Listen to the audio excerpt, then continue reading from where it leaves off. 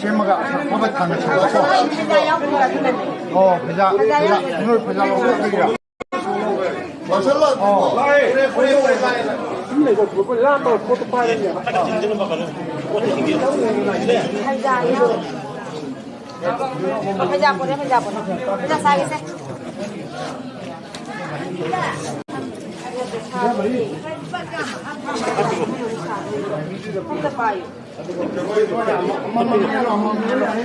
Mampira, masa mampira mo yari. Pila mo ko. Pila ko. Pila ko sudah ko. Itu turun sudah ko. Pilo. Manung mo yari yan manung.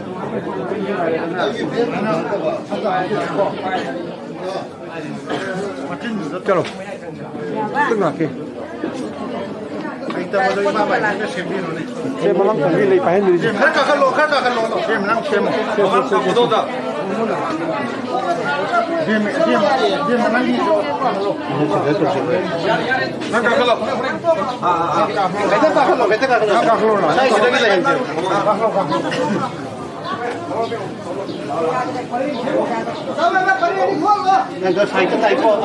Nanti saya itu nanti baca tu.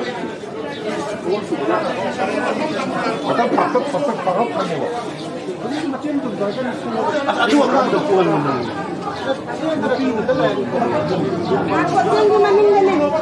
Ayam betul. Chalo. Apa? Lah, adum hapon ni, kapu betul hapon ni lah. Tanggere. Lau. Ada pun sintu siapa lagi tu bibir roya re. Why ni bami? Ada ni pun. Ada sintu siapa saya dia mesti lewa. Asal tak sila siapa siapa. Tani tu siapa. Lain tu. Lain ni lewa. Lain tu mori. Lau asal. Baik. Lain tu sintu ada tu sila siapa mapan.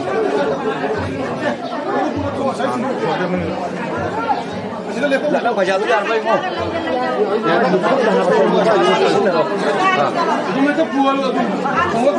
Saya dah center ini.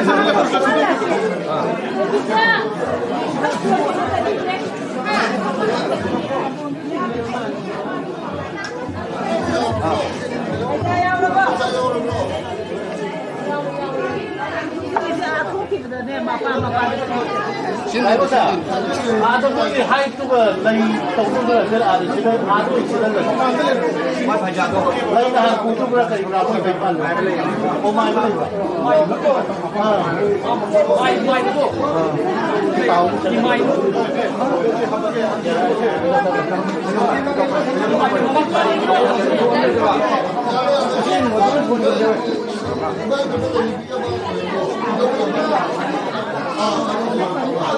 Lau.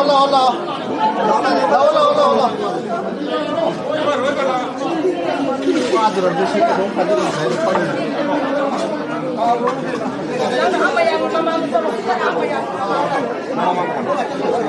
Nana, kau apa bang ni? Kau apa bang?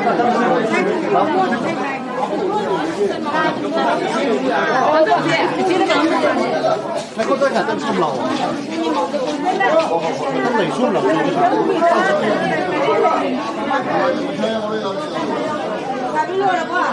Kau naik kau apa?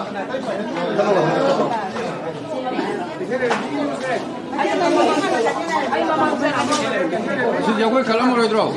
kalau. Siapa sangka pun mau gitu memang. Kalau ada mesin dulu. Dua ya macam apa? Ada mesin dulu. Karena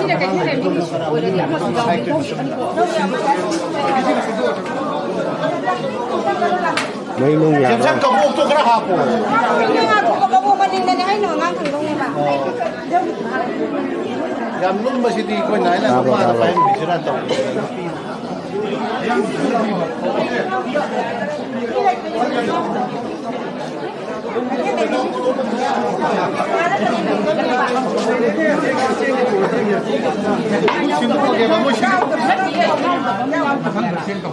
Aja loy lắm bà lên.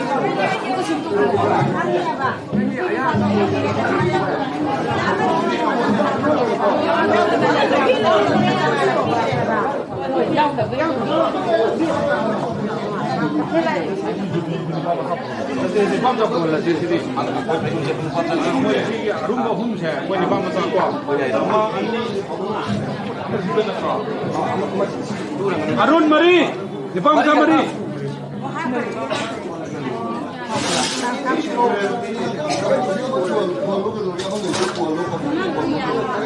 Oh. Ni su lai ne de po lo ke do ke. Wo lo ke do ke.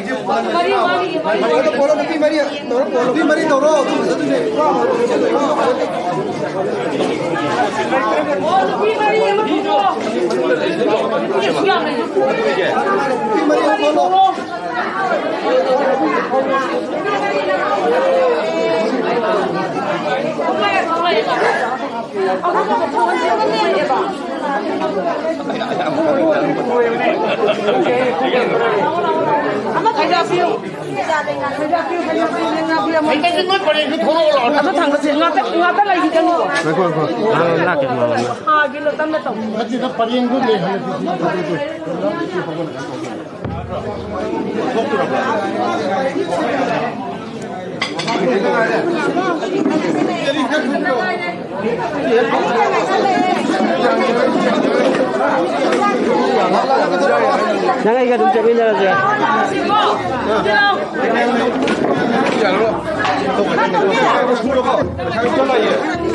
Sabi mo sala.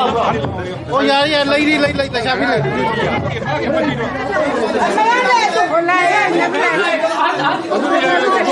Ahan siya phone view no hai ba?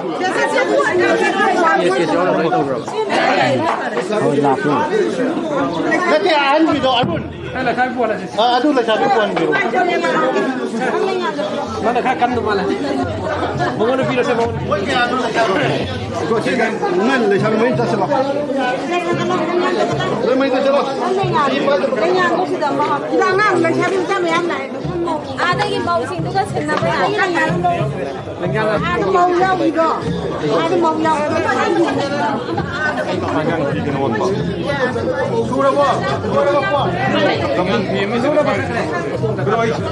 kapo. Somdi yang lalu, atum yang lalu. Sini sini dong lagi. Mau sini dong lagi.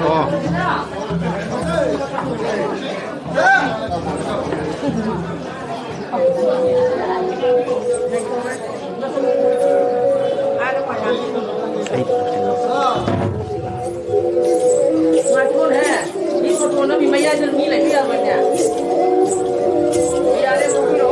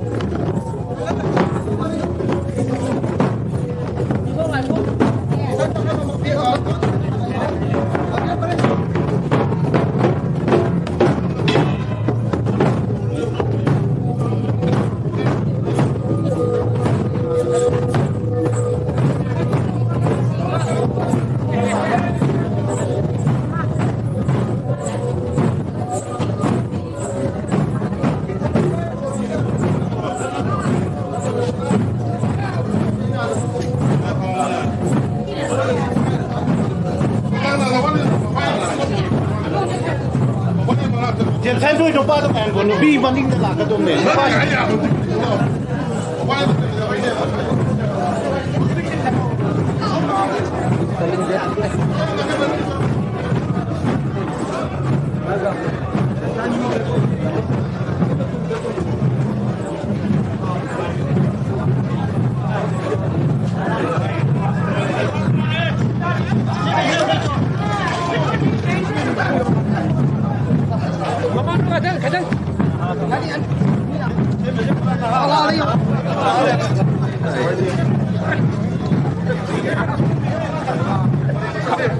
खैतंगे नक्सिन नम फतब जाला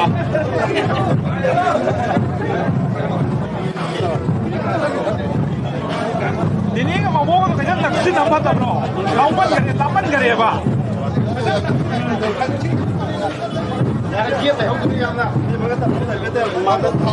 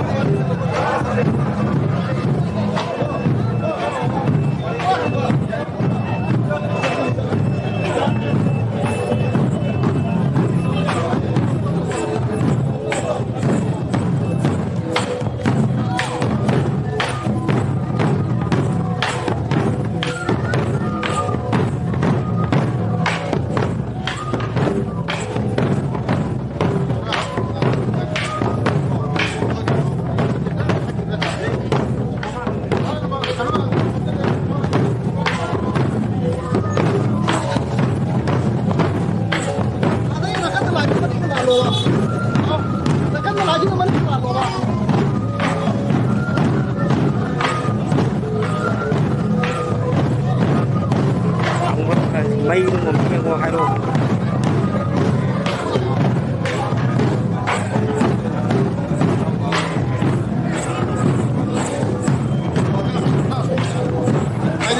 di bangka juga ada dekat kenapa lebih pada mana lo Pak?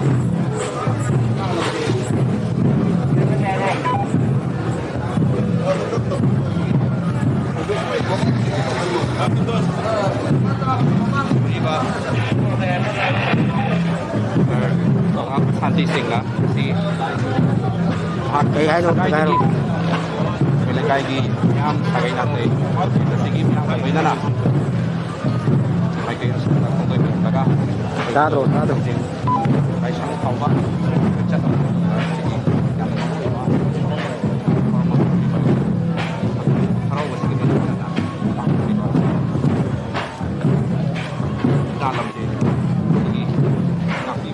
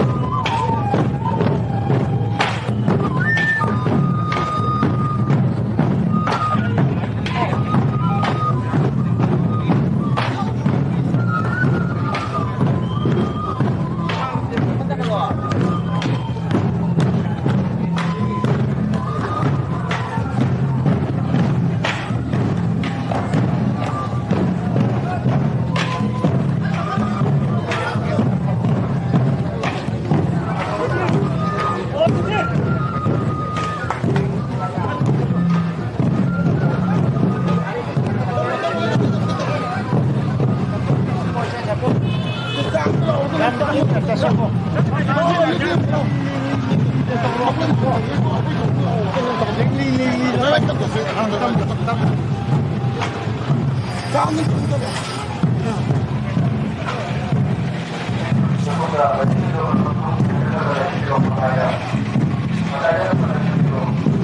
itu,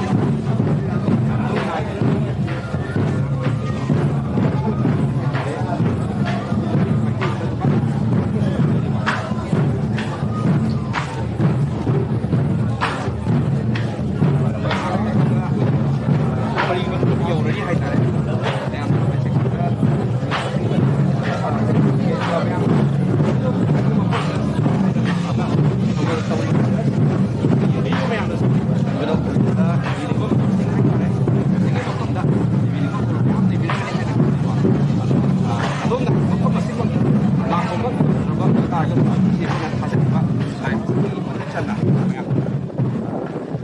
ꯊꯥꯖꯔꯤꯉꯩ ꯁꯔꯨꯛꯁꯤꯗ ꯏꯆꯦꯅ ꯍꯣꯠꯅꯕꯤꯔꯒ ꯍꯥꯏꯇꯥꯔꯦ ꯁꯤꯗ ꯑꯩꯈꯣꯏꯒꯤ ꯄꯤꯈꯤꯕ ꯋꯥꯍꯪꯁꯤꯡ ꯑꯃꯗꯤ ꯑꯩꯈꯣꯏꯒꯤ ꯃꯐꯝꯗ ꯄꯤꯅꯤꯡꯕ ꯍꯥꯏꯒꯗ꯭ꯔꯥ ꯃꯌꯥꯝ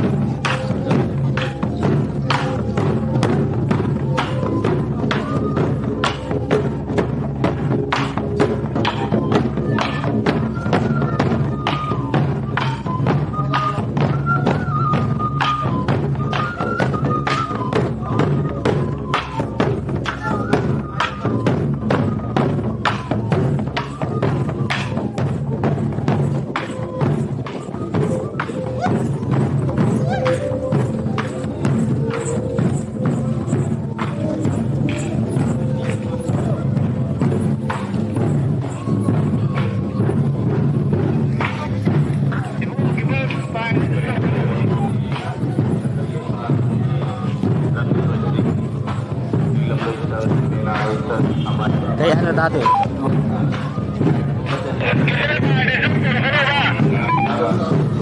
Oke oke. Ama dugo apa?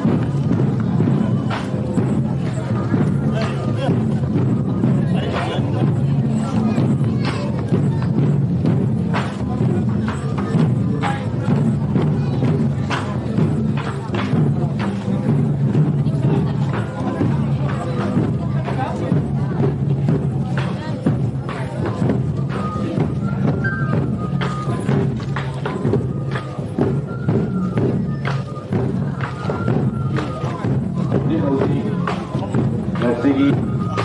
orang itu sing ibeto harau masuk kaba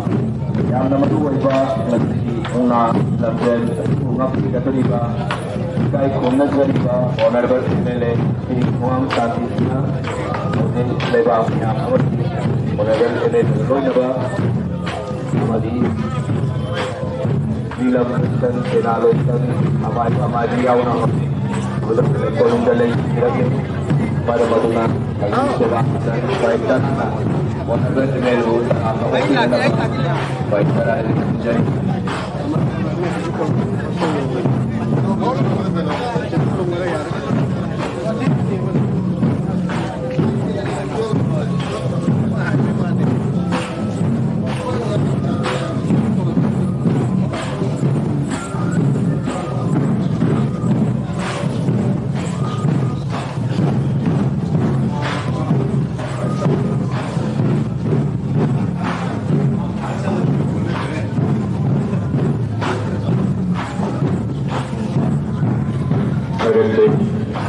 Nanti munal ada yang pada bayar segi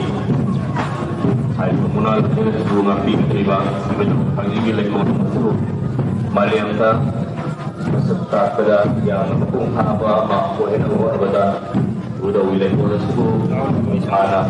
di beserta udah berada tiga tepi riba mana kita kita jadi bang orang berada Sri Muang Akhirnya berada di sini. Amat ini di bantu ini berada di daerah Indonesia.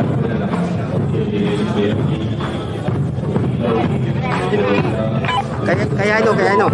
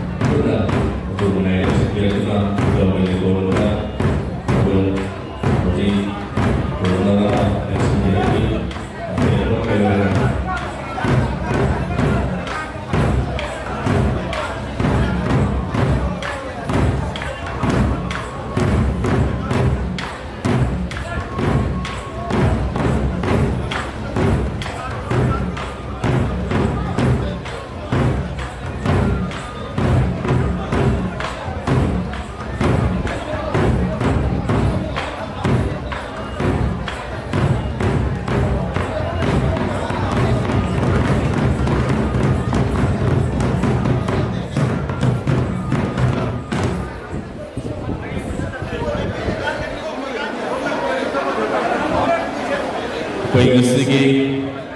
Honourable MLA का loan बिरकिबा phi तराना कोई invitees थाइना कोई थारिबा share सोदा MLA का loan रसिंग अदुख फंबिननबा कोई थाजरिबा सिदा लेंसिन बिगनी हौजी कोई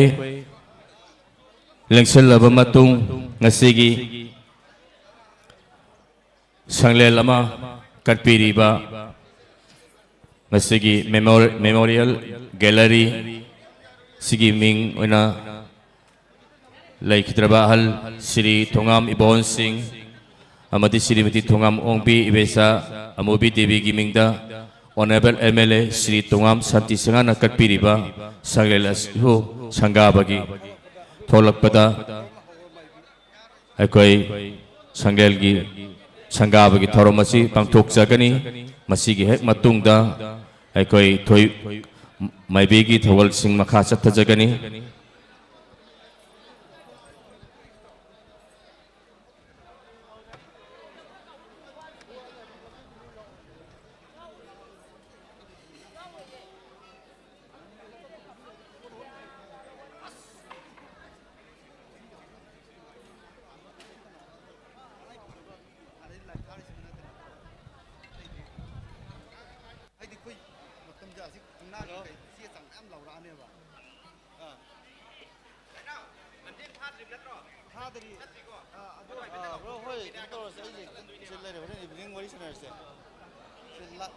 वाले मागे वो मतुन लमजे लो सिदा लाखिने बा मोय पूरा लाखिने मा पसा तोरे फोटो रे तो का लाउगी नत्रो दु ता नि कोई ज हम लो बा मोय ज हम लो बा ai hang wa moy kai wa phange inauguration taw ba ji a sangi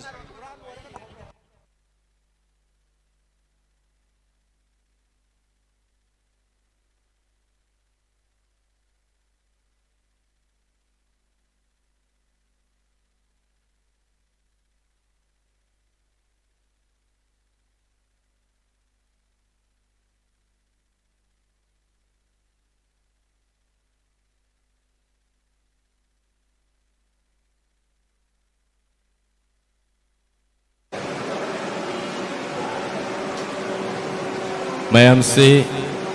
आगे भमदा मैम से आगे भमदा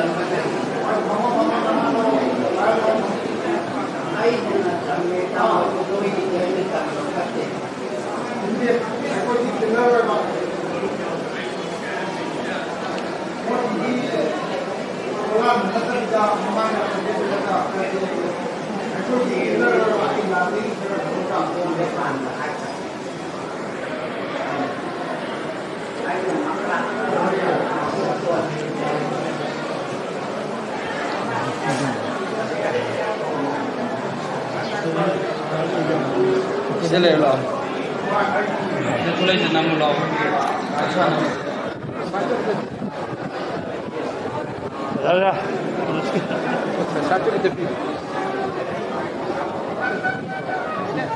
ꯂꯦꯡꯊꯣꯛꯄꯤꯔꯛꯂꯦ ꯑꯗꯨꯅ ꯑꯩꯈꯣꯏ ꯉꯁꯤꯒꯤ ꯒꯦꯂꯔꯤꯁꯤ ꯁꯪꯒꯥꯅꯅꯕꯒꯤ ꯇꯥꯟꯖꯥꯗꯨ ꯑꯍꯥꯟꯕꯗ ꯂꯧꯖꯒꯦ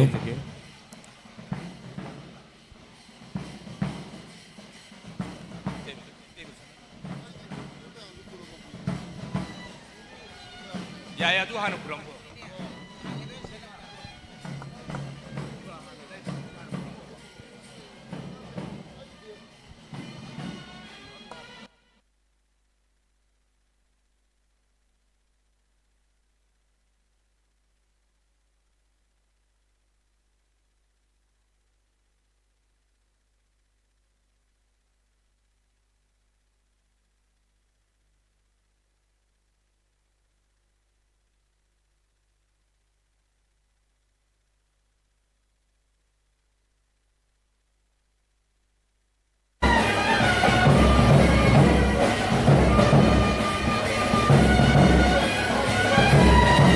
ꯑꯩꯈꯣꯏ ꯑꯍꯥꯟꯕꯗ ꯉꯁꯤꯒꯤ ꯏꯉꯨ ꯐꯝꯅꯥꯏꯕ ꯆꯩꯔꯥꯛꯂꯣꯏꯁꯪ ꯄꯨꯝꯅꯃꯛꯅ ꯑꯣꯅꯔꯦꯕꯜ MLA ꯑꯃꯗꯤ ꯃꯦꯗꯥꯝꯅ ꯑꯩꯈꯣꯏ ꯊꯧꯒꯜ ꯇꯧꯕꯒꯤ ꯇꯥꯟꯖꯥ ꯑꯍꯥꯟꯕ ꯂꯧꯖꯒꯅꯤ ꯑꯗꯨꯒꯤ ꯃꯇꯨꯡ ꯏꯃꯥ ꯂꯩꯕꯁꯤꯡꯒꯤ ꯃꯐꯝꯗ ꯑꯃꯨꯛ ꯆꯪꯕꯤꯒꯅꯤ ꯁꯤꯒꯤ ꯃꯇꯨꯡꯗ ꯉꯁꯤꯒꯤ ꯑꯩꯈꯣꯏꯒꯤ ꯒꯦꯂꯔꯤꯁꯤ ꯁꯪꯒꯥꯕꯒꯤ ꯇꯥꯟꯖꯥꯗꯣ ꯂꯧꯖꯒꯦ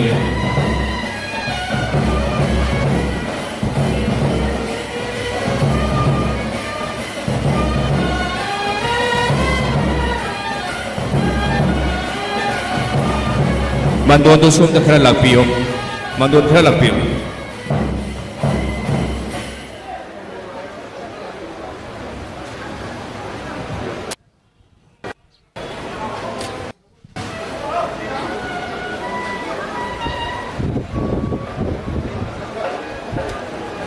Koi hojik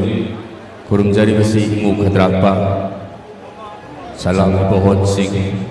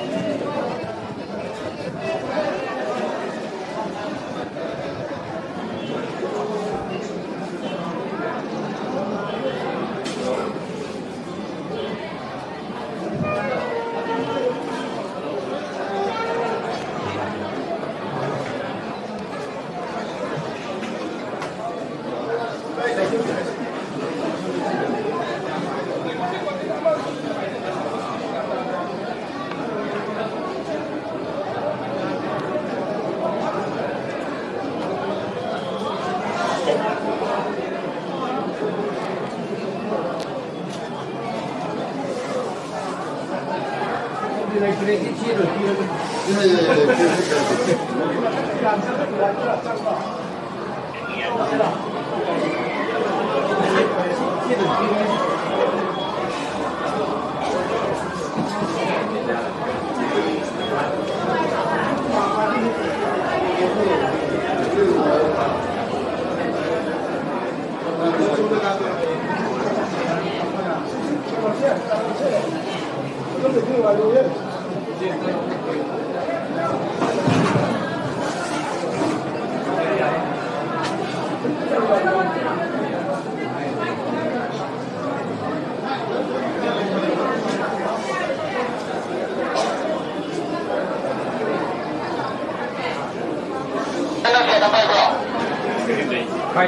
ป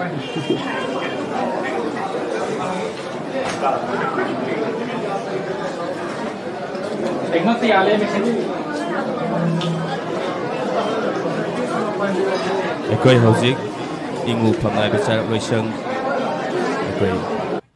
thogan jaba luar matung imalai magitamu akwai lengthok chakra kature honorable MLA amadi medam sumatai gi akwai gi silung bagi makaida walaure akwai gi MLA gi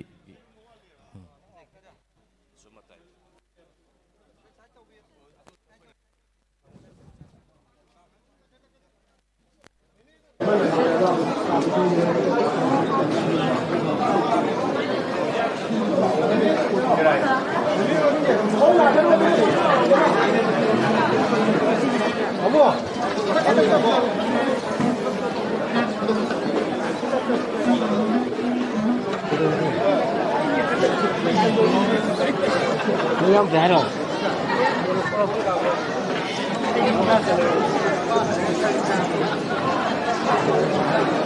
Ada macam tetap lah. Ada apa? Kurang hanya apa?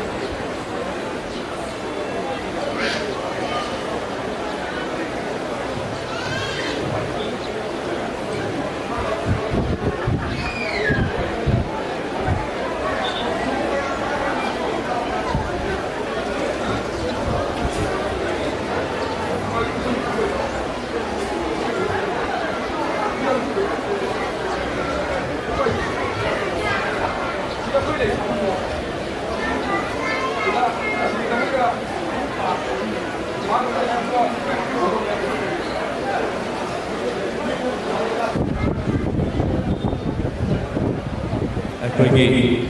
imam at siksu ikaw gi lehaw kaunanaba ngabtang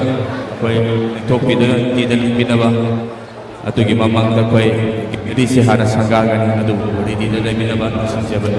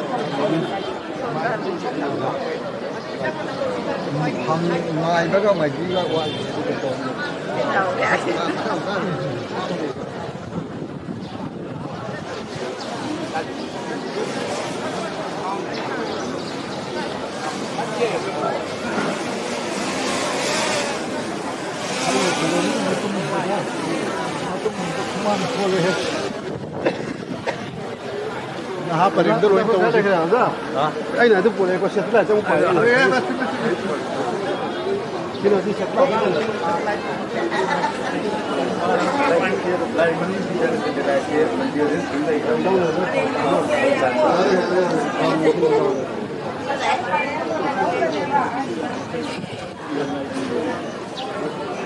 अखोई हौजिक honourable MLA madam मैडम अखोई इबुदौ थांजिंगी फमना बिचारा लैमगी Imangi तबल तौबा लोइजरे हौजि अखोई memorial gallery से inauguration तौबगी तंजादु अहानबदा अखोई लौजगनी अदुगी मतुंगदा अखोई लेहौजगोई इमा मरिसिंगना तबल तौबा हौजगनी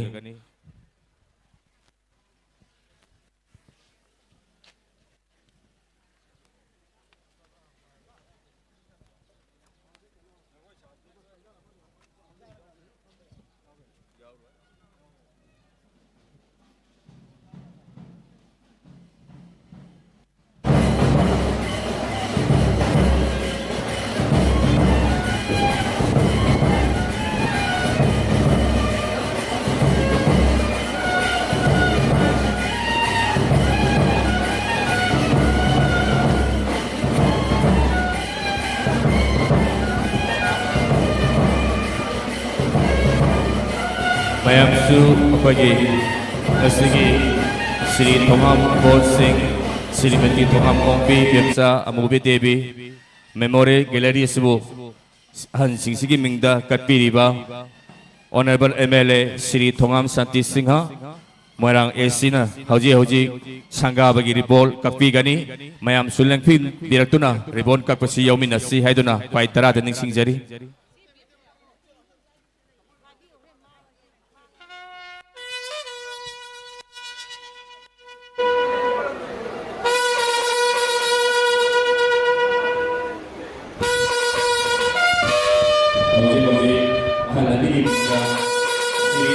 Tisina Honorable MLA Masamangna Nasig Inauguration Sangnailan Cebu Ribon Kapi Duna Sanggabiri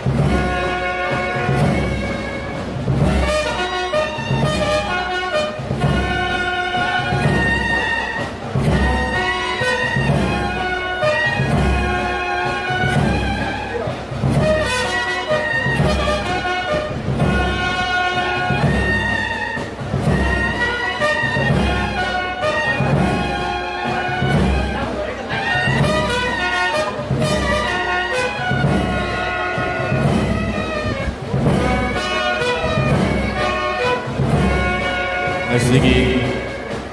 Jun ki tang taru English na nagkakun ng mga yay para ba ingin kita ramah penipuan ba ilay na binasigi muna lanjen bedaw tangging ibendaw paraw matoy kabagi muna lanjen subunga pika dulila kay kuna jariba Honorable MLA Sri Thongam Santi Singha Sri Medam Thongam Ongbi Srimati Sarojini Devi ngasi election biduna ngasigi Memorial Gallery si Sankara Gamatung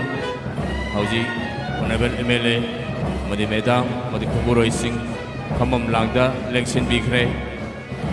Sige matungda Laibak Miyam Yoiba Ngasigi Honorable MLA ta Port Langata Singatu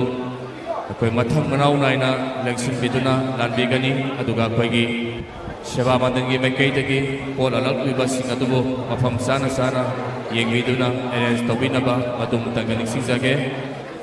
Ako'y honorable na election kramabatung haki matungda ako'y ima maibisigi lehaw jagoy ubina bagi tanjatu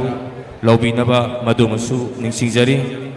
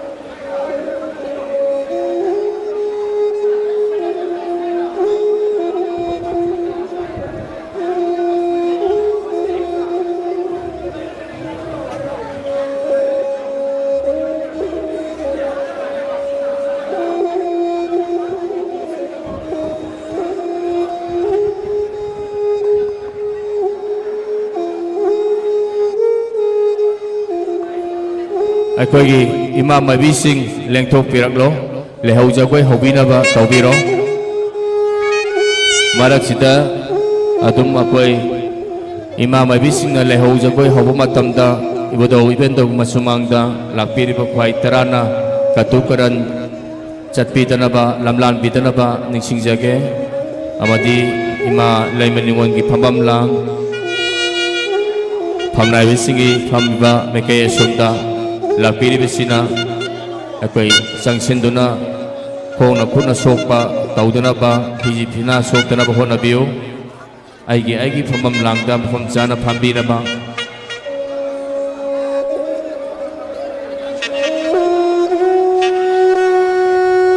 yare mayam se ako'y lehaw jago haugadre aigi phamamda amukta gyan tana lengsin biraga phamiyu lehaw jagoy hauhragati charang naba lambida katukaran chatpa asi tawhaite aduna kitang mayam pham sana phambi naba ningsingjage aikoina chinjariba sit arrangement asida lengsin biduna mieng tabiyu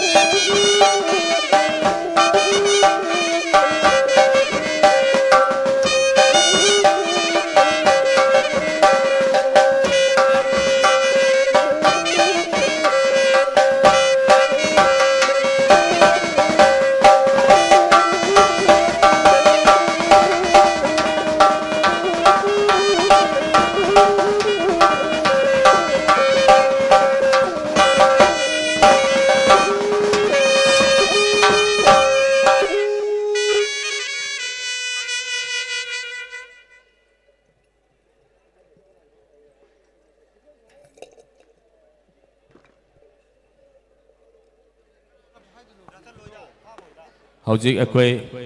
ima maibi sing penalo sangi lehau jagoi thogol tobiba lore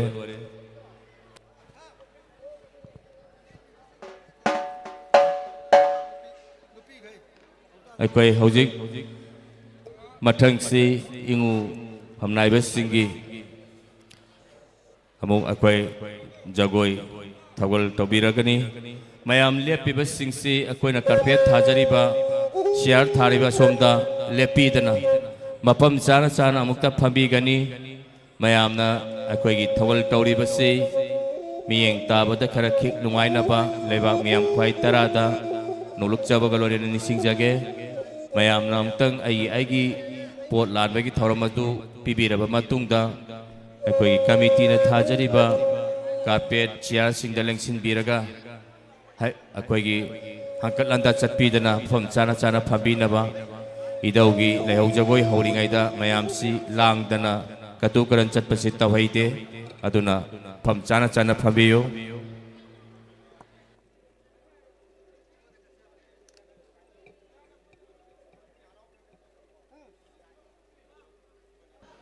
hello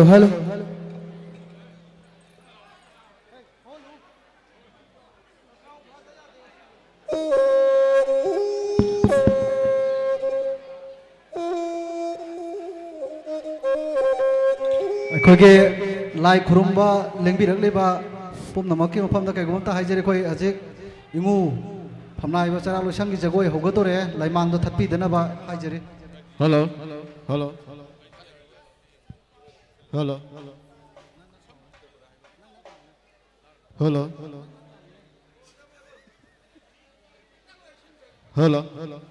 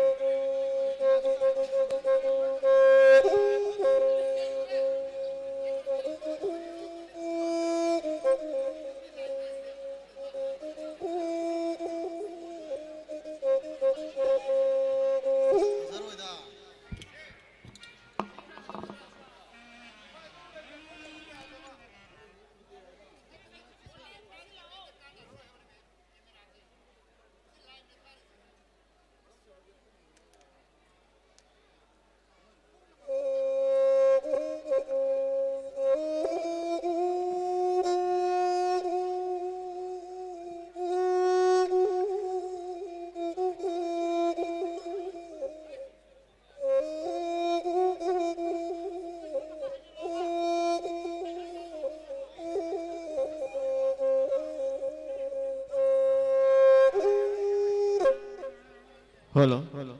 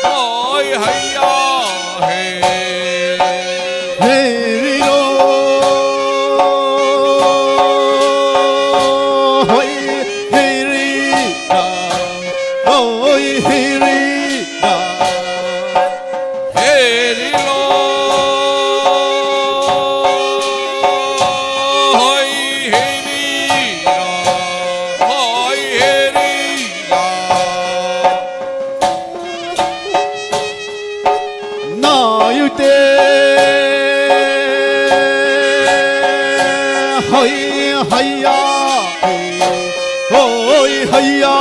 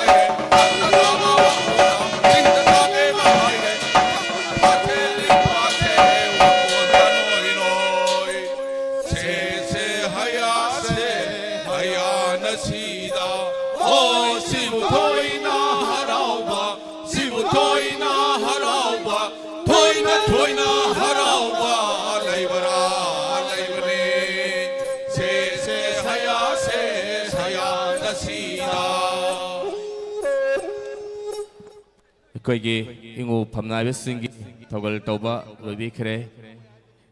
ꯏꯃꯥ ꯂꯩꯃ ꯐꯝꯅꯥꯏꯕꯁꯤꯡꯒꯤ ꯑꯃꯨꯛ ꯃꯈꯥ ꯑꯩꯈꯣꯏ ꯊꯧꯒꯜ ꯇꯧꯕꯤꯒꯅꯤ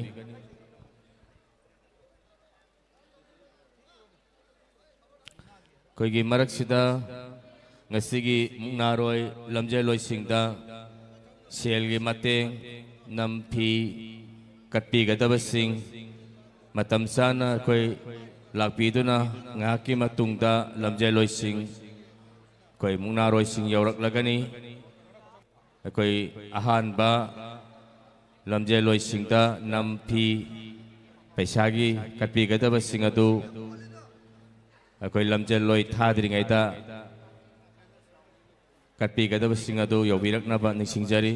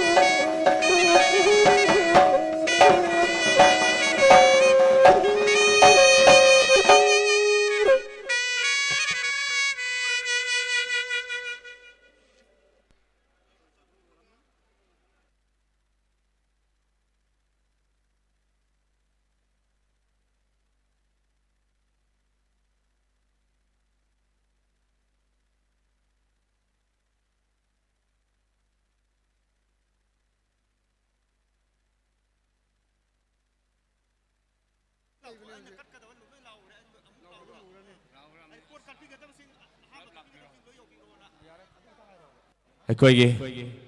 ꯉꯁꯤꯒꯤ 이부도 당직 이벤트 하라오기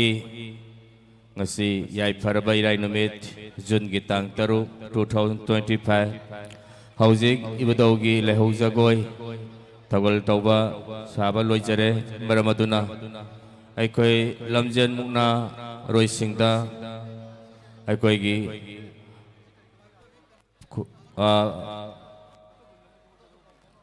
nampi paisa pachai kanpi gadaba sing adu laibungda laaga ready da laibinaba aikoi ngahaki manungda lamjen roising mungna roising kyam purip mamtop tagi thungdaragani aduna maram waraga mungna roi lamjen roising da paisa nampi polam sing kat kadaba sing adu aigi katpi kadaba sing adu laibungda yaubiraaga ready da laibinaba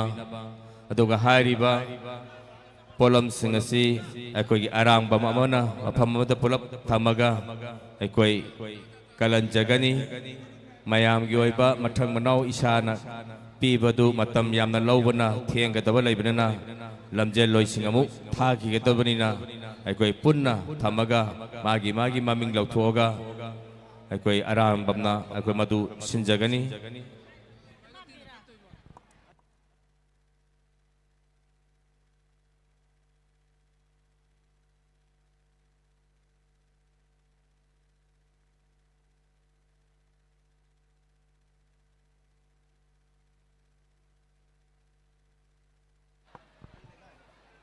akogi idaugi harauba yengbiba lakpa singna sinanau singpa sing akoi gallery da suyamna hangi adum katpiraka yengbiba yagani aduga imai ben sing hom thajari ba sing selection biraga phambinaba madum tangani singjage amana akoigi ibudau thangjingbu khuramba lakpiriba इसिलिनाव सिंग पुबिरकपा गाड़ी सिंग लंबी की मताइदा खामगा थमे highway report यामना लेरे मसे यारगदी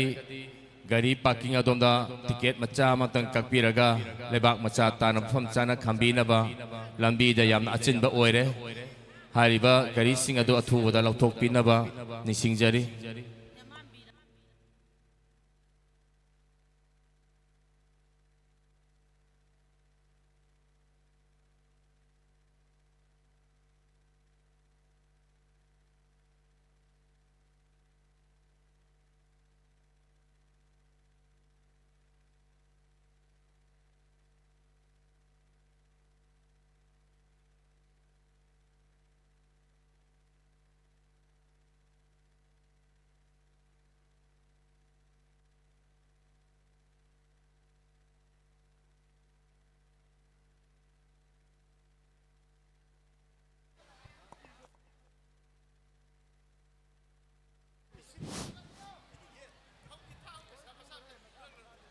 ngasi ibudau moirang thangjing kore laina laibung thau mapan lainora tare loinarakpa layam ga loinana khuyum layam sona tinduna harau saksem tamba thauthau kumai sanaba harau pungoi lepagi yamna maru oiba thoram oiriba lamjen mongna gi thoram masida hauji moirang purit mamtopta mungna gi phi setuna lairiba lamje loising mungna roising asi laibung asi gi ikai kumna jariba imamai bising ozamai ba loinana don yaiba sen yaiba langdren aikoi gi tawdri khongmana singbana mungna roising adu lokhat pirnaba ningsing jari aduga loinana सही खुदिंगी इबुदौ हराउबगी लमजेन मुक्नादा अइकोइना लालो memorial trophy running trophy सी पीदुना लाक्सबदु मधुगी सन कांगलोन अमदी श्री लाइफाकम लालो सिंहागी biodata मियामदा खजितंग थमजगे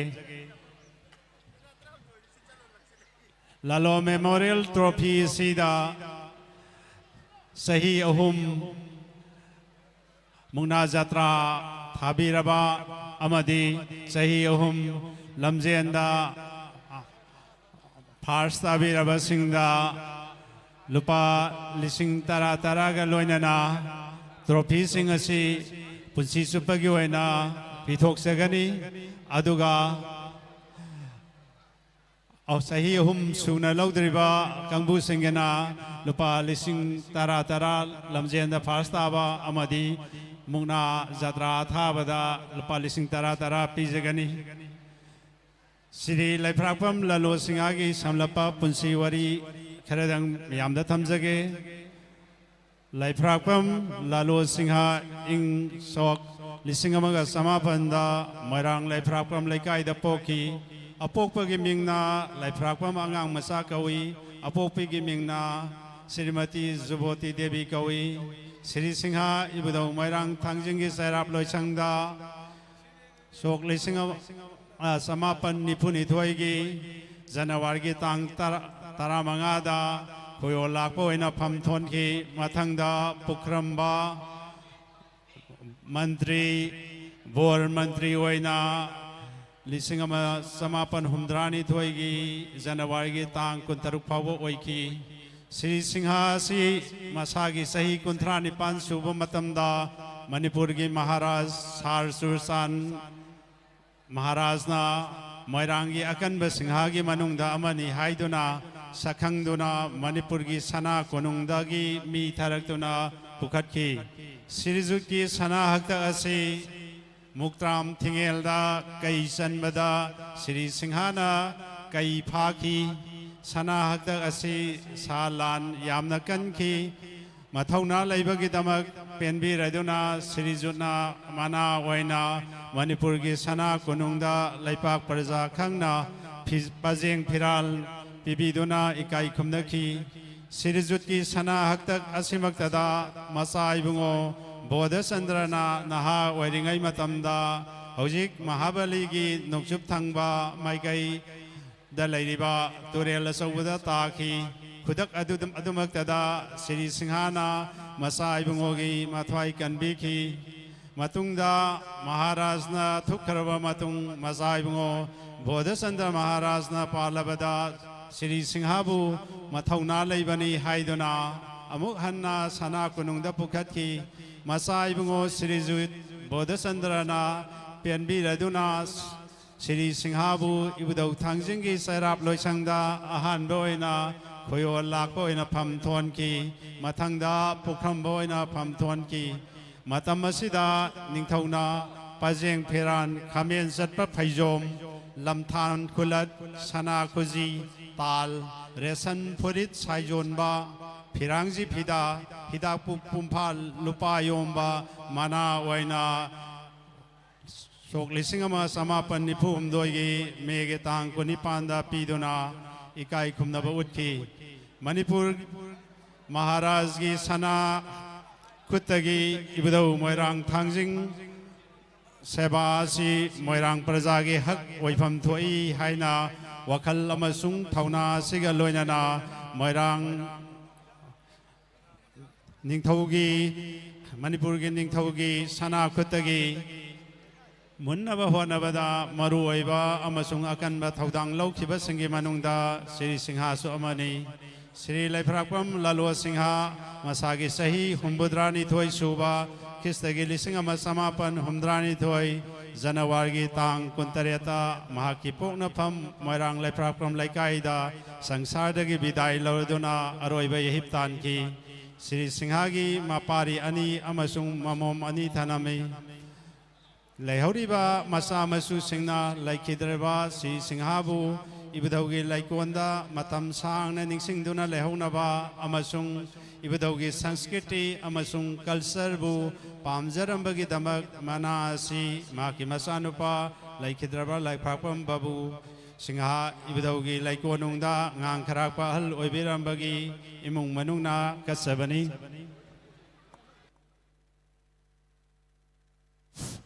Aikoigi Mangjaunana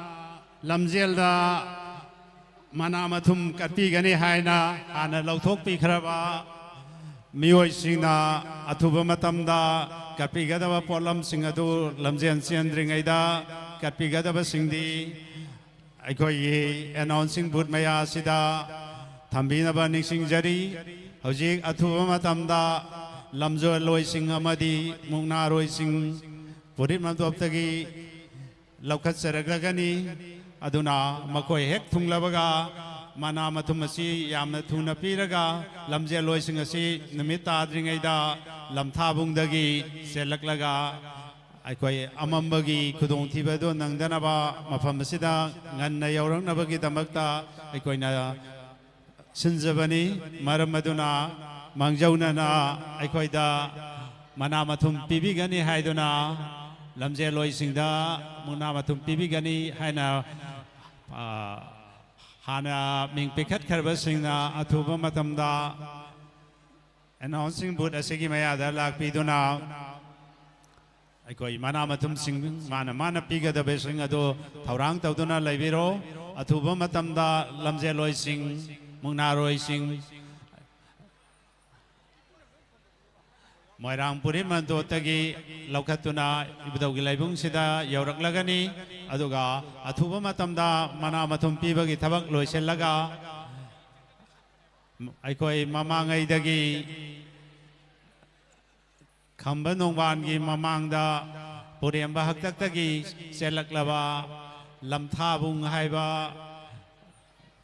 mafam madudagi lamjel asi tharakadabani aduna ngalingai matamda lamjel loising adu ibdaugi sana sangai asida yauraknabagi damakta aikoina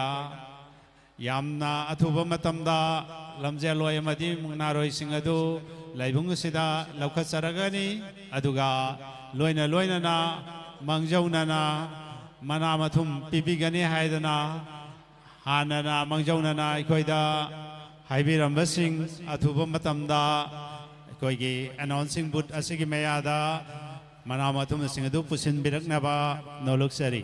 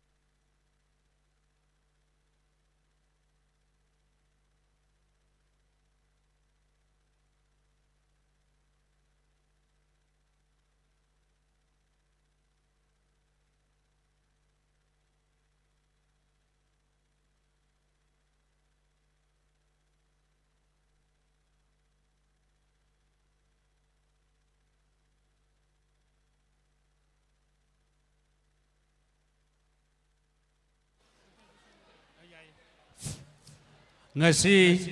ibadaugi lamjen mungna sida aikoi lamjen loising ase first second haina lamjen selak amatungda katkadaba amadi lamjen chendringaida katkadaba ani thongna aikoina thamjare aduna lamjen chendringai mamangda katpigadaba singi madungda aikoigi ingu phamnaiba sairap loisangi Khadrak po wibiriba mingoina panjarabada Sri Salam Ibo Sawa Singha Ingu Phamnaibana Lamje Loi Kun Lamje Loi Kun Namadi Mungnaroi Kunda Salamamam Kapigani Aduga Aikoigi Moirang Kendragi Thoidoi Dona Ikai Kumna Jariba Honorable MLA na Smaisi Tungda Sukat Kedo Yaursi aduga lamje loi singe first avada lupa lising tara katpigani second avada han beda laisa paiba anida lising amamam katpigani first avada lupa lising tara katpigani second avada lupa lising manga katpigani third avada lupa lising ahum katpigani aduga atopa pana amagi makok wairakpa अदुदा लुपा लिसिंग मंगा अमा कटपीगनी लमजेलोय लेमहौबा लमजेलोय तरा तरुक अदुदा लुपा लिसिंग अनि नि कटपीगनी अदुगा ngasiगी सगोल तोंबिरिबा इंगुफम नाइबा अनिदा लुपा लिसिंग अमममसु कटपीगनी अदुगा लमजेन गी जज ओइबिरिबा जज मंगादा लुपा लिसिंग अमममसु कटपीगनी अदुगा honourable MLA ना मुक्नागी लैसा पाइबा अनिदा लुपा लिसिंग अनि नि कटपीगनी अदुगा मुक्ना जात्रा अनिदा लुपा लिसिंग तरा तरा कटपीगनी अदुगा लोइनना लेमहौबा मुक्ना रोय तरा निपांदा लुपा लिसिंग अनि नि कटपीगनी अदुगा मुक्नागी जज मंगादा लुपा लिसिंग अममम कटपीगनी ngasiगी मुक्ना सानबिगदबा हाइरोकी जात्रा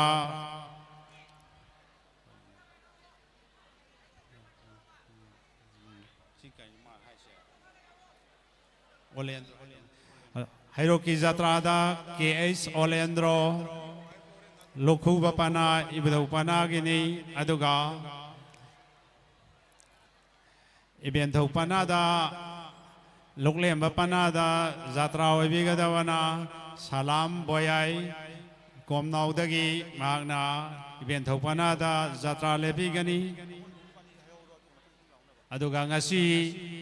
लमजेन मुक्नागी नुमित असिदा सगोन तोंबिगदबसिंगदी तोंब्रम तोंबा मैतै ngang खराकवा फम ओइबिरिबा अदुगा लाइस्रम गौर केशोर सिंहा नोंथोंबा ना ओइबिरिबा अनिना सगोन तोंबिगनी अदुगा ngasi लमजेंदा मना मथुम कटपीगदबा मिओई सिंगिमिंग म्यामदा थमजगे माइरेंबम सीमा अमदी महाकी मनुंगना लैखिद्रबा मकोई पोपिरंबा माइरेंबम फुलसान सिंहा गिमिंगदा लमजेलोय अमसुंग जय सिंगदा नम अमसुंग लेंग कटपीगनी अनिसुबदा माइरेंबम ओंबी एबेमपिसक अमसुंग लाइफ्रापम ओंबी बितेश्वरी मकोई इमुंग मनुना लैखिद्रबा लाइफ्रापम इबोल सिंहा अमदी लाइफ्रापम ओंबी लयोन देवी मतम अमदा इबुदौ गी इंगु फमनाइबा सैराब लोय संगदा पुखरंबा मदी पुखरंबी फम ओइबिरंबगी मिंगदा लमजेलोय अमसुंग जज सिंगदा लेंग अममम कटपीगनी लोइनना हेमाम शांति Sinha ममांग सिंजाव रोतर लैबना लैखिद्रबा महाकी Mopa Ibungo Hemam Ibomcha Sinha अमदी mama इबेमा Hemam ओंबी पिसक देवी अनि गी मिंगदा लमजेलोय कुन लैसा पाइबा अनि अमसुंग जज मंगादा फी नम अममम पैसा ओइना लुपा तरा तरा कटपीगनी कुमाम रोबिन सिंहा अमदी निंगोल सिंगना लैखिद्रबा कुमाम मधु अमदी कुमाम ओंबी मनितोंबी देवी इबुदौगी सैराब लोय संगदा फमनाइबी ओइबिरंबा अनिगी मिंगदा लमजेलोय सिंग लैसा पाइबा अमसुंग जय सिंगदा लेंगयान अममम कटपीगनी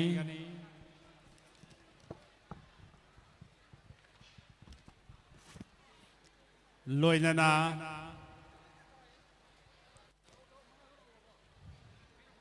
खुंदोंबम इनाउ सिंहा प्रोपाइटर इनाउ टेक्सटाइल मोइरांग थाना लेकाय लैबना लमजेलोय कुन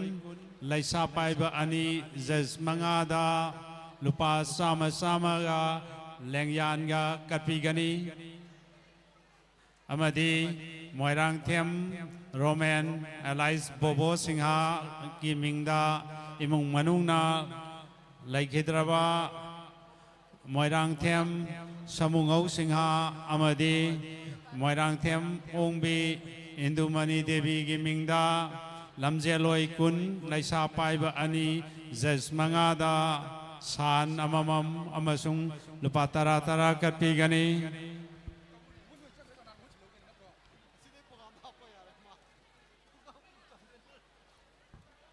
लोइनाना अहंथेम नोंमाई थेम ओंबी मोइरांग थेम निंगोल भनी देवी कक्सिंग दा लैबिना मागी लैखिद्रावा अपोकपा मोइरांग थेम इबोतोन सिंहा अमसुंग अपोकपी मोइरांग थेम ओंबी अपाबी देवी इबुदौगी फमनाइबा सराब लोइसंगदा फम नाइबिरंबा मदी नाइबिरंबी अनी की मिंगदा लाइसा पाइबा अनी लमजेलोय कुन अमसुंग जज मंगादा नम अमममगा लुपा तरा तरा का कटपीगनी श्रीमती अहंथेम निंगोन लाइसंगबम ओंबी अबाबी देवी मोइरांग मयाई लेकाइदा लैबिना लैखिद्राबा अहंथेम अमुयाइमा सिंहा अमसुंग अहंथेम ओंबी एबेसा देवी मतममदा इबदौगी इंगु फमनाइबा सैराब लोइसंगदा असुपा अमदी असुपी ओइबिरंबा अनी की मिंगदा लाइसा पाइबा अनी सगोल तोंबा अनी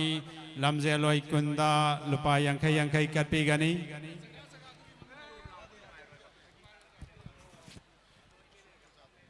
लोइनना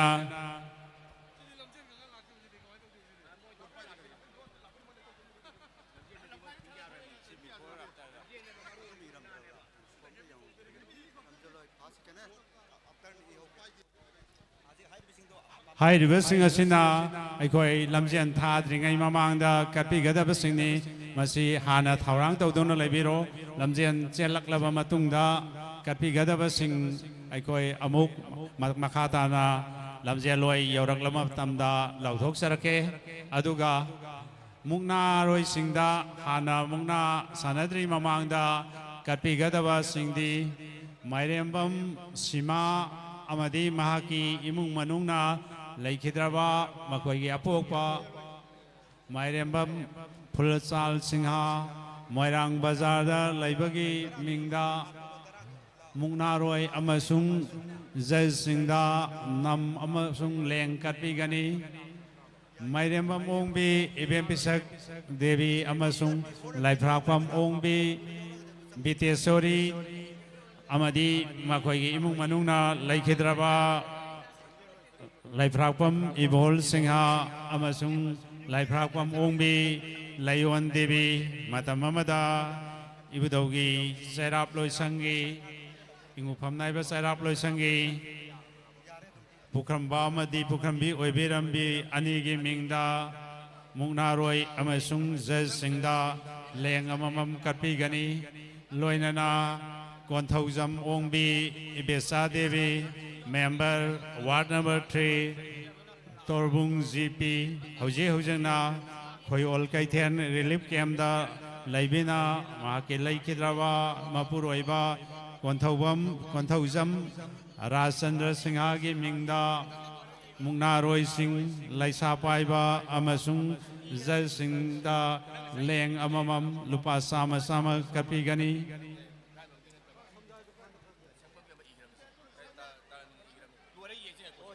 हेमाम शांति सिंहा ममांग सिंजाव रोता लैबना Mahake लैखिद्राबा Mopa Ibungo Hemam इबुमसा अमदी mama इबेमा Hemam ओंबी पिसक देवी अनीगी मिंगदा मुक्नारोय सिंह लैसा पाइबा अमदी जज मंगादा फी नम अममम लुपा तरा तरागा कटपीगनी हेमाम ओंबी पूर्णिमा देवीना लैखिद्राबा भानु थोइबी लैमा अमदी अपाबी मैतै अपोकपा अपोकपी अहुमगी मिंगदा मुक्नारोय अमदी जज सिंगदा लुपा कुंथ्रा कटपीगनी फिल्म प्रेमावती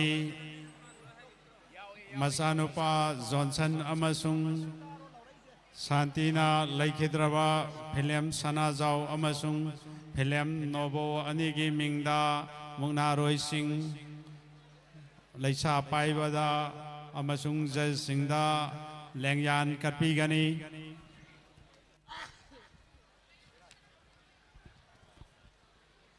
ꯑꯗꯨꯒ ꯈꯨꯟꯗꯣꯡꯕꯝ ꯅꯤꯃꯥꯏ ꯁꯤꯡꯍꯥꯅ ꯃꯥꯒꯤ ꯂꯩꯈꯤꯗ꯭ꯔꯕ ꯑꯄꯣꯛꯄ ꯈꯨꯟꯗꯣꯡꯕꯝ ꯒꯧꯔꯃꯣꯍꯣꯟ ꯑꯃꯗꯤ ꯑꯄꯣꯛꯄꯤ ꯈꯨꯟꯗꯣꯡꯕꯝ ꯑꯣꯡꯕꯤ ꯁꯛꯅꯧꯕꯤ ꯗꯦꯕꯤ ꯑꯃꯁꯨꯡ ꯃꯅꯥꯎ ꯅꯨꯄꯥ ꯈꯨꯟꯗꯣꯡꯕꯝ ꯌꯥꯏꯁ꯭ꯀꯨꯜꯒꯤ ꯃꯤꯡꯗ ꯃꯨꯛꯅꯥꯔꯣꯏ ꯀꯨꯟ ꯂꯩꯁꯥ ꯄꯥꯏꯕ ꯑꯅꯤ ꯑꯃꯁꯨꯡ ꯖꯖ ꯃꯉꯥꯗ ꯂꯦꯡꯌꯥꯟ ꯀꯠꯄꯤꯒꯅꯤ ꯃꯣꯏꯔꯥꯡꯊꯦꯝ ꯒꯧꯔꯤ ꯁꯤꯡꯍ ꯊꯅꯥ ꯂꯩꯀꯥꯏꯗ ꯂꯩꯕꯅ ꯂꯩꯈꯤꯗ꯭ꯔꯕ ꯃꯍꯥꯛꯀꯤ ꯑꯄꯣꯛꯄ ꯑꯄꯣꯛꯄꯤ ꯃꯤꯡ ꯑꯣꯏꯅ ꯃꯣꯏꯔꯥꯡꯊꯦꯝ ꯏꯕꯣꯝꯆꯥ ꯁꯤꯡꯍ ꯑꯃꯁꯨꯡ ꯃꯣꯏꯔꯥꯡꯊꯦꯝ ꯑꯣꯡꯕꯤ ꯀꯨꯂꯕꯇꯤ ꯗꯦꯕꯤ ꯑꯅꯤꯒꯤ ꯃꯤꯡꯗ ꯂꯩꯁꯥ ꯄꯥꯏꯕ ꯑꯅꯤ ꯃꯨꯛꯅꯥꯔꯣꯏ ꯀꯨꯟ ꯖꯖ ꯃꯉꯥꯗ ꯂꯨꯄꯥ ꯀꯨꯟ ꯀꯨꯟ ꯀꯠꯄꯤꯒꯅꯤ ꯂꯣꯏꯅꯅ ꯍꯦꯃꯥꯝ ꯕꯤꯗꯥꯟꯇ ꯁꯤꯡꯍ ꯃꯣꯏꯔꯥꯡ ꯕꯖꯥꯔꯗ ꯂꯩꯕꯅ ꯃꯥꯒꯤ ꯂꯩꯈꯤꯗ꯭ꯔꯕ ꯃꯄꯨꯕꯣꯛ ꯂꯩꯐ꯭ꯔꯥꯛꯄꯝ ꯃꯤꯀꯣꯏꯁꯤꯡ ꯃꯇꯝ ꯑꯃꯗ ꯏꯕꯨꯙꯧꯒꯤ ꯂꯩꯕꯨꯡ ꯑꯁꯤꯗ ꯃꯇꯝ ꯁꯥꯡꯅ ꯃꯨꯛꯅꯥ ꯖꯇ꯭ꯔꯥ ꯑꯣꯏꯕꯤꯔꯝꯕꯒꯤ ꯃꯤꯡꯗ ꯂꯩꯁꯥ ꯄꯥꯏꯕ ꯑꯅꯤ ꯃꯨꯛꯅꯥꯔꯣꯏ ꯀꯨꯟ ꯖꯖ ꯃꯉꯥꯗ ꯐꯨꯔꯤꯠ ꯄꯨꯝꯌꯥꯠ ꯑꯃꯃꯝ ꯀꯠꯄꯤꯒꯅꯤ ꯈꯨꯟꯗꯣꯡꯕꯝ ꯏꯅꯥꯎ ꯁꯤꯡꯍ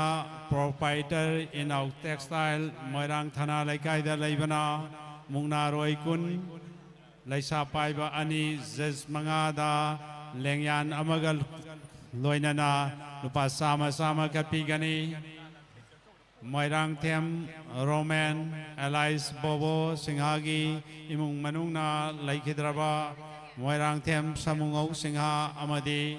ꯃꯣꯏꯔꯥꯡꯊꯦꯝ ꯑꯣꯡꯕꯤ ꯏꯟꯗꯨꯃꯅꯤ ꯗꯦꯕꯤ ꯑꯅꯤꯒꯤ ꯃꯤꯡꯗ ꯃꯨꯛꯅꯥꯔꯣꯏ ꯀꯨꯟ ꯂꯩꯁꯥ ꯄꯥꯏꯕ ꯑꯅꯤ ꯖꯖ ꯃꯉꯥꯗ ꯅꯝ ꯑꯃꯃꯝꯒ ꯂꯨꯄꯥ ꯇꯔꯥ ꯇꯔꯥꯒ ꯀꯠꯄꯤꯒꯅꯤ ꯋꯥꯏꯈꯣꯝ ꯑꯣꯡꯕꯤ ꯔꯤꯅꯥ ꯗꯦꯕꯤ ꯊꯅꯥ ꯂꯩꯀꯥꯏꯗ ꯂꯩꯕꯤꯅ ꯂꯩꯈꯤꯗ꯭ꯔꯕ ꯃꯍꯥꯛꯀꯤ ꯃꯄꯨꯔꯣꯏꯕ ꯋꯥꯏꯈꯣꯝ ꯏꯅꯥꯎꯕ ꯁꯤꯡꯍꯒꯤ ꯃꯤꯡꯗ ꯃꯨꯛꯅꯥꯒꯤ ꯖꯇ꯭ꯔꯥ ꯑꯅꯤꯗ ꯃꯅꯥ ꯁꯥꯟ ꯑꯃꯃꯝ ꯀꯠꯄꯤꯒꯅꯤ ꯀꯨꯃꯥꯝ ꯑꯣꯡꯕꯤ ꯏꯕꯦꯝ ꯄꯤꯁꯛ ꯗꯦꯕꯤ ꯀꯨꯃꯥꯝ ꯂꯩꯀꯥꯏꯗ ꯂꯩꯕꯤꯅ ꯃꯥꯒꯤ ꯂꯩꯈꯤꯗ꯭ꯔꯕ ꯃꯄꯨꯔꯣꯏꯕ ꯀꯨꯃꯥꯝ ꯅꯤꯄꯥꯃꯆꯥ ꯁꯤꯡꯍ NIS ꯁ꯭ꯄꯣꯔꯠꯁ ꯃꯇꯝ ꯑꯃꯗ ꯏꯕꯨꯙꯧꯒꯤ ꯂꯝꯖꯦꯟꯒꯤ ꯑꯁꯤꯟ ꯑꯔꯥꯡ ꯑꯣꯏꯕꯗ ꯖꯖꯒꯤ ꯊꯧꯗꯥꯡ ꯄꯨꯕꯤꯔꯝꯕꯒꯤ ꯃꯤꯡꯗ ꯃꯨꯛꯅꯥ ꯖꯇ꯭ꯔꯥ ꯑꯅꯤꯗ ꯂꯨꯄꯥ ꯆꯥꯝꯃꯉꯥ ꯆꯥꯝꯃꯉꯥ ꯀꯠꯄꯤꯒꯅꯤ ꯀꯨꯃꯥꯝ ꯙꯅꯟꯖꯣꯏ ꯁꯤꯡꯍ ꯃꯣꯏꯔꯥꯡ ꯇꯨꯔꯦꯝꯕ ꯂꯩꯀꯥꯏꯗ ꯂꯩꯕꯅ ꯃꯍꯥꯛꯀꯤ ꯃꯄꯥ ꯏꯕꯨꯡꯉꯣ ꯀꯨꯃꯥꯝ ꯃꯅꯤꯕꯣ ꯑꯃꯗꯤ ꯃꯃꯥꯏꯕꯦꯝꯃ ꯀꯨꯃꯥꯝ ꯑꯣꯡꯕꯤ ꯂꯣꯏꯗꯥꯡ ꯗꯦꯕꯤ ꯑꯅꯤꯒꯤ ꯃꯤꯡꯗ ꯂꯩꯁꯥ ꯄꯥꯏꯕ ꯑꯃꯁꯨꯡ ꯖꯖꯁꯤꯡꯗ ꯂꯦꯡꯌꯥꯟ ꯑꯃꯃꯝ ꯀꯠꯄꯤꯒꯅꯤ ꯂꯣꯏꯅꯅ ꯃꯨꯛꯅꯥ ꯖꯇ꯭ꯔꯥ ꯑꯅꯤꯗ ꯂꯦꯡꯌꯥꯟ ꯑꯃꯃꯝ ꯂꯨꯄꯥ ꯆꯍꯨꯝ ꯆꯍꯨꯝ ꯀꯠꯄꯤꯒꯅꯤ ꯑꯍꯟꯊꯦꯝ ꯁꯣꯚꯥ ꯁꯤꯡꯍ ꯐꯤꯋꯥꯡꯕꯝ ꯂꯩꯀꯥꯏꯗ ꯂꯩꯕꯒꯤ ꯏꯃꯨꯡ ꯃꯅꯨꯡꯅ ꯂꯩꯁꯥ ꯄꯥꯏꯕ ꯃꯨꯛꯅꯥꯔꯣꯏ ꯀꯨꯟ ꯂꯩꯁꯥ ꯄꯥꯏꯕ ꯑꯅꯤ ꯃꯨꯛꯅꯥꯔꯣꯏ ꯀꯨꯟꯗ ꯅꯝ ꯑꯃꯃꯝꯒ ꯂꯨꯄా ꯇꯔꯥ ꯇꯔꯥꯒ ꯂꯩꯈꯤꯗ꯭ꯔꯕ ꯃꯈꯣꯏꯒꯤ ꯑꯄꯣꯛꯄ ꯑꯍꯟꯊꯦꯝ ꯏꯕꯣꯅꯍ ꯑꯃꯁꯨꯡ ꯃꯃꯥ ꯑꯄꯣꯛꯄꯤ ꯑꯍꯟꯊꯦꯝ ꯑꯣꯡꯕꯤ ꯏꯕꯦꯝꯍꯜ ꯗꯦꯕꯤ ꯑꯅꯤꯒꯤ ꯃꯤꯡꯗ ꯀꯠꯄꯤꯒꯅꯤ ꯑꯍꯟꯊꯦꯝ ꯅꯤꯉꯣꯜ ꯂꯥꯏꯁꯪꯕꯝ ꯑꯣꯡꯕꯤ ꯑꯄꯥꯕꯤ ꯗꯦꯕꯤ ꯃꯣꯏꯔꯥꯡ ꯃꯌꯥꯏ ꯂꯩꯀꯥꯏꯗ ꯂꯩꯕꯤꯅ ꯂꯩꯈꯤꯗ꯭ꯔꯕ ꯃꯈꯣꯏꯒꯤ ꯑꯄꯣꯛꯄ ꯑꯍꯟꯊꯦꯝ ꯑꯃꯨꯌꯥꯏꯃ ꯑꯃꯁꯨꯡ ꯑꯍꯟꯊꯦꯝ ꯑꯣꯡꯕꯤ ꯏꯕꯦꯆꯥ ꯗꯦꯕꯤ ꯃꯇꯝ ꯑꯃꯗ ꯏꯕꯨꯙꯧꯒꯤ ꯂꯩꯕꯨꯡ ꯑꯁꯤꯒꯤ ꯆꯩꯔꯥꯞ ꯂꯣꯏꯁꯪꯗ ꯑꯁꯨꯞꯄ ꯑꯃꯗꯤ ꯑꯁꯨꯞꯄꯤ ꯑꯣꯏꯕꯤꯔꯝꯕꯒꯤ ꯃꯤꯡꯗ ꯂꯩꯁꯥ ꯄꯥꯏꯕ ꯑꯅꯤ ꯃꯨꯛꯅꯥꯔꯣꯏ ꯀꯨꯟꯗ ꯂꯨꯄꯥ ꯌꯥꯡꯈꯩ ꯌꯥꯡꯈꯩ ꯀꯠꯄꯤꯒꯅꯤ ꯐꯤꯂꯦꯝ ꯔꯣꯁꯟ ꯁꯤꯡꯍ ꯃꯣꯏꯔꯥꯡ ꯃꯌꯥꯏ ꯂꯩꯀꯥꯏꯗ ꯂꯩꯕꯅ ꯂꯩꯈꯤꯗ꯭ꯔꯕ अपोकपा फिल्म कुमार सिंहा मतम अमदा जगोई की ओजा ओइबिरमगी मिंगदा लैसा पाइबा अनि जज अनि लैसा पाइबा अनि जात्रा अनि अमसुंग जज मंगादा लेंयान अममम कपिगनी लाइसोम निंगोन मेमे देवी अमसुंग लाइसोम निंगोन रेबिका देवी अनिना लाइखिद्रबा अखोई अपोकपा लाइसोम निंगथेम जाउ सिंहा अमसुंग लाइसोम ओंबी नातेक देवी अनि की मिंगदा मुंगना रोय कुन लाइसा पाइबा अनि जज मंगादा लेंयान अमममगा लुपा सनी सनीगा कपिगनी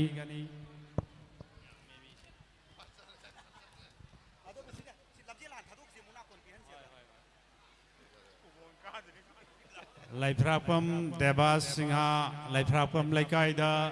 लाइबना लाइखेद्राबा अखोई अपोकपा लाइफ्रापम दिनेश सिंहा अमसुंग मयाम्बा लाइफ्रापम दोनारेस अनि की मिंगदा लाइसा पाइबा अनि मुंगनारोई कुंदा नमममम कपिगनी कुमाम इसन देवी मैब्रम लाइकाइदा लाइबिना लाइखेद्राबा मपाइबंगो मयेंबम बिनाबोल अमदी माकी लाइखिद्रबा मबुंग मयेंबम कुमार सिंहा की मिंगदा लाइसा पाइबा अनि मुंगनारोई कुन जज दा टी शर्ट अममम लुपा तरा तरागा कोनना कपिगनी लाइसंबम जेल सिंह लाइसंबम लाइकाइदा लाइबना लाइखिद्रबा अखोई मपुबोक लाइसंबम बुबोन सिंहा अमसुंग मबोक लाइसंबम ओंबी मैरांग थेम्बी गिमिंगदा जात्रा अनीदा लुपा समंगा समंगा लाइसा पाइबा अनि मुंगनारोई तरानिपान जज मंगादा लुपा सामा सामा कपिगनी कोंजेंबम बिनोय सिंहा अमदी माकी मुंग मनुंग न लाइखिद्रबा मखोई अपोकपा इबदौ थांजिंगी लाइबुंग असिदा मैरांग थौगी फम ओइबिरंबा श्री कोंजेंबम इबोल सिंहा अमदी मखोई अपोकपी लाइबुंग असिदा मैरांग लेमा ओइबिरंबी कोंजेंबम ओंबी इबेसा देवी अनि की मिंगदा लाइसा पाइबा अनि मुंगनारोई कुन अमसुंग जज मंगादा नम कपिगनी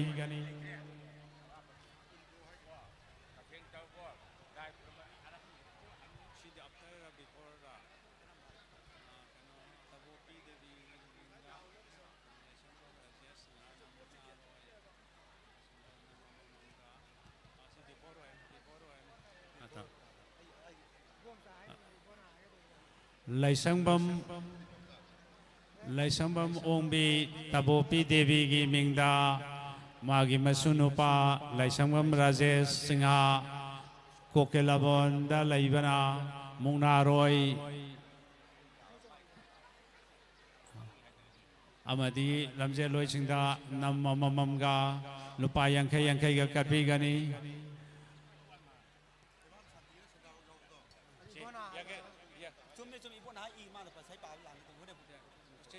से कनो तौसिरा कासिरा कासि होय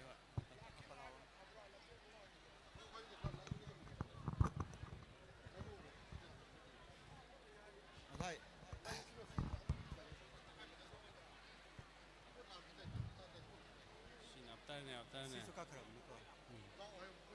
नौरेम सनातन मैतै मोइरांग त्रोंलाविदा लाइबना लाइखिद्रबा मपाबुं नौरेम मेराजाव मैतै गिमिंगदा मुंगना जात्रा अनीदा लेंयान अमममगा लुपा सामा सामागा कपिगनी युमखाइबम ओंबी मेमसा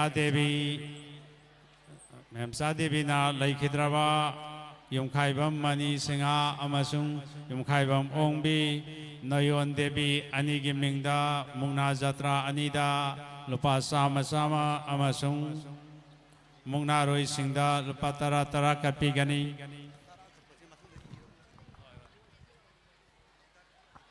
हेमाम ओम्बी बैगवती देवी कोंजेंगम लेकाइदा लेबिना लेखिद्रबा हेमाम ओम्बी जाति देवी हेमाम वीर सिंहा अमसुंग कोंजेंगम तोंब सिंहा की मिंगदा मुंगना जात्रा अनिदा लुपा समंगा कटपीगनी हजिक लाउथोक सखरीबा सिंगसिना अखोई लमजेल लोई अमदी मुंगना रोई सिंह हाना लमजेन चेंद्रिंगई अमदी मुंगना सनद्रिंगईदा कटपीगदबा मना मथुम सिंहनी अदुगा अखोई लमजेल लोइना यौरकलबा मतुंगदा फर्स्ट सेकेंड थर्ड लोइना अरोइबदा यौरकपना सिंहबा अदई मुंगना रोई सिंह अथाबा अतुबा असिंगदा पीबीगदबा मना मतुम सिंह अदुदी लमजोलोई सिंह यौरकलबा मतम अमदी मुंगना सानरबा मतुंगदा पीगदबना मरम ओइदुना अखोई मतम अदुदा लाउथोक चरके अखोइना लाउजख्रिबसिदा असोय ngam yawa natraga wat hauba yauragadi अखोई announcing booth asida sumthokba natraga hapsinba tawbinaba ningsingjari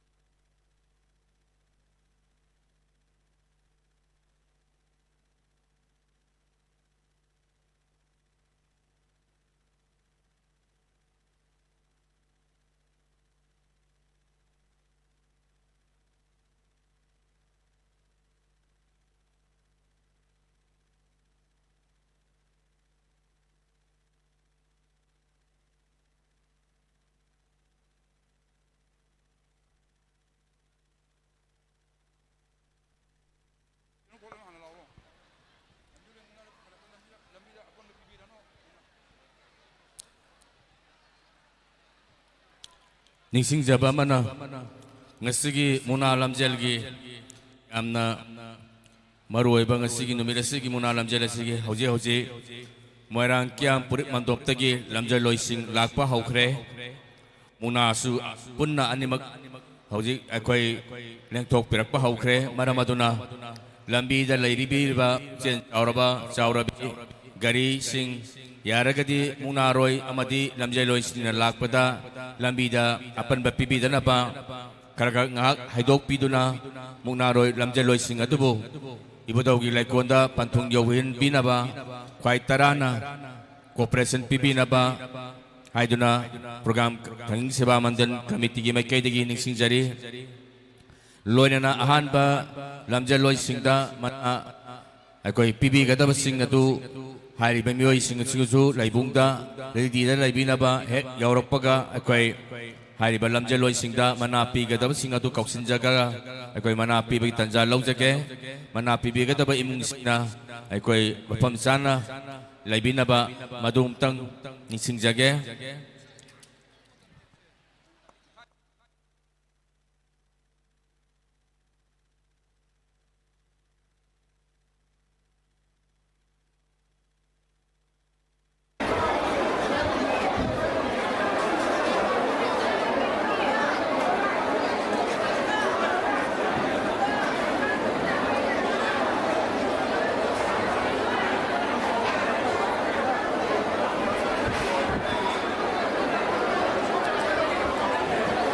Hoje akoi gi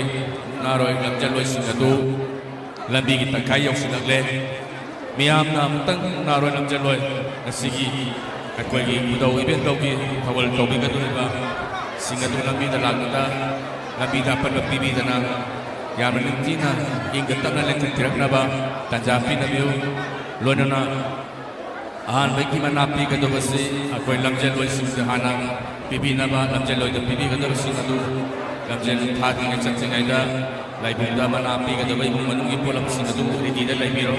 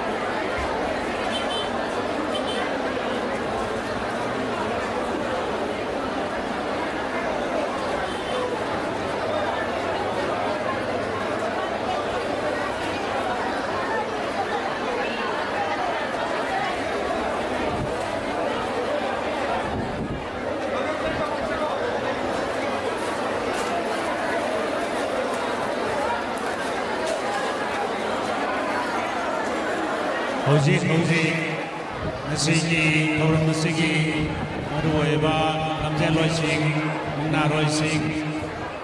aikoi gi laibun nasigi donne amadi ramaiba amaibi sisa laibun nasisa pusilakadore aikoi porlan balakiriba isi senchana karakan laithok piraga aikoi gi lambisu abinaba aduga aikoi mangjona nasu lauthokraba lamjel loisingda mana matum pibigadaba aibadi lamjel se lakni mamanga mamanga pibigadaba singado athuba matamda yamna thuna pibiraga lamjel loising si security point of view dasu mamringaida aibadi torkum si rezobna amoiduna aikoi security point of view dasu karana lamjel sesina nabi rabbamatumina yamna thuna lamjel loising si saktiba yana bagi dama mana matum sidu ek yausin apaka zaza thuna bibi na bagi dama luksari maka hanasu nising jage ngasi ekoi ngang apiriba honorable beleda borlan diba lakiba season wai kibina ekoi lamje loi sing na roi sing na pamatanda khajin khajin thak nei thok piraga ekoi gi lambi that pina ngi tamanda nolong sari aduga mangjawjana nama thong ti gani haidana ekoi dagana aibiram traba ngi thok sa salasina yamna thonabak lamje loi sing asida apipam thok mana sing adu pibiraga yamna thune yamna lamje lasi ekoi laphabam yonabagi damanda yamna mayam namana sosok ni dabi haidana nolong sari aduga lamje loi sakram matunda na roi sing mana mathadu takna thobeu naba nolong sari bukan sesuai jege ekoi honorable beleda borlan palakiriba season bai kibina ekoi lamje loi sing na roi sing hoji ekoi dongin lailu ngasi yauchen takdore khara khara tangdi leithok piraga ekoi lambi thabiraga ibudo pana ibe thopana loku pana lokle pana gi pana gi lamje loi na roi sing ekoi lambi thabiraga kita bang nolong sari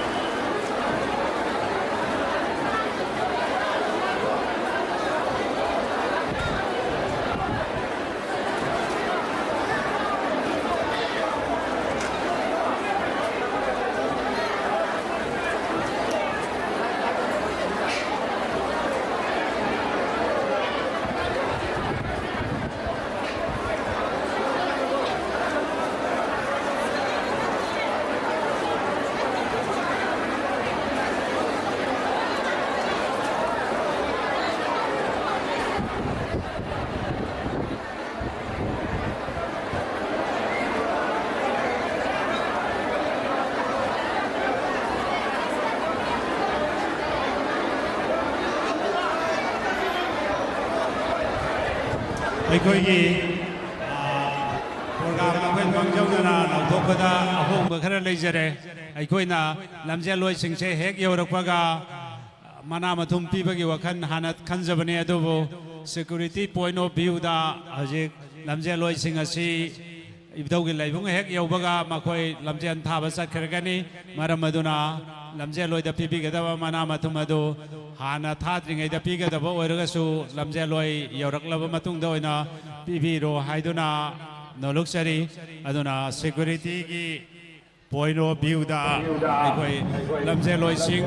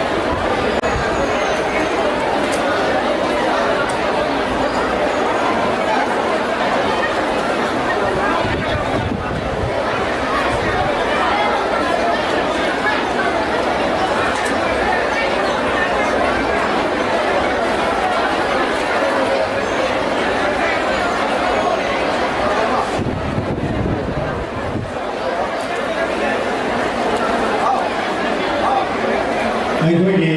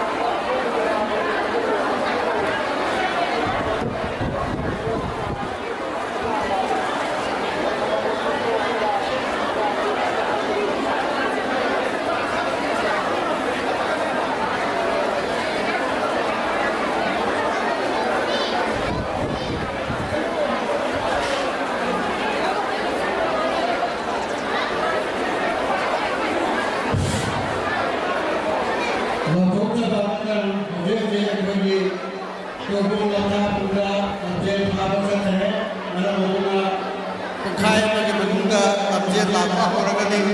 ꯃꯔꯝ ꯑꯗꯨꯅ ꯂꯝꯕꯤꯗ ꯂꯩꯕꯤꯕꯁꯤꯡꯗꯨ ꯌꯥꯔꯒꯗꯤ ꯅꯥꯀꯜ ꯅꯥꯀꯜꯗ ꯂꯩꯕꯤꯌꯨ ꯂꯝꯖꯦꯜꯗꯤ ꯄꯨꯡꯈꯥꯏ ꯑꯃꯒꯤ ꯃꯅꯨꯡꯗ 5 ꯁꯦꯀꯦꯟ ꯁꯣꯏꯗꯅ ꯆꯠꯀꯗꯕꯅꯤ ꯑꯗꯨꯅ ꯌꯥꯔꯒꯗꯤ ꯃꯇꯥꯏ ꯃꯇꯥꯏꯗ ꯂꯩꯕꯤꯔꯣ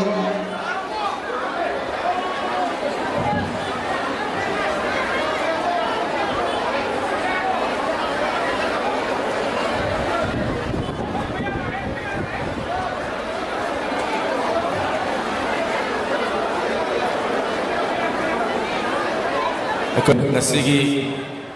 ꯃꯨꯛꯅꯥꯔꯣꯏꯁꯤꯡꯒꯤ ꯖꯖꯦꯁ ꯑꯣꯏꯕꯤꯒꯗꯕ ꯑꯣꯖꯥꯁꯤꯡ ꯊꯪꯒꯤ ꯁꯦꯕꯥ ꯃꯟꯒꯤ ꯄ꯭ꯔꯁꯤꯗꯦꯟ ꯑꯃꯗꯤ ꯁꯦꯀ꯭ꯔꯦꯇꯔꯤꯅ ꯏꯀꯥꯏ ꯈꯨꯝꯅꯕꯒ ꯂꯣꯏꯅꯅ ꯂꯦꯡꯌꯥꯟ ꯑꯃꯃꯝꯇꯪ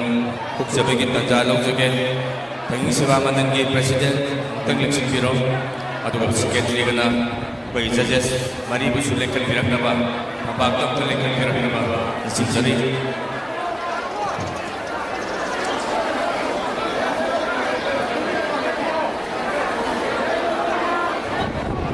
ꯑꯩꯈꯣꯏ ꯖꯖꯦꯁ ꯃꯔꯤꯗꯣ ꯑꯝꯇ ꯍꯧꯒꯠꯄꯤꯔꯛꯑꯣ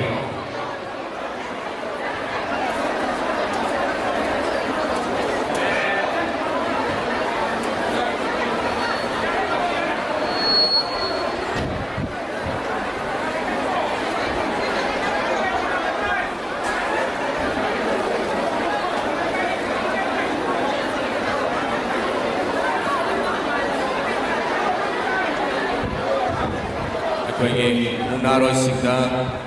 ꯉꯁꯤ ꯏꯕꯨꯙꯧ ꯊꯣꯡꯖꯤꯡ ꯕꯦꯟꯗꯣꯒꯤ ꯏꯕꯨ ꯐꯝꯅꯥꯏꯕ ꯆꯩꯔꯥꯎꯆꯤꯡꯒꯤ ꯏꯃꯨꯡ ꯈꯗ꯭ꯔꯥꯛꯄꯕꯨ ꯑꯩꯈꯣꯏꯒꯤ ꯃꯨꯛꯅꯥꯔꯣꯏꯁꯤꯡꯗ ꯁꯣꯜ ꯄꯤꯕꯤꯒꯗꯕꯗꯨꯁꯨ ꯊꯧꯔꯥꯡ ꯇꯧꯕꯤꯅꯕ ꯏꯃꯨꯡ ꯈꯗ꯭ꯔꯥꯛꯄꯒꯤ ꯏꯃꯨꯡ ꯃꯅꯨꯡ ꯑꯃꯇ ꯑꯦꯔꯦꯟꯖ ꯇꯧꯕꯤꯌꯨ ꯑꯩꯈꯣꯏ ꯖꯖꯦꯁ ꯂꯣꯏꯕꯒ ꯃꯨꯛꯅꯥꯔꯣꯏꯁꯤꯡꯒꯤ ꯏꯃꯨꯡ ꯈꯗ꯭ꯔꯥꯛꯄꯅ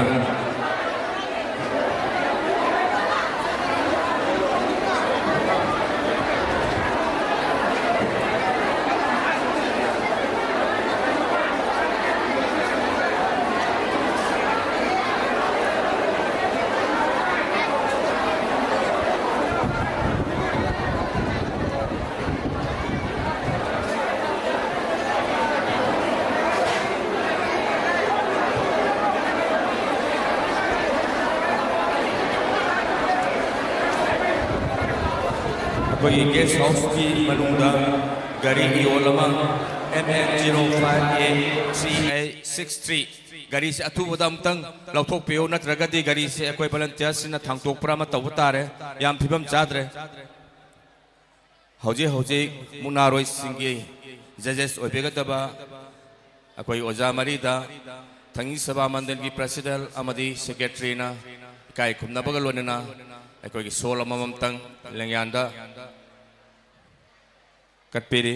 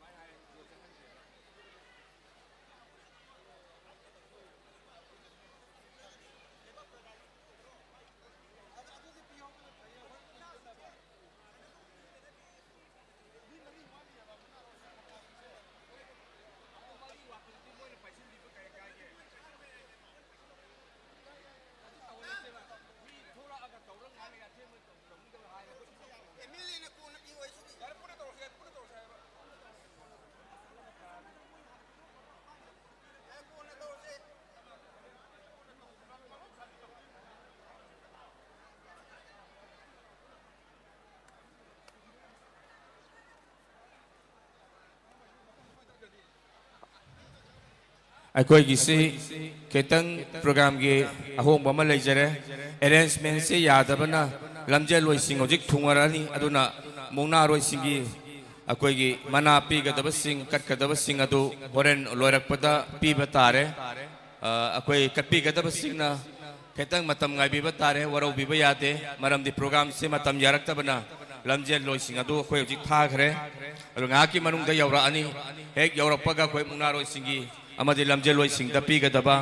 मना सिंगदु पुन्ना अखोई पीनब होनजरगे हाइबा वफम से थमजरी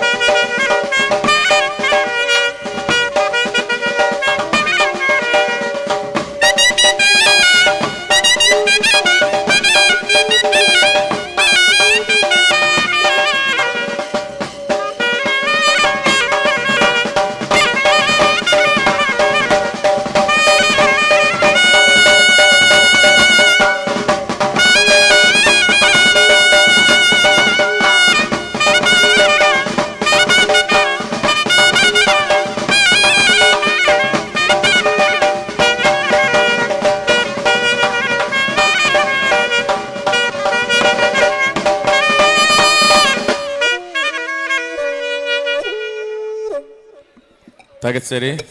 Imam Abisingi, Tawal Tobikre, Makati, Koi, Ima Lema Pamnabi Singi Amu, Tawal Tobinaba, Kosinjari, Ekoi Ngaki Matungda, Sutsoi Soidana, Nesimiam, Nangaina Biriba, Lamjai Loising, Moirang Turbung, Lamjaudagi, Yoxilak Lagani.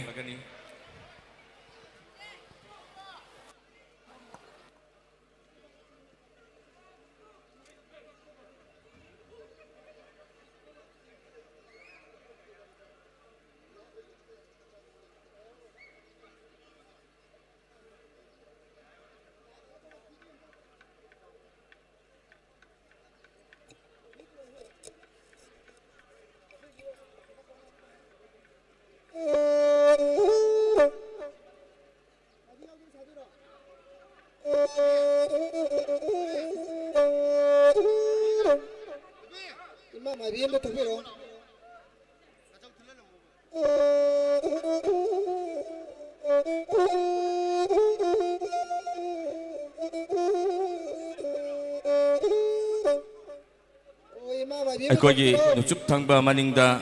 gariyama chatpa yadan khamjalaga ere MN01 AG 9905 amuktangani singjege MN01 AG 9905 athubada gari se amta lokthokpio mayam chathok chasin gari amta yadre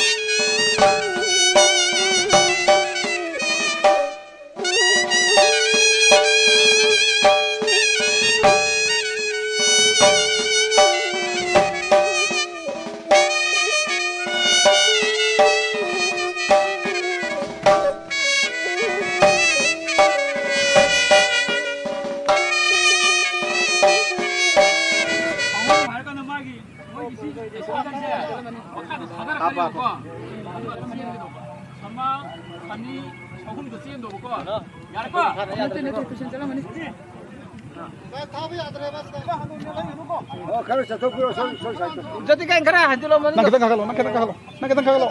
nak kita kalau. Oke, oke bang. Oh, chalo. Đây ama tu ngah hak pun ya apa. Apa? Gam jalan bang.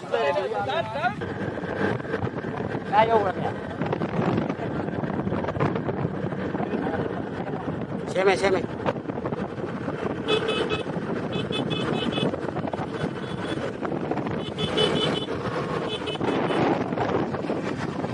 Jangan. Biar lu.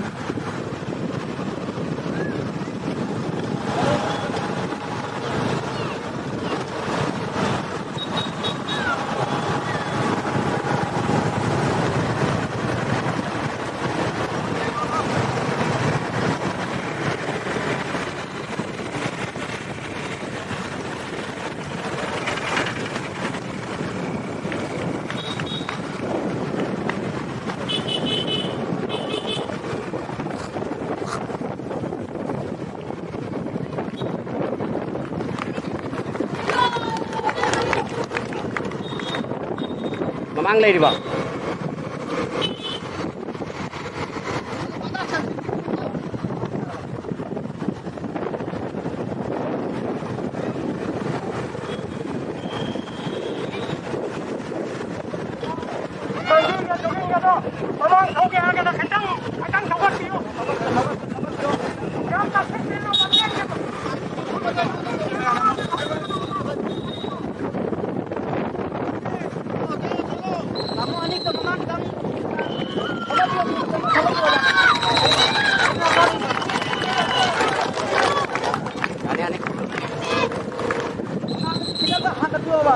Mamang dia kakak kain nota biro. Mamang dia nota biro. Kalau bang.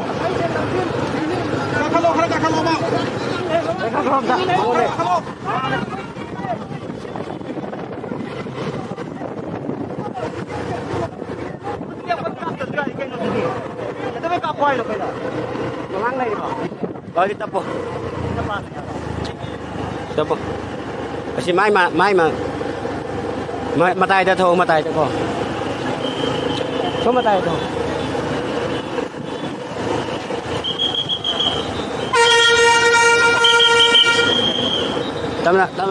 Đâm thôi. Cái lần nữa thì lẹ bà. Chế lẹ bà. Khơi rồi.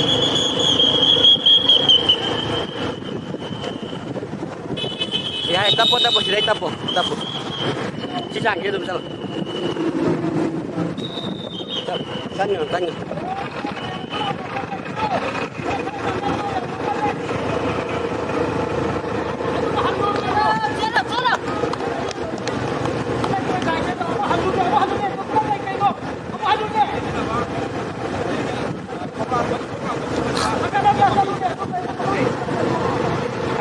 Jalan.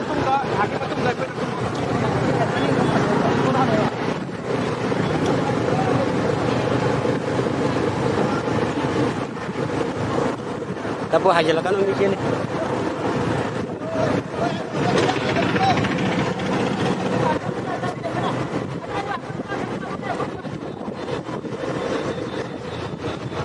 Tapo, pegakan.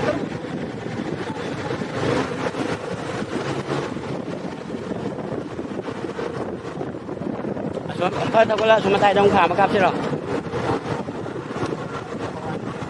Dạ. Dạ, được.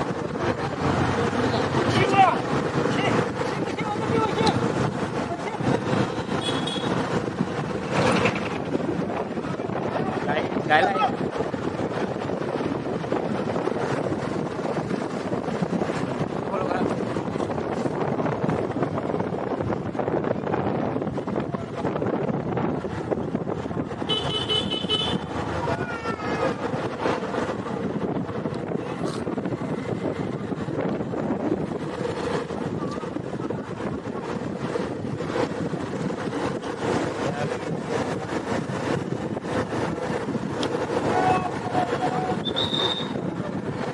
hai chỗ không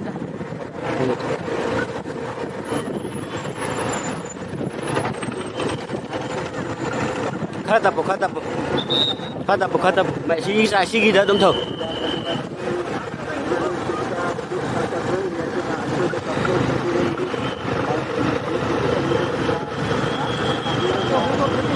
thâu rồi đi ăn đi thâu rồi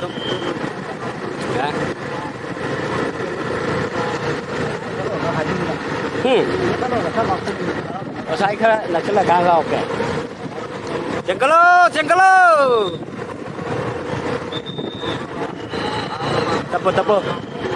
Tapo bayi, ai tadi ni, kapun hem tadi ni masa udre.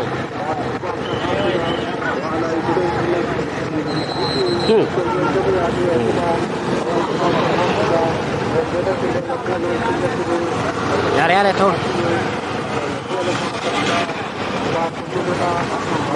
Kamu lu? Tahu lah, tak tahu kalau.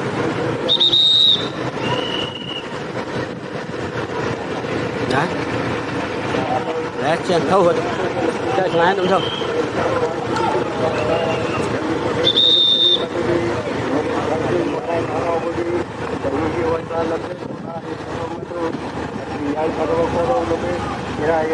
Tahu lah.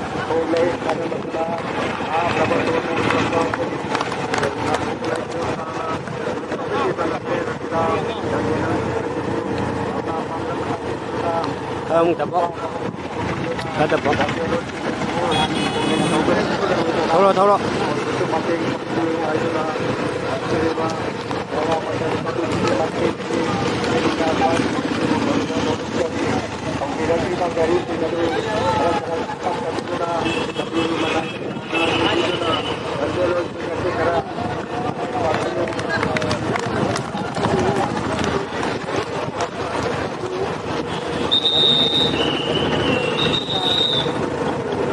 Kata po.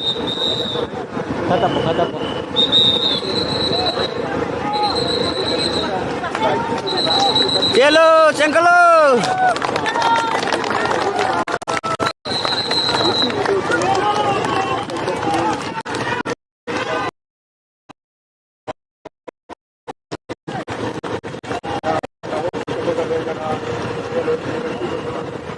Ya boleh.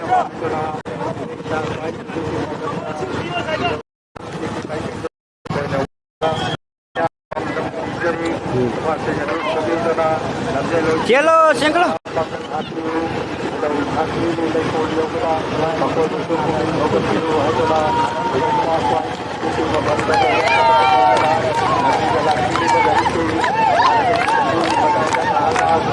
Cek thâu lo.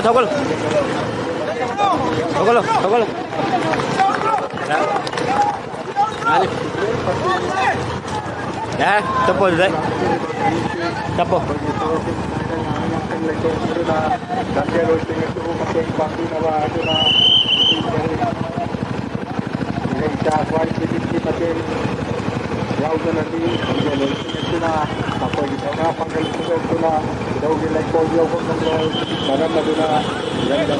Togolo kala.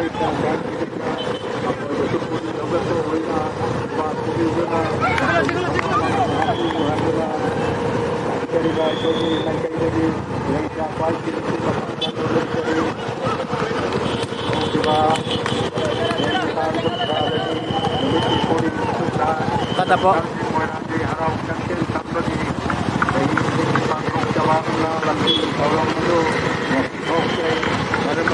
Kata po.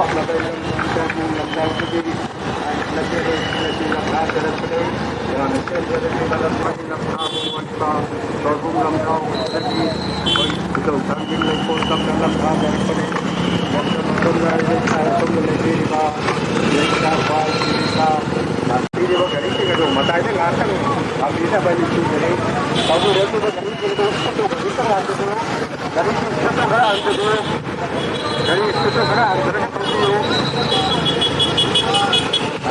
Nama em chú ý đi.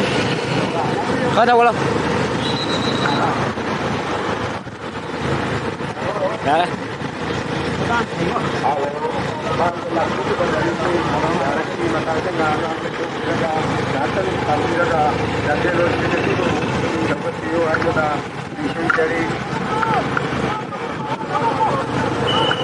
Jadi macam tu lalu lembu sana tu berasa itu dia lama tak ada lagi kotor. Sudah tampil orang di nanti yang terus lebih tinggal lebih sudah atau juga di nanti sekarang orang nanti wajib mereka lama sebelum jauh ini sudah nanti belakang kota sudah karam sudah sudah masih jangan lupa sudah dalam dalam mereka untuk lagi ni lah mereka kau ini lah kalau kita lah matanda awak kuat kamu bisa pergi lah dan kalau kita pun sama sama hati kita Ada bolok.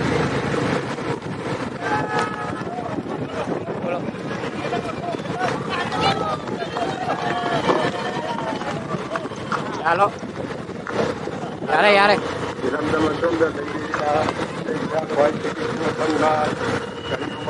Dapo.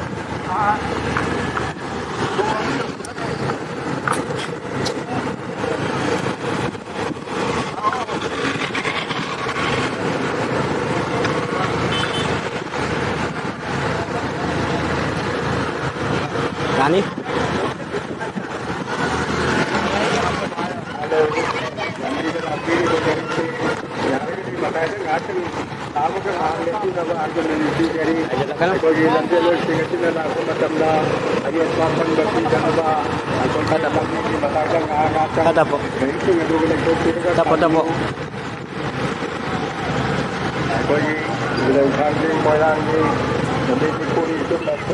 ada semakin lama kodi masih lagi pernah kami sudah dapat patron lagi kita dengan cawan kita jadi kita Thâu này anh ấy.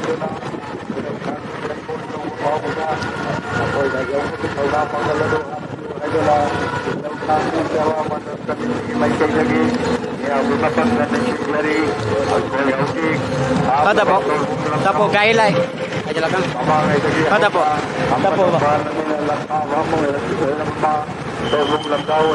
Gay coba lại.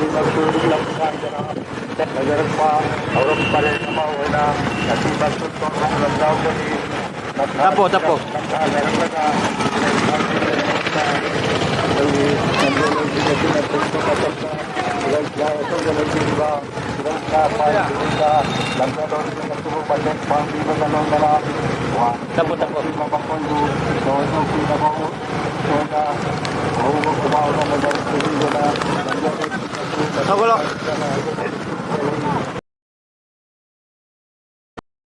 Ya deh, ada itu.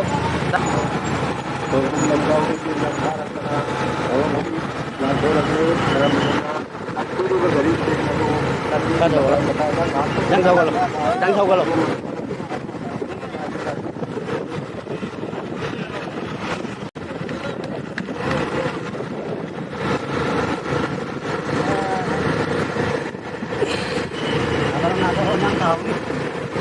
Gay lại hay rồi kan ko. Apa soal itu?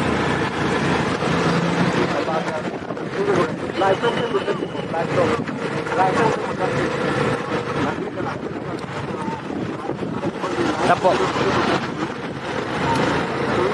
Tatap.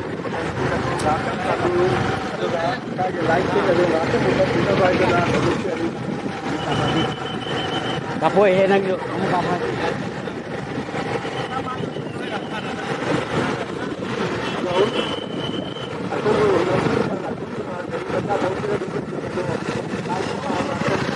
Thâu vào lo.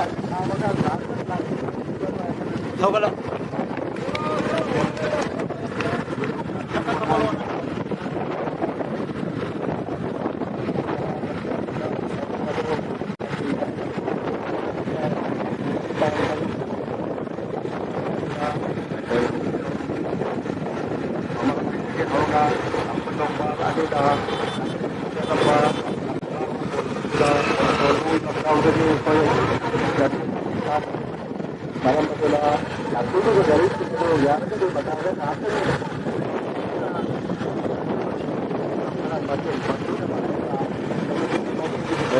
đi chẳng ra dùng đâu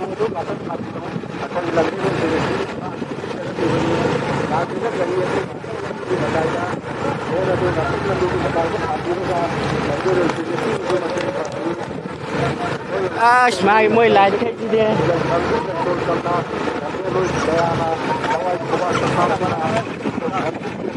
rất tiền mới lại xe làm chơi lôi udra है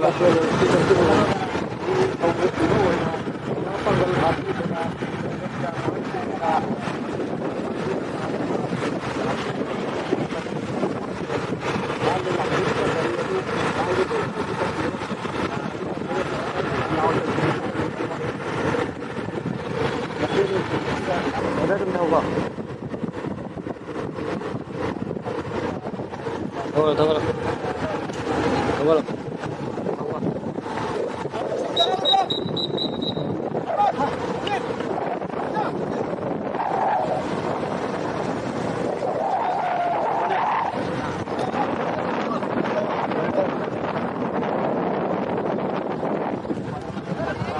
dạ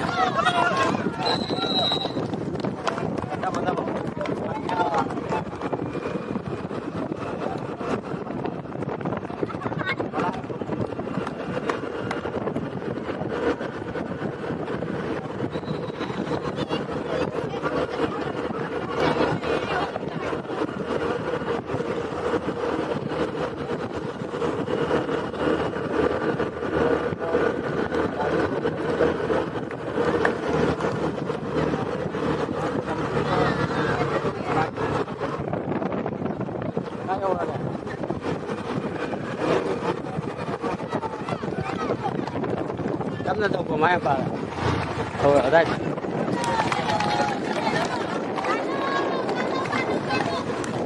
cắt tăm thầu này cắm thầu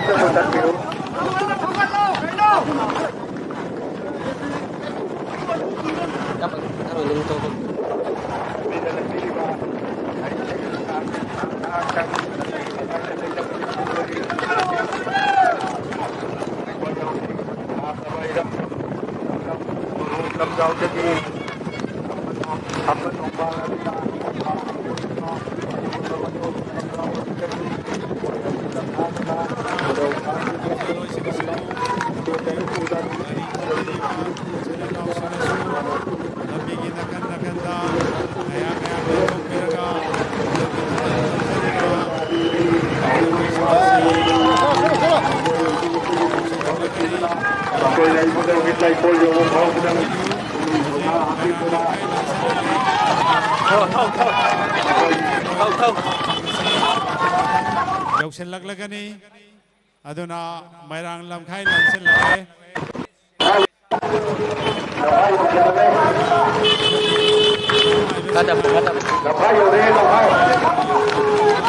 kata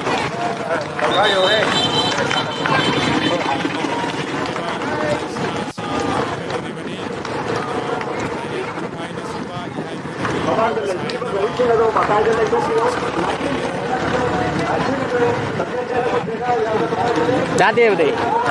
dia boy ni.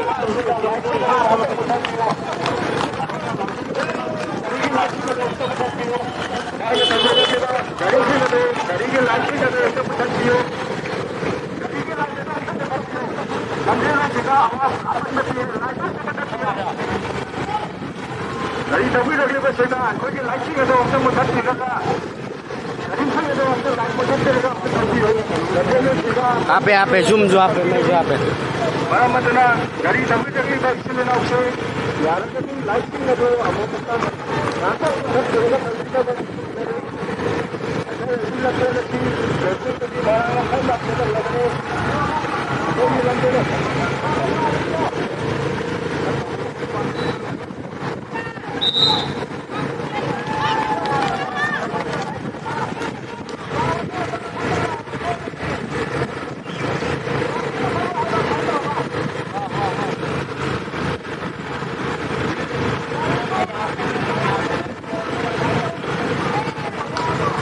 Ada po. Ada po.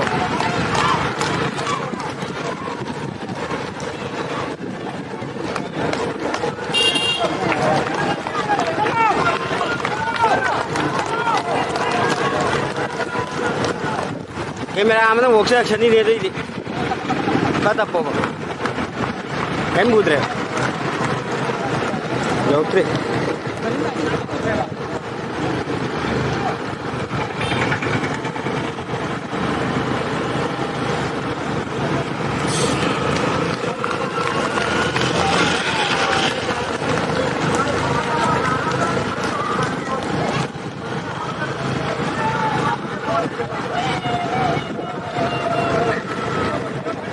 खाता बोलो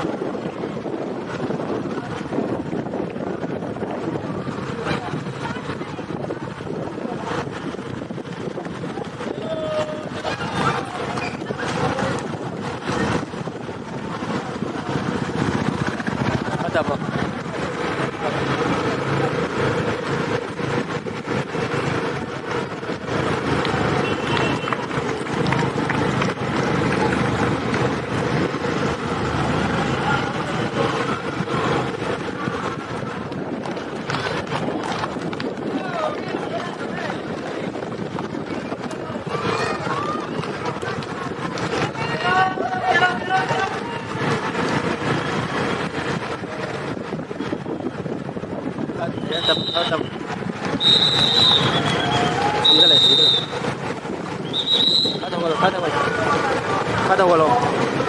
जा रहा है तो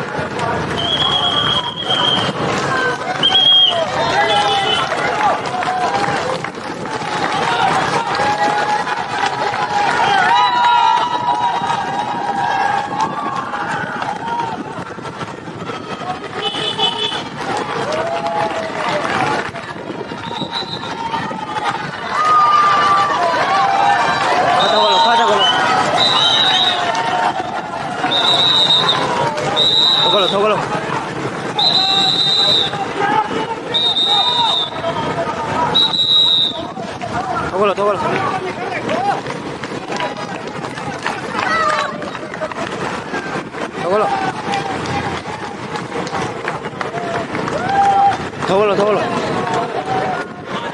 Ko ba ở đây sẽ tapo ko. Tapo.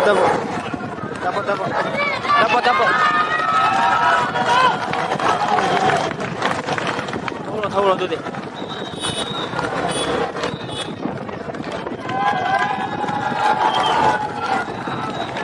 Lại.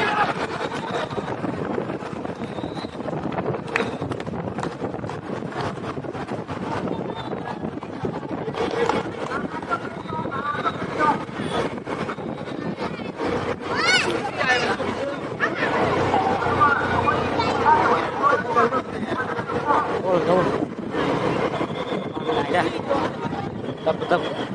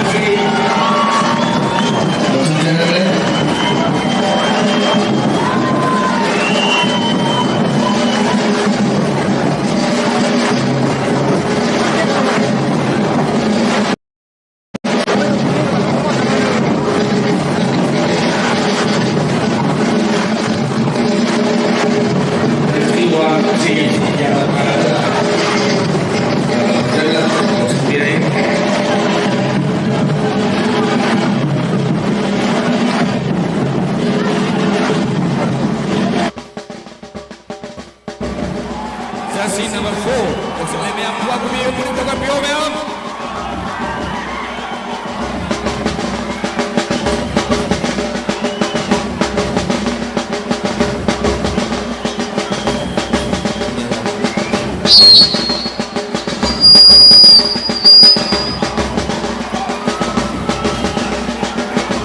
jersey 2 and 3 kan drama susum sinjare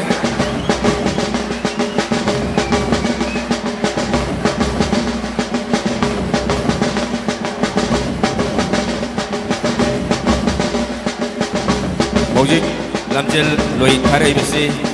ibudau pana madi bendau panagi lamjel loi singni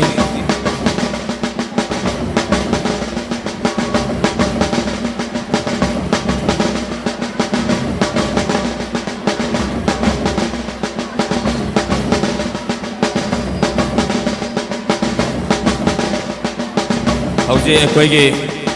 lamjel loi thare bisi lauku pana budaugi aduga Lunglen ba pana event dogi pana ani gi lamje loi singni mayam se yara ka de ngak thambiyo loina unana ba koi lepi ba singdom ta thambiyo mayam tungde lei ba du udre akoi ingu phamnai ba singju tungda thambi banina kitang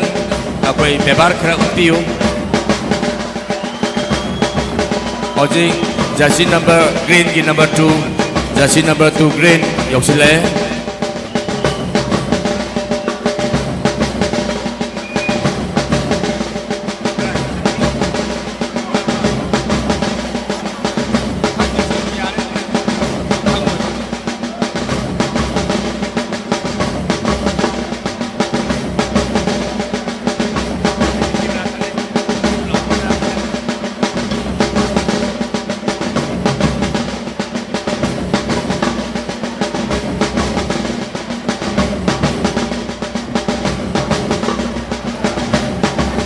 Ojik green jersey number 4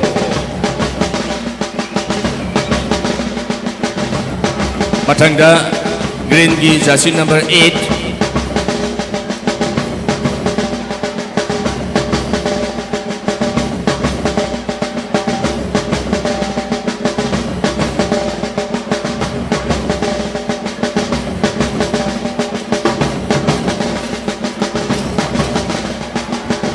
Green gi hojik jersey number 6 Loksun pire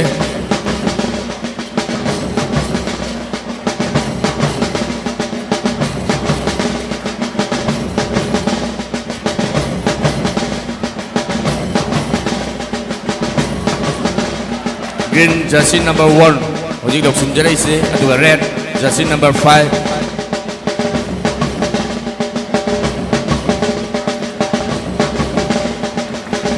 Red ki jersey number 9 red jersey number 9 Mathang lai bisna red color jersey number 8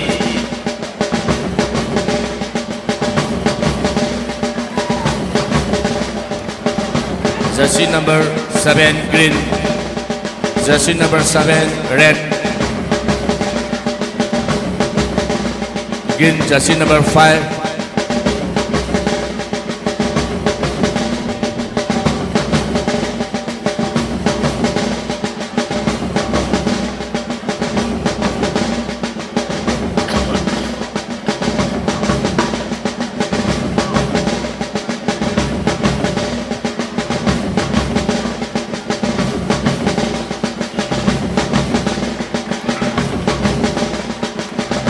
Green gi jersey number 9 hojik yaurai basi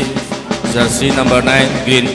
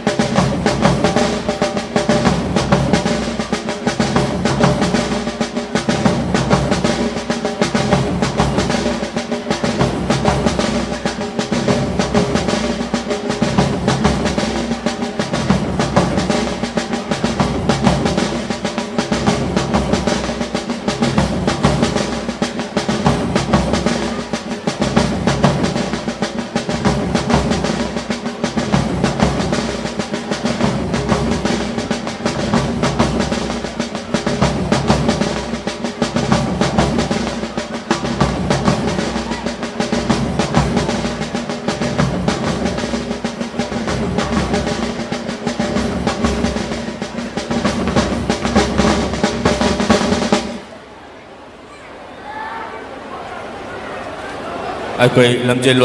ꯂꯣꯏꯗ꯭ꯔꯤ ꯑꯩꯈꯣꯏ ꯋꯥꯠꯂꯤ ꯈꯔ ꯉꯥꯏꯍꯥꯛꯇꯪ ꯀꯥꯟꯅꯕꯒꯤ ꯂꯦꯞꯆꯕꯅꯤ ꯃꯌꯥꯝ ꯑꯗꯨꯝ ꯄꯨꯛꯅꯤꯡ ꯂꯩꯇꯥꯅ ꯉꯥꯏꯕꯤꯈꯣ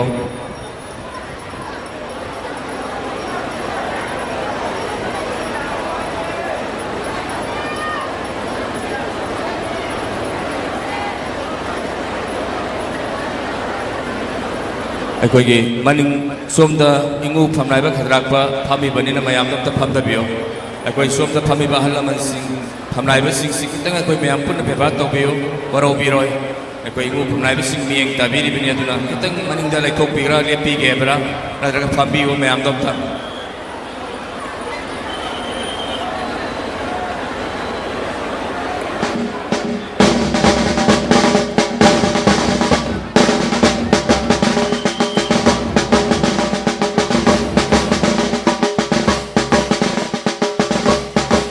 mayam puning thoga piyo angta kupa kubiyo aroiba koi maning da lak iba singsu jersey number 10 green akon ba lak singsu puning thoga piyo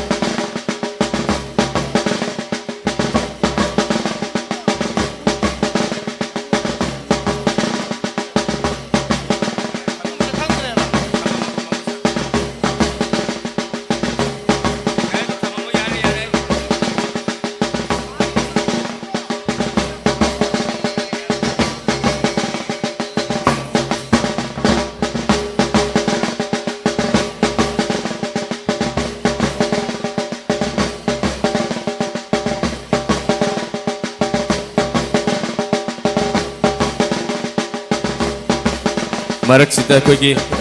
ibutau gi he hojangda mobile phone ama taramdana sina nausina committee de sina birami kanagumba matik chaba praman pibiraga lobi bayagani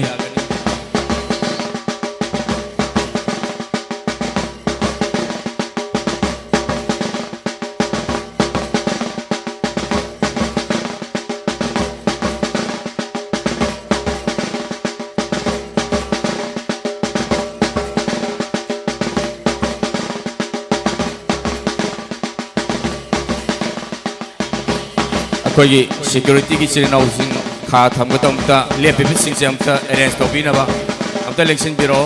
security चिरनाउ Singh दो अखोई इंगु फमनाइबि सिंह से येंगबा उबा फंगद्रे अदुना security चिरनाउ Singh अमता election बिरगा लेपिबि Singh से अमता मनिंगदा लैथबिनबा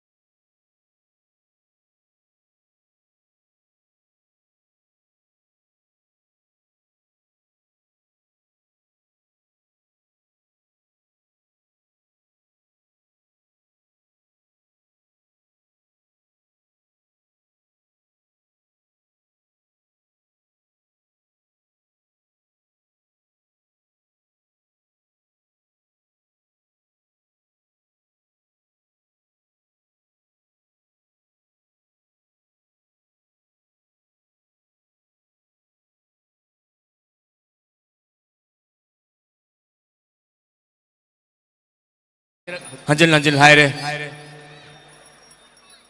अखोई होजी लमजे लोई अरोइबा लाक्सिलपा होरे अदुना अरोइबा की सिदे मयाम पुन्ना अमुक्तंग पुन थगर मिननबा निसिंग जगे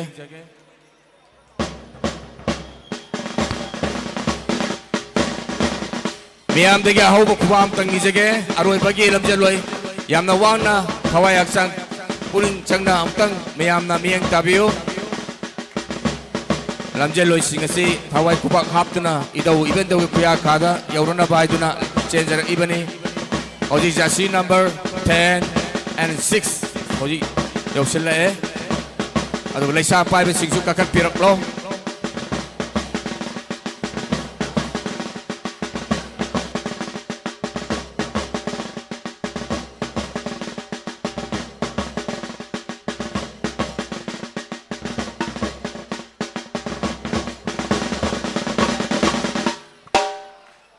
अखोगी ngasiगी ibidau pana lokuba panagi lamjeloi amadi ibendau pana luklen bab pana andigi lamjeloi sing loina hoji yausingre laibung de yaurakre aduna maram oraga akhoi hoji leisa paiba lamsen lamjeloi thaba de yaubiba leisa paiba singsu lengket pirak lo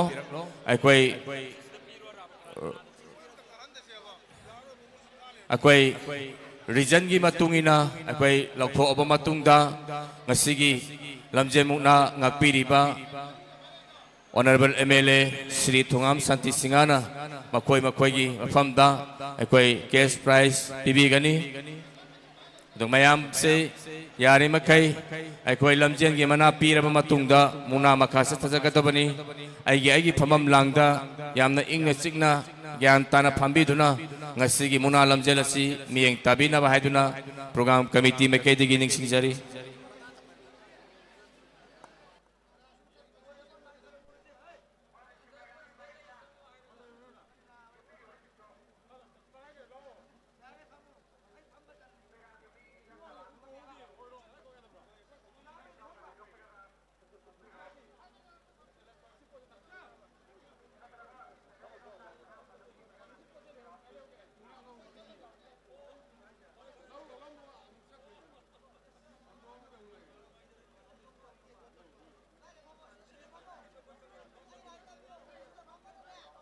ngasiगी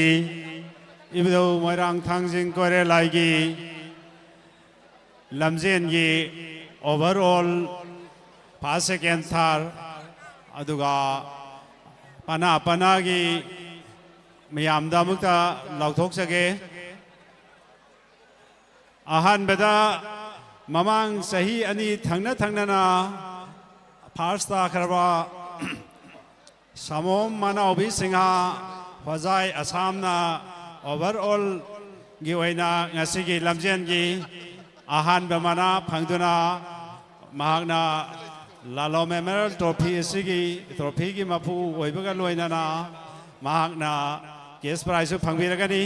ani subada ibudo panagi jersey number 3 Khumdram Romajit Singha Khundra kwamdagi lengbirakwana overall giwaina ani subamana phangbiragani aduga ibado panagi jersey number 4 KH Zabed Hussein Lilong dagi lakpiba sena kumsi sahigi ibado harau wasigi overall gi waina ahum subamana phangbiragani first second third lauthok sakhabagi matungda pana wise pana gi waina ibado pana lokuba pana gi waina Samom Manaobi Singha Fazai Assam Aduga Ani Subada jersey number 3 Khomdram Romajit Singha Khundra Akwam Asina Ibudopana Lokupanagi Ani Subani Aduga Ahum Subada KS Zabed Hussein Lilong Haibasina Ibudopanagi third position da Laibani Aduga Loklem Bapana Ibendopanagi Ahanba first tariba jersey number 3 Kanguzam Bikram Maitai Laima Pokpam महागना event थौपना की होना अहान बतारे अदुगा jersey number 2 Mutum Mukta Sinha Lilong हाइरबसना event थौपना की सेकेंड तारे अदुगा जर्सी नंबर 4 मैरांग थेम मनीथोई सिंहा थमना पोपी हाइरबसना इवेंट थौपना की अहुम सुबह पोजिशन थार पोजिशन तारे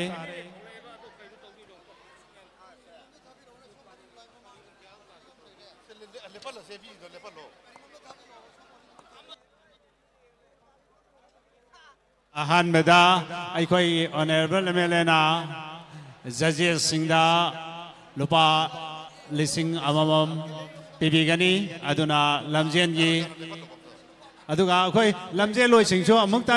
परेंग छानमते लेबिरो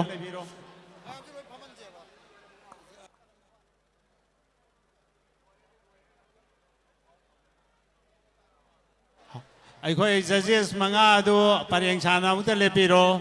ऑनरेबल एमएलए नसु लुपा लिसिंग अममम पीबीगनी अदुगा थांजिंग सेवा मंडल नसु लुपा लिसिंग अममम पीबीगनी मरम अदुना अखोई लमजेनगी जजेस मंगा अदु परेंग अमुक्ता लेपिनबा निसिंगजरी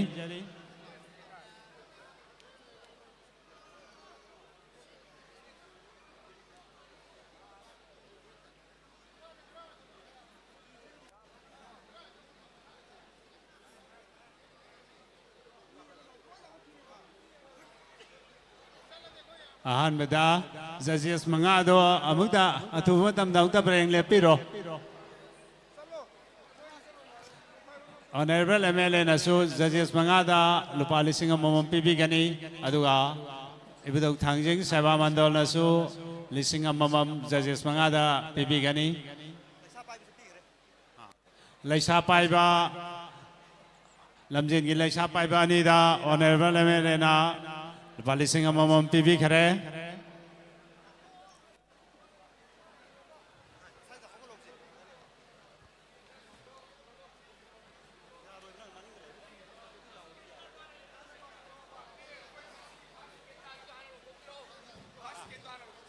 हजिक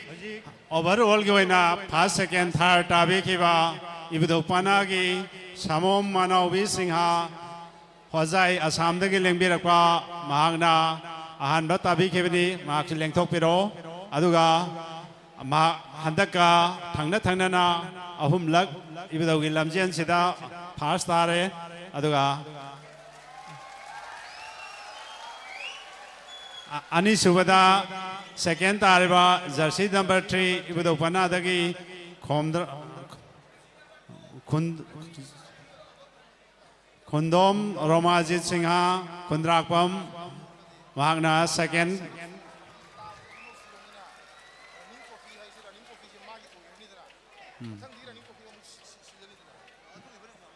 अदुगा अहुम सुबह ताबी केबा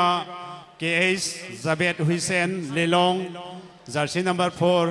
हाइरबसिना ओवरऑल की होना अहुम सुबह ताबी केबनी कुमसी इबुदौ हराउबगी इबुदौ हराउबगी कुमसी लमजेन की फर्स्ट ताबदा ऑनरेबल एमएलए ना लुपा लिसिंग तरा पीबीगनी अदुगा सेकेंड पोजीशन दा लुपा लिसिंग मंगा मथंगसिना थर्ड पोजीशन दा लुपा लिसिंग अहुम पीबीगनी अदुगा अतोपा पाना हाइबदी इवेंट थौपाना की फर्स्ट ताबा कांगुजम विक्रम मैतई लैमा पोकपम हाइरिबा विक्रम मैतई सिना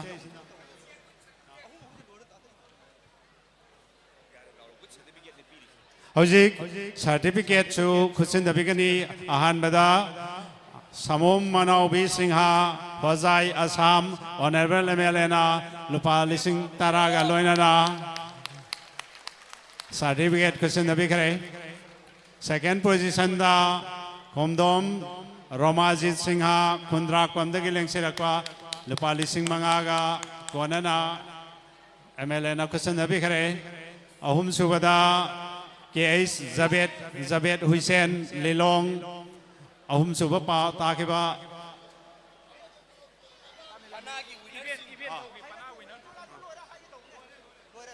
अदुगा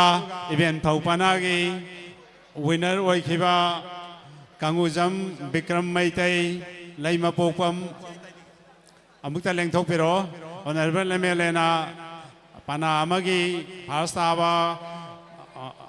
कांगुजम विक्रम मैतैदा लुपा लिसिंग मंगागी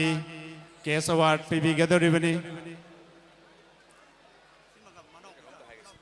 ꯃꯌꯥꯝꯗꯒꯤ ꯑꯩꯈꯣꯏ ꯈꯨꯕꯥꯛ ꯑꯍꯧꯕ ꯑꯝꯇ ꯈꯨꯕꯤꯅꯕ ꯅꯤꯡꯁꯤꯡꯖꯔꯤ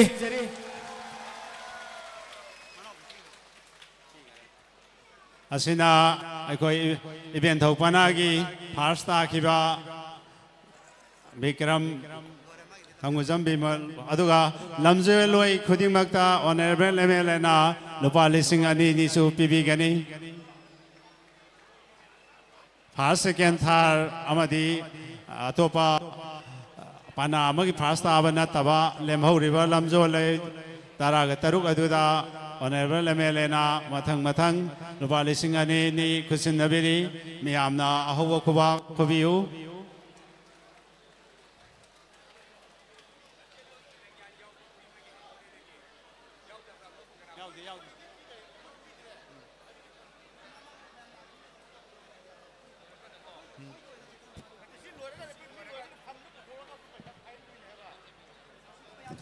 अदुगा अखोई ऑनरेबल एमएलए ना पीबसे हेक लोइबगा मयाम पीबीगदो मयाम दो रेडी तौदुना लेबिरो लमजेन लोइ सिंगदा मना पीबीगदबा सिंगदो थौरांग तौदुन लेबिरो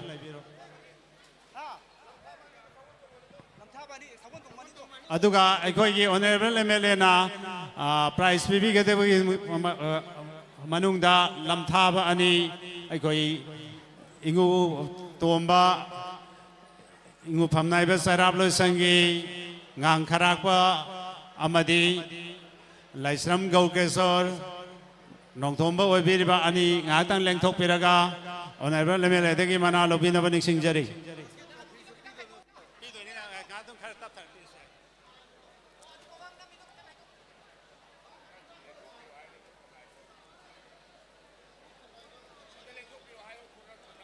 Hauji ingo phamnai ba ani sagon tongbi ki ba ani do amukta lengthok pero honorable MLA na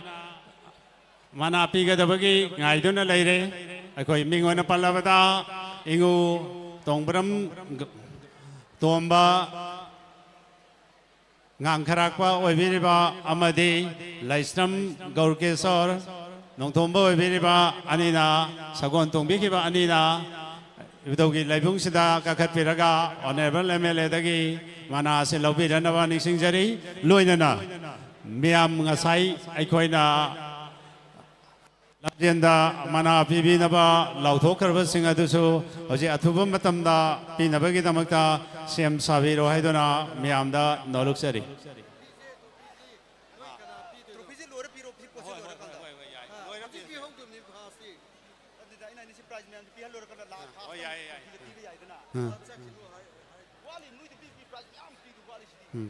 Hoji hoji mana pibi ba se aikoi gi laibung se gi adu wana pi se ba le aikoi gi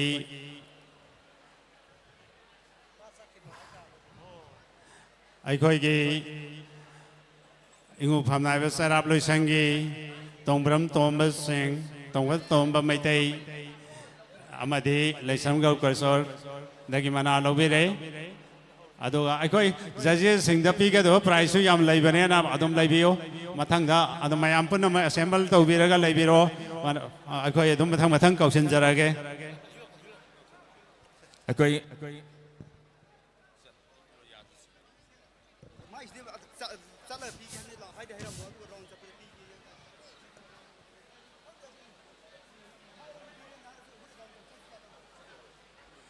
Akoi warau bibat tau biroi hojik se akoi matam lai tabana mana mora kanda lamjeloina ibudogi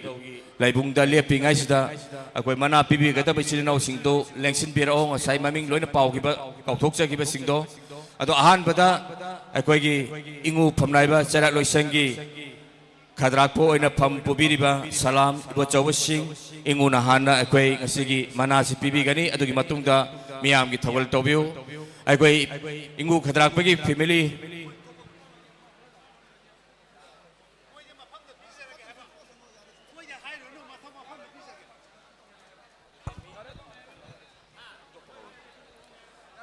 hojik koksinjari mairambam simagi imung manungna laikhidraba mairambam phulsan singagi mingda hana koi municipality gi chairperson obiramgi mingda lamjeloi sing amasung judges singi nam amasung leng kapinaba koksinjari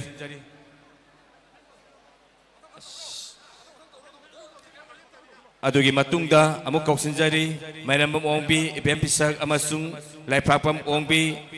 pitesori anina laikhidraba laipapam ibohon amasung laipapam ongbi layon ibodau thangjinggi pham naibiramba amasung naibirimba anigi mingda lamjaloi amasung judges singda leng amamam katpigani aduga ahom suba koksinjari laisram ongbi bidu devi gi imung manungna laikhidraba magi mapuroiba laisram maipik singi mingda lupa lising ahom first position lamjaloi first position da lising ahom second position da lising ani third da lising ama katpigani mayamna samamnadanaba kaigomta nisingjage aikoi first second third se khai thangiba sina first ni mayai sina second ni aduga awang thangba jersey number 4 sina third position ni amuktan ga nisingjage aikoi jersey number 1 thariba kha thangba sina akumsi sahi gi overall gi na first position ni aduga jersey number 3 sina second position ni aduga ahum suba sina third position ni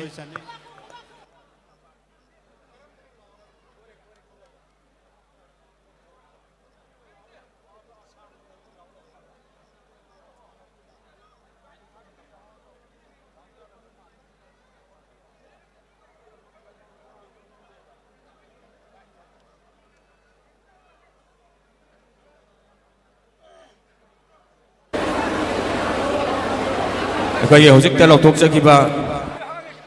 hanba ani suba om suba position tagiba adu katpigani laibung yorokpa lengyan amadi lupa tara masu katpigani mari suda hemam santi singh mamang singjau rotor laibana laikhidraba mahaki mapai bungo hemam ibona singh amadi mama ibema hemam ongbi pisak debi ani gi mengda lamjaloi kun laisa paiba ani amasung jas mangada pinam amamam paisa oina lupa tara katpigani manga suba kumam robin singh amadi ningon singna laikhidraba kumam modu amadi kumam ongbi mani tombi ibudaugi phamnai bi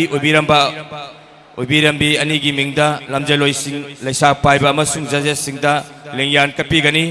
mga suba kundongbam nimai singana laikhidraba pa KS Gauramani Singh mama ibema KS Ongbi Sanaubi Devi amasung manaw nupa KS Yaya School ahomgi mingda lamjan pas tagina mga subawda lengyan katpigani Lona na tare subda laikpapam ongbi Saki Devi na magi laikhidraba makubo laikpapam Heras nga amadi manembo laikpapam ongbi Loidang Devi ibudau phamnaibi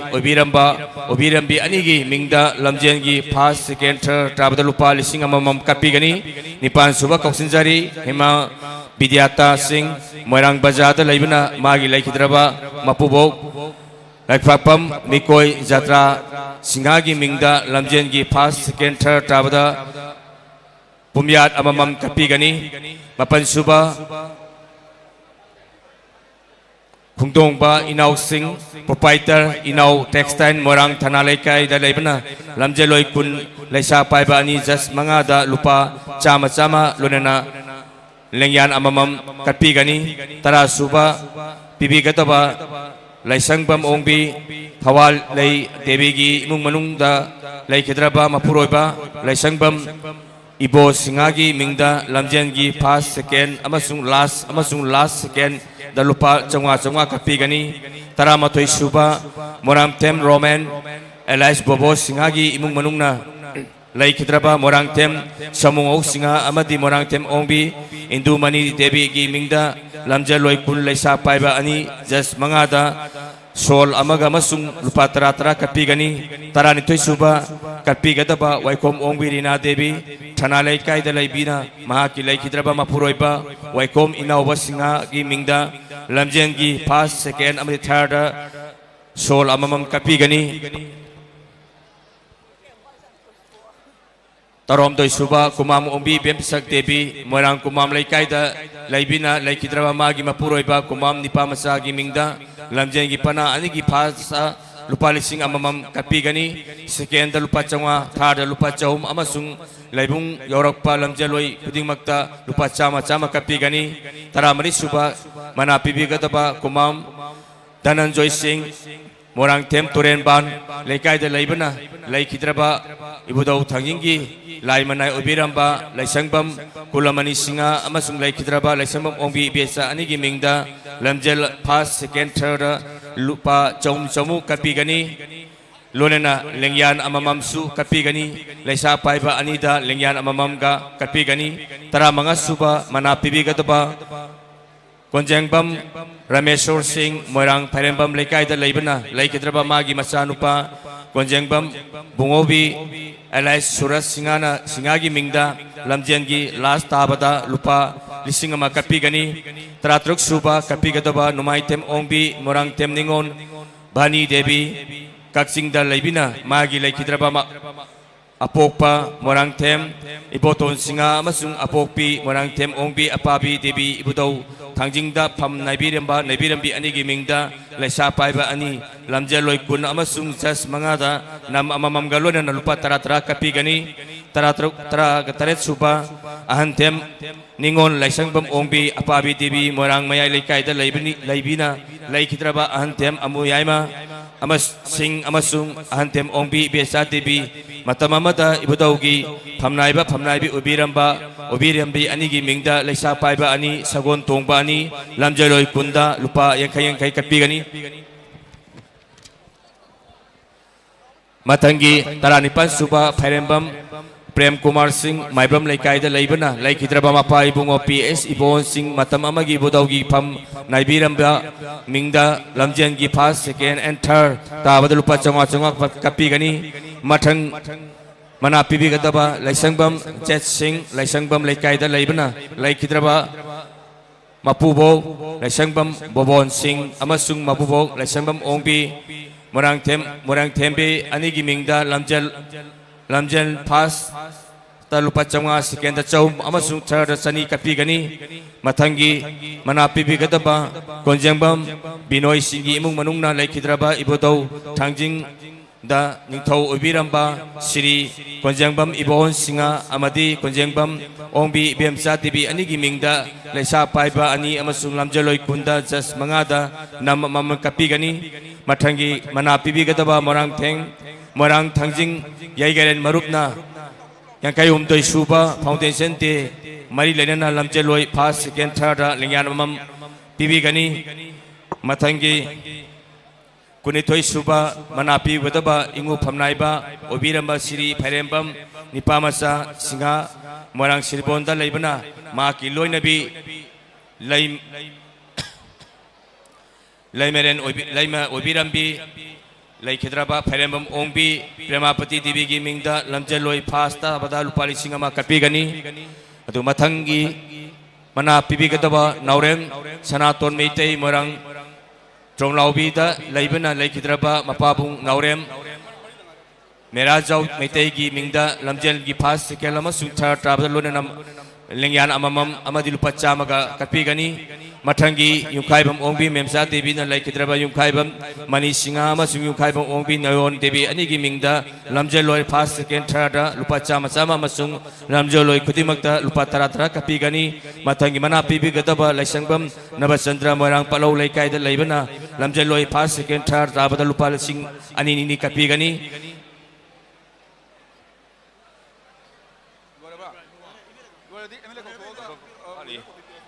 Pobalatagi Chaungbam ongbi Pota Devi na MLA amadi magi loinibigi mingda lamjeloi pass tabada lupa changwa amaga kapigani aduga aroiba uri kubam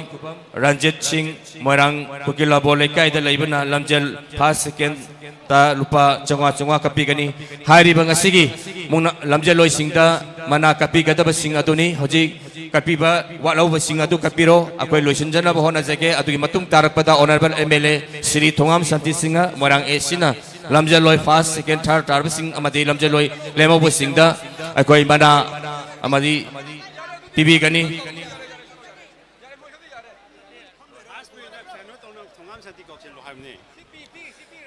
ꯑꯩꯈꯣꯏꯒꯤ ꯍꯧꯖꯤꯛ ꯂꯣꯏꯁꯤꯟꯖꯔꯛꯄꯒ ꯂꯣꯏꯅꯅ ꯉꯁꯤꯒꯤ ꯏꯕꯨꯙꯧ ꯊꯥꯡꯖꯤꯡ ꯍꯔꯥꯎ ꯃꯊꯣꯏ ꯀꯥꯕ event ꯇꯧꯈꯤ ꯍꯥꯏꯔꯤꯕ ꯉꯁꯤꯒꯤ ꯖꯨꯟꯒꯤ ꯇꯥꯡ 3, 2025 ꯑꯁꯤꯒꯤ ꯂꯝꯖꯦꯜ ꯊꯥꯕ ꯉꯁꯤꯒꯤ ꯇꯨꯔꯕꯨꯡꯗꯒꯤ ꯂꯝꯖꯦꯜ ꯊꯥꯔꯛꯈ꯭ꯔꯕ ꯂꯝꯖꯦꯜꯂꯣꯏꯁꯤꯡꯒꯤ ꯃꯅꯨꯡꯗ jersey number 1, 3 and 4 하리바 람젤로이 아호마시부 마나 비비라나바 아코기 오너블 MLA 시리 통암 산티싱가 모랑 에시부 곡신자리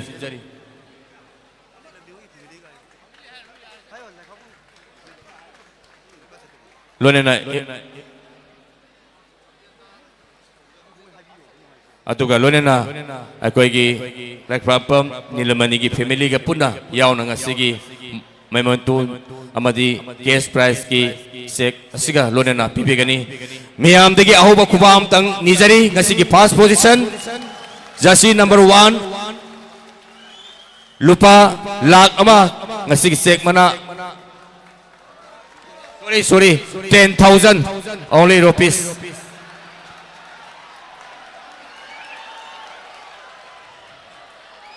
target sari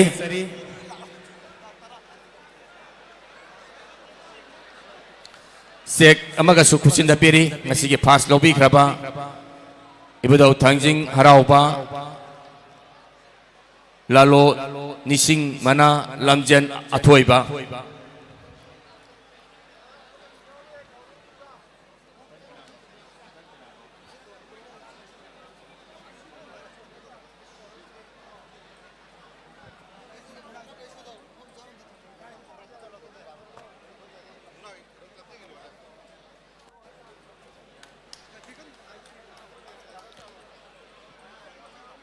ꯑꯩꯈꯣꯏ ꯍꯧꯖꯤꯛ ꯂꯝꯖꯦꯜꯂꯣꯏꯁꯤꯡ ꯐꯥꯁ ꯇꯥꯈ꯭ꯔꯕ ꯉꯁꯤꯒꯤ ꯋꯤꯅꯔ ꯖꯔꯁꯤ ꯅꯝꯕꯔ 1 ꯗ ꯑꯣꯅꯔꯦꯕꯜ MLA ꯅ ꯀꯦꯁ ꯄ꯭ꯔꯥꯏꯖ ꯑꯗꯨꯒ ꯂꯩꯈꯥꯛꯄꯝ ꯅꯤꯂꯃꯅꯤꯒꯤ ꯐꯦꯃꯤꯂꯤꯅ ꯉꯁꯤꯒꯤ ꯃꯣꯃꯦꯟꯇꯣ ꯄꯨꯟꯅ ꯈꯨꯠꯁꯤꯟꯅꯕꯒꯤ ꯊꯧꯔꯝ ꯂꯣꯏꯁꯤꯟꯖꯔꯦ ꯑꯗꯣ ꯂꯝꯖꯦꯜꯂꯣꯏꯁꯤꯡꯅ ꯑꯩꯈꯣꯏꯒꯤ ꯂꯩꯕꯤꯔꯤꯕ ꯏꯃꯨ ꯐꯝꯅꯥꯏꯕ ꯂꯩꯃ ꯅꯤꯉꯣꯜꯁꯤꯡꯗ ngahaktan lamjelon sine lengsin biraga makoi degi thaujani binaba madum tanga akoi gi thanging seba mandan pubina bani singjari amutang hawat pigani thanging seba mandan gi lamjeloi pubina ba hawat piro kitang thubiyo akoi thanging seba mandan awang de fambi re dom ta hawat piro lamjeloi singje pubiro akoi thanging seba mandan singdom ta hawat piro lamjeloi singde pubiro kai no innara leiri dibo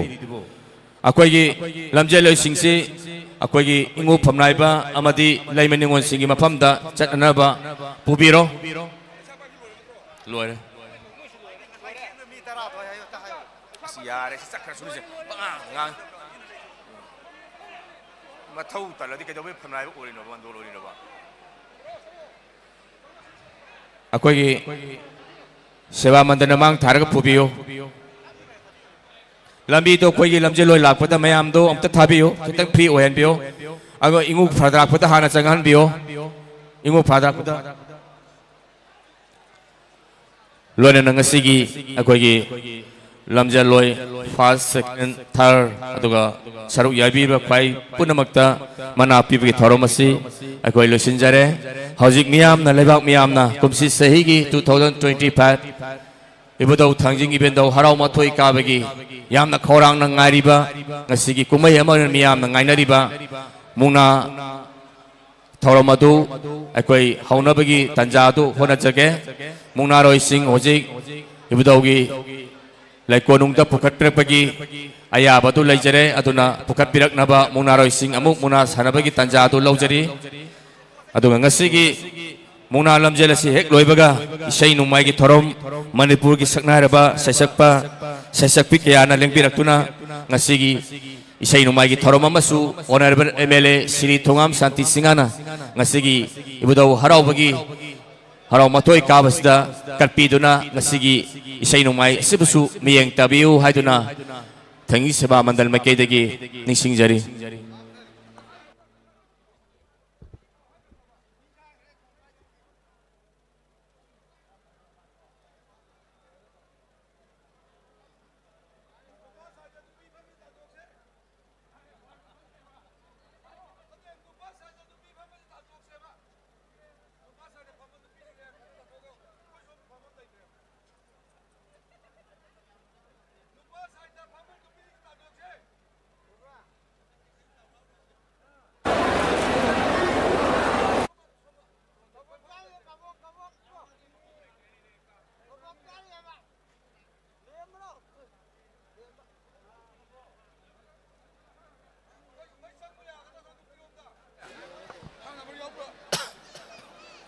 ꯑꯩꯈꯣꯏꯒꯤ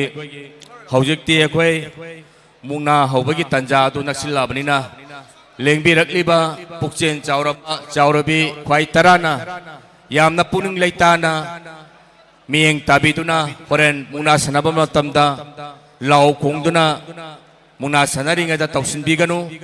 ꯑꯩꯈꯣꯏꯒꯤ ꯉꯁꯤꯒꯤ ꯃꯨꯛꯅꯥ ꯑꯁꯤꯒꯤ ꯑꯔꯦꯞꯄ ngasi judges obiduiba mioi mari aduna lepaduna koi fainen oigani aduna madugi mungna ki chatnar kanglon akoi niyom sing miam da thamjarake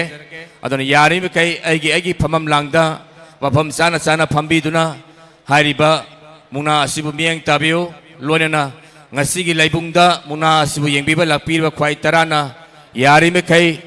akoi gi nattaba nisa chinjak chasinduna law khongba adu ima ibn singi marakta karanta sinba madu yarim kai tawbiganu akoi security chapchana thamjai madu gi wangmuda tawra abagadi akoi chapchana madu gi action lokka chagani masi matagani singjage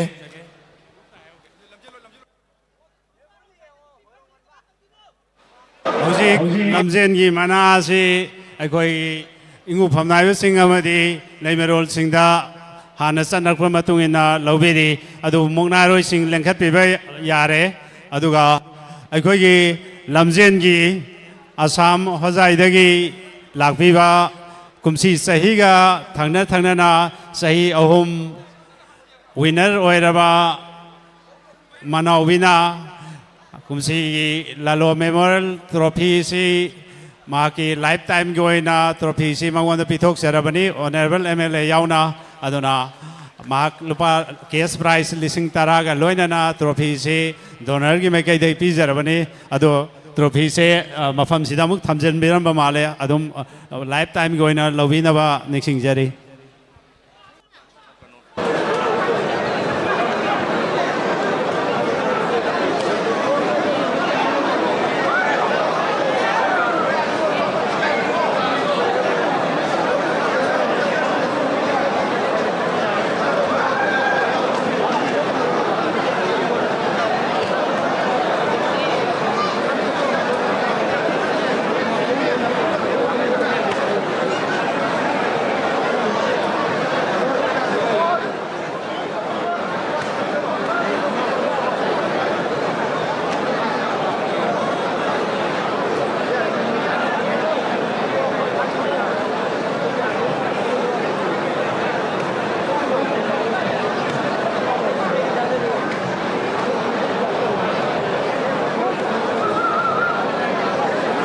ꯑꯩꯈꯣꯏꯒꯤ ꯍꯧꯖꯤꯛꯁꯦ ꯃꯨꯛꯅꯥ ꯍꯧꯅꯕ ꯇꯥꯟꯖꯥ ꯂꯧꯖꯔꯦ ꯑꯗꯨꯒ ꯃꯔꯛ ꯊꯠꯅ ꯀꯅꯥꯒꯨꯝꯕꯤꯒꯤ ꯑꯩꯈꯣꯏꯒꯤ ꯏꯕꯨꯙꯧꯒꯤ ꯍꯦꯛ ꯍꯣꯖꯪꯗ mobile ꯕ꯭ꯂꯦꯛꯀꯤ ꯑꯃꯈꯛ ꯇꯧꯍꯧꯔꯦ ꯏꯁꯥꯅ ꯃꯗꯨꯒꯤ ꯄ꯭ꯔꯃꯥꯟ ꯆꯥꯕ ꯃꯇꯤꯛ ꯆꯥꯕ ꯄꯤꯕꯤꯔꯒ ꯄ꯭ꯔꯣꯒ꯭ꯔꯥꯝ ꯀꯃꯤꯇꯤꯗꯒꯤ ꯂꯧꯕꯤꯒꯅꯤ ꯑꯗꯨꯒ ꯑꯩꯈꯣꯏꯒꯤ ꯒꯥꯔꯤ ꯃꯆꯥ ꯑꯃ ꯃꯨꯖꯨꯛ ꯐꯪꯕ ꯁꯣꯝꯗ ꯒꯥꯔꯤ ꯃꯆꯥꯃꯛꯇ ꯁꯣ ꯑꯃ ꯍꯥꯞꯆꯤꯜꯂꯒ ꯊꯝꯃꯝꯃꯦ ꯃꯗꯨꯃꯁꯨ ꯄ꯭ꯔꯣꯒ꯭ꯔꯥꯝ ꯀꯃꯤꯇꯤꯗ ꯂꯥꯛꯄꯤꯔꯒ ꯏꯁꯥꯒꯤ ꯃꯇꯤꯛ ꯆꯥꯕ ꯄ꯭ꯔꯃꯥꯟ ꯄꯤꯕꯤꯔꯒ ꯒꯥꯔꯤꯒꯤ ꯁꯣꯗ ꯂꯧꯕꯤꯕ ꯌꯥꯒꯅꯤ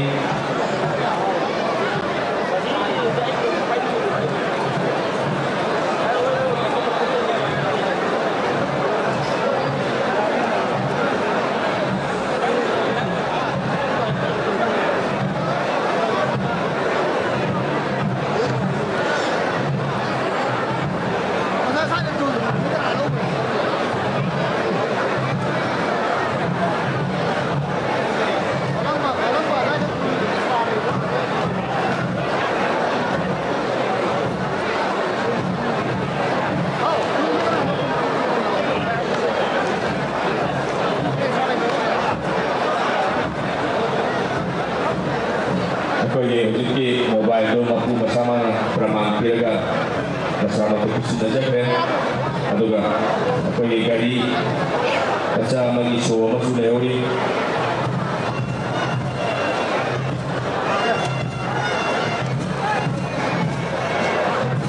ꯑꯩꯈꯣꯏꯒꯤ ꯒꯥꯔꯤ ꯃꯆꯥ ꯑꯃ ꯃꯅꯤꯡꯗ ꯁꯣ ꯌꯥꯎꯔꯒ ꯊꯝꯕꯤꯔꯝꯕ MN06S6853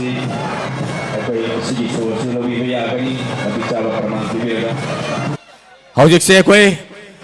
ꯃꯨꯅꯥꯔꯣꯏꯁꯤꯡ ꯂꯦꯡꯕꯤꯔꯛꯂꯦ ꯃꯤꯌꯥꯝꯗꯒꯤ ꯑꯃꯍꯧꯕ ꯈꯨꯕꯥꯛ ꯑꯃꯇꯪ ꯄꯨꯛꯅꯤꯡ ꯊꯧꯒꯠꯄꯒꯤ ꯅꯤꯖꯔꯤ ꯃꯤꯌꯥꯝ ꯈꯨꯕꯥꯛ ꯈꯨꯕꯤꯁꯤ 2025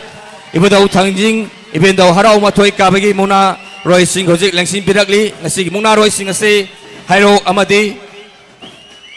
ꯈꯣꯝꯅꯥꯎ ꯍꯥꯏꯕ ꯂꯝꯗꯝ ꯑꯅꯤꯒꯤ ꯃꯃꯥꯡ ꯆꯍꯤꯗ ꯋꯤꯅꯔ ꯂꯧꯕꯤꯈ꯭ꯔꯕꯁꯤꯡ ꯑꯗꯨꯒ ꯁꯛꯅꯥꯏꯔꯕ ꯃꯨꯅꯥꯔꯣꯏꯁꯤꯡ ꯉꯥꯛꯇꯅꯤ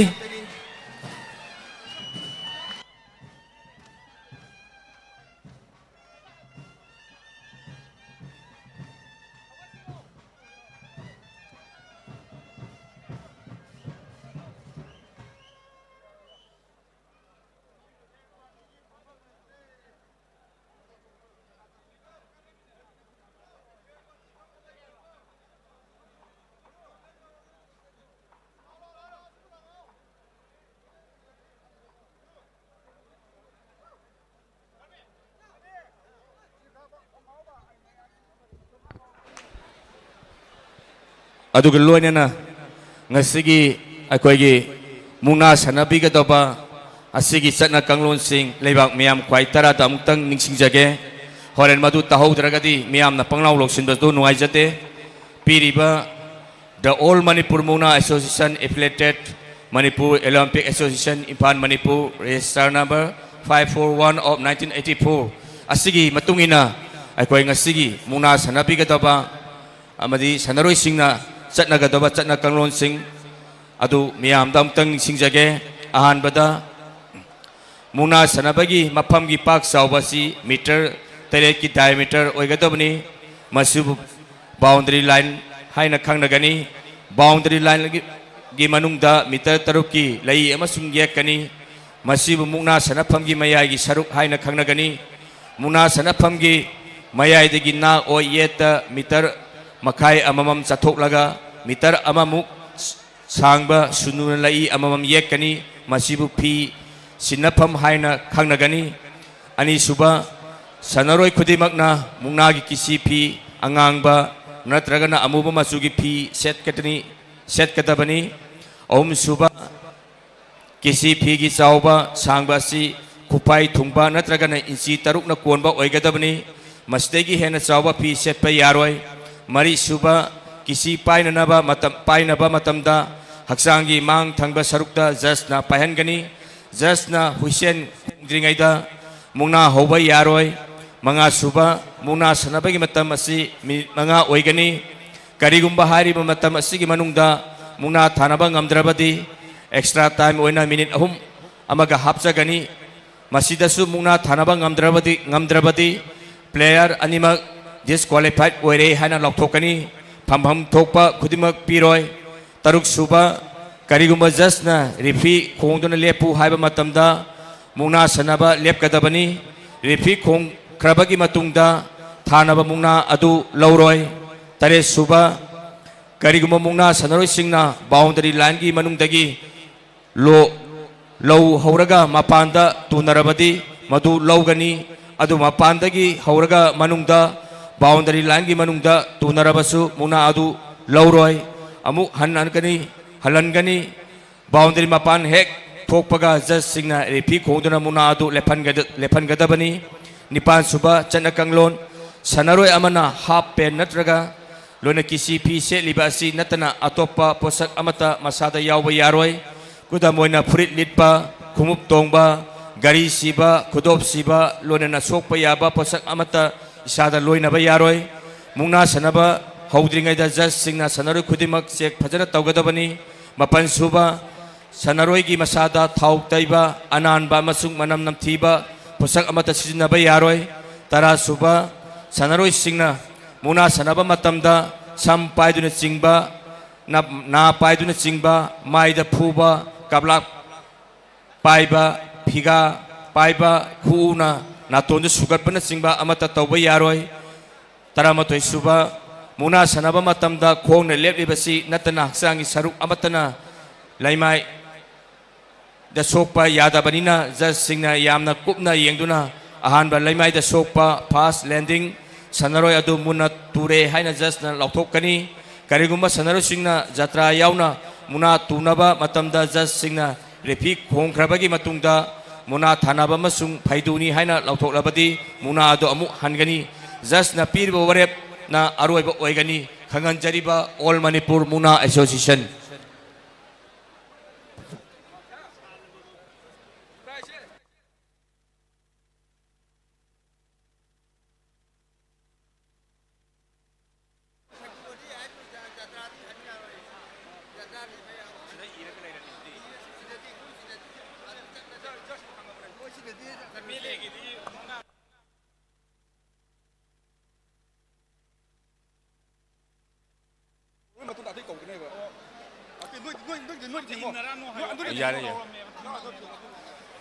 अदुगा होजिकसे लेबाक मियामना ख्वाइदगी यामना तांगना फंगजबा मियेंग तागदुगी खौरांना ngaijariba मुनारोय सिंगसु थुंगबनिना मुनारि दुसिंग असबु पुरिंग थौगलपिबा अमदि मकोय पुनमकपु सनरोय सिंग असबु ngasiगी इबुदौ इवेंट तौगी खुया कादा यामना इंगना तिंगना सननानबा ngasiगी मुना लमजेन ngakpiriba Honorable MLA Sri Thongam Santi Singona Sakhang Makhang Nabagi Mana Pebigi Tanjadu Ahanba Laujari Honorable MLA Masakak Lengbirakana Lengbiraknaba Atopadi Yaubiraktana Baning Singjari Honorable MLA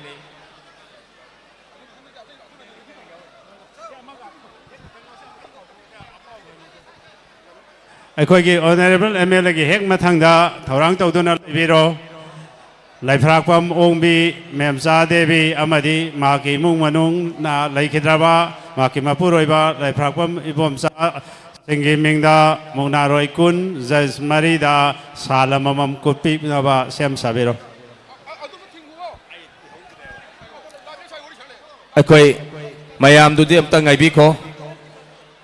Honorable MLA की लोचिंजरगा मयाम की कटकदबा सिंगदो रेडीदा दुम लेबिरो अदुगा कौसिंजरके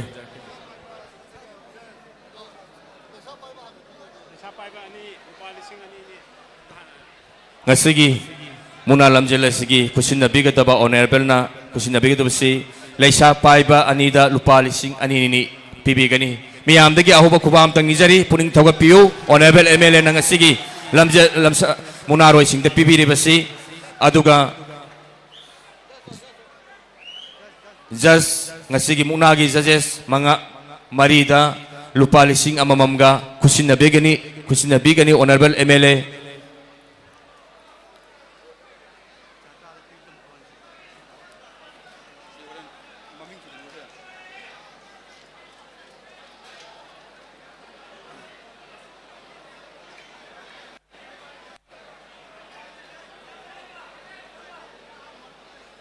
Tagachari Matangi Jatra Anida Lupalising Tara Tara Amaga Mana cash prize oina pibiri Miam na kubang obam to kubio Puring Togapio Honorable MLA Sri Thongam Santi Singa Jatra Anida Lupalising Tara Tara Kusinabiri Asige Matangda Lema Riba Munaroy Tara ni Panda Mu Lupa Lising Ani Nibaga Pibigani Next Serena dum PBB yare jatra he loibaga munaroi tara nipal apun basing duda lising ani ini baga PB gani pun ngasigi munaroi si participate tori si kunni jatra yauraga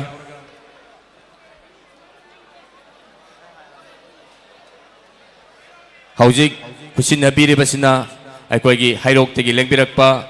munaroi singni honorable MLA na kusin nabiri basi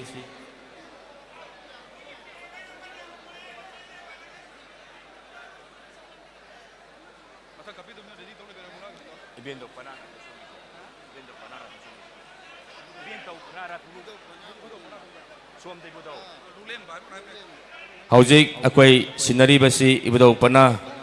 lukuba panagi honorable MLA na sinabalo sinjare batang ibendau pana lulen panagi mu akwai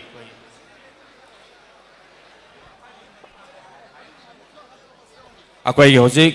ꯍꯩꯔꯣꯛꯇꯒꯤ ꯂꯦꯡꯕꯤꯔꯛꯄ ꯃꯨꯛꯅꯥꯔꯣꯏꯁꯤꯡ ꯖꯇ꯭ꯔꯥ ꯌꯥꯎꯅ ꯑꯩꯈꯣꯏ ꯃꯨꯛꯅꯥꯔꯣꯏ ꯖꯇ꯭ꯔꯥꯗ ꯂꯨꯄꯥ 10,000 ꯑꯗꯨꯒ ꯂꯦꯝꯍꯧꯔꯤꯕ ꯁꯥꯟꯅꯔꯣꯏ ꯃꯨꯛꯅꯥꯔꯣꯏ ꯈꯨꯗꯤꯡꯃꯛꯇ ꯂꯨꯄꯥ 2,200 honourable MLAꯅ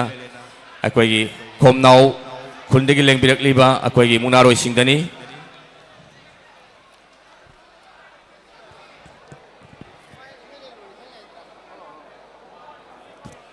ꯑꯩꯈꯣꯏ ꯃꯌꯥꯝꯁꯦ ꯑꯃꯨꯛꯇꯪ ꯄꯨꯛꯅꯤꯡ ꯂꯩꯇꯥꯅ ꯂꯩꯕꯤꯌꯨ ꯃꯨꯛꯅꯥꯁꯨ ꯌꯥꯝ ꯅꯨꯡꯉꯥꯏꯅ ꯌꯦꯡꯃꯤꯟꯅꯁꯤ ꯁꯦꯀ꯭ꯌꯨꯔꯤꯇꯤ ꯏꯆꯤꯜ ꯏꯅꯥꯎꯁꯤꯡꯅ ꯍꯥꯏꯕꯤꯕꯗꯨ ꯈꯤꯇꯪ ꯇꯥꯕꯤꯌꯨ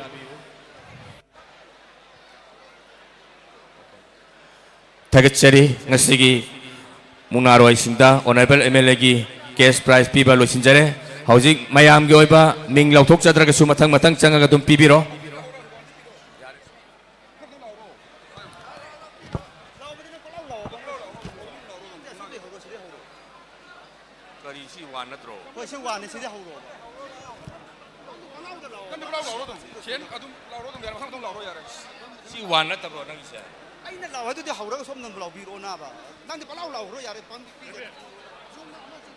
ꯍꯧꯖꯤꯛ ꯀꯧꯁꯤꯟꯖꯔꯤ ꯂꯩꯐꯥꯛꯄꯝ ꯑꯣꯡꯕꯤ ꯃꯦꯟꯆꯥ ꯗꯦꯕꯤꯒꯤ ꯏꯃꯨꯡ ꯃꯅꯨꯡꯅ ꯂꯩꯈꯤꯗ꯭ꯔꯕ ꯃꯄꯨꯔꯣꯏꯕ ꯂꯩꯐꯥꯛꯄꯝ ꯏꯕꯣꯆꯧꯕ ꯁꯤꯡꯍꯥꯒꯤ ꯃꯤꯡꯗ ꯐꯝꯅ ꯃꯨꯛꯅꯥꯔꯣꯏ ꯀꯨꯟꯗ ꯍꯧꯖꯤꯛ ꯖꯁ 3 ꯌꯥꯎꯅ ꯁꯣꯜ ꯑꯃꯃꯝ ꯀꯠꯄꯤꯒꯅꯤ ꯃꯥꯏꯔꯦꯝꯕꯝ ꯁꯤꯃꯥꯒꯤ ꯏꯃꯨꯡ ꯃꯅꯨꯡꯅ ꯂꯩꯈꯤꯗ꯭ꯔꯕ ꯃꯥꯏꯔꯦꯝꯕꯝ ꯐꯨꯞꯆꯥꯟ ꯁꯤꯡꯍ ꯃꯣꯏꯔꯥꯡ ꯃ꯭ꯌꯨꯅꯤꯁꯤꯄꯥꯂꯤꯇꯤꯒꯤ ꯆꯦꯌꯔꯄꯔꯁꯟ ꯑꯣꯏꯕꯤꯔꯝꯕ ꯃꯣꯏꯔꯥꯡ ꯕꯖꯥꯔꯗ ꯂꯩꯕꯒꯤ ꯃꯤꯡꯗ ꯃꯨꯛꯅꯥꯔꯣꯏ ꯑꯃꯁꯨꯡ ꯖꯖꯦꯁꯁꯤꯡꯗ ꯅꯝ ꯑꯃꯁꯨꯡ ꯂꯦꯡ ꯀꯠꯄꯤꯒꯅꯤ ꯑꯅꯤꯁꯨꯕ ꯃꯥꯏꯔꯦꯝꯕꯝ ꯑꯣꯡꯕꯤ ꯕꯦꯝ ꯄꯤꯁꯛ amadi Laikpapam Ongbi Pitesuri ani Laikhidraba Laikpapam Ibon Sing Amasung Laikpapam Ongbi Lion Devi Ibudau Tangjing Yipamnaiba Pamnaibi Obirambi Anigi Mingda Munaroy Amasung Singda Leng Amamam Kapigani Matang Kontom Jam Ongbi Besa Devi member Ward number 3 Turbungam Panchayat Kuyon Kaiteri Lip Game the Laibina Maki Laikhidraba Mapuroiba Kotongjam Ransadra Singagi Ningda Munaro Sing Laisa Paiba Masungja Singda Leng Amasung Lupacham Sama Kapigani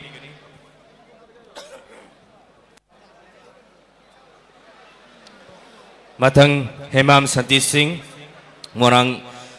Mamang Singjau Rota Laibana Maki Laikhidraba Mapa Ibungo Hemam Ibonha Amadi Mama Ibema Hemam Ongbi Pisak Devi Anigi Mingda Munaro Singda Laisa Paiba Madi Jas Marida Pinam Amam Amadi Lupatara Kapigani Matang Hemam Ongbi Punima Devi na Laikhidraba Banu Thoibi Laima Amadi Apabi Meitei Apokpi Ahumgi Mingda Munaroi Amadi Jas Singda Lupa Kontra Kapigani Matang Pilem Premapati Masanupa Johnson Lamasung Sunani na Laikhidraba Pilem Sanajao Masung Piram Novo Ani Gimingda Munaroi Sing Laisa Paiba Masung Jas Singda Lengyana Mamam Kapigani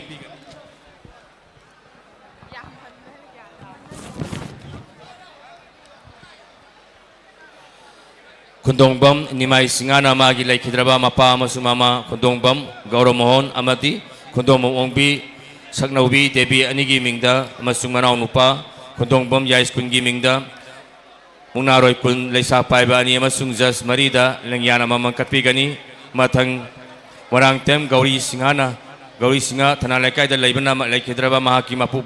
Apokpi Ming Oina Warang Tem Ibomsa Amasung Moram Tem Ongbi Kulabati Devi Anigi Mingda Laisa Paiba Ani Amasung Munak Roy Kun Amadi Jas Marida Lupa Kun Kapigani Hemam Bidyan Singh Moirang Bajada Laibana Magi Laikhidraba Mapugok Laikpapam Mikoi Jatra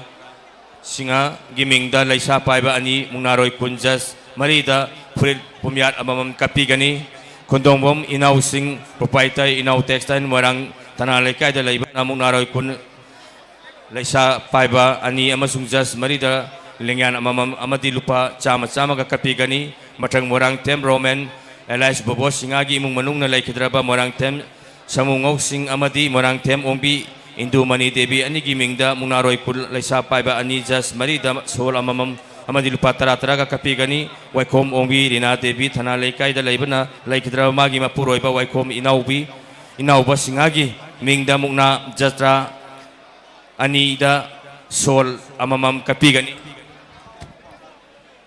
kumam ongbi bempisak debi kumam lekai da laibina magi laikidrama mapuraba kumam nipamasa singagi mingda muna jatra ani da lupa chonga kapigani matang kumam Dananjoy Singh moirang turemban lekai da laibana mahaki mapa ibungu kumam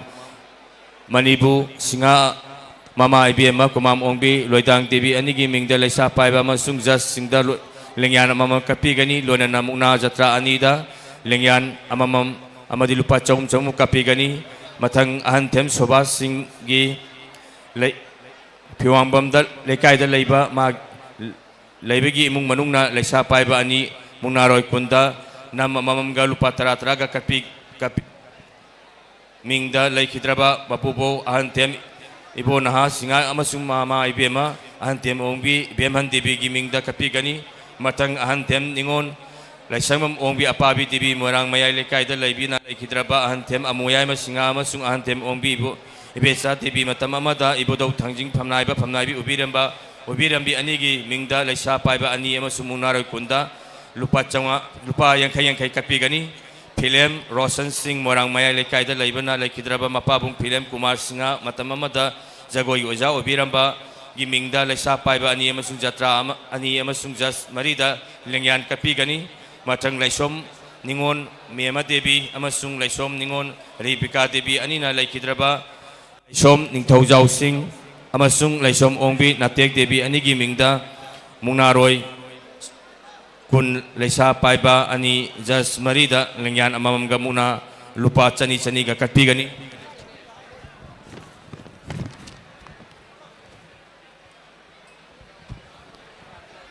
Parambam Prem Kumar Singh Maibram lekai da laibana laikidraba mapa ibungo PS ibon Singh matamama da ibodaw tangjingi ma pham nabirambagi mingda mungna jatra anigi athabada lupa lising atubada lupa chonga kapigani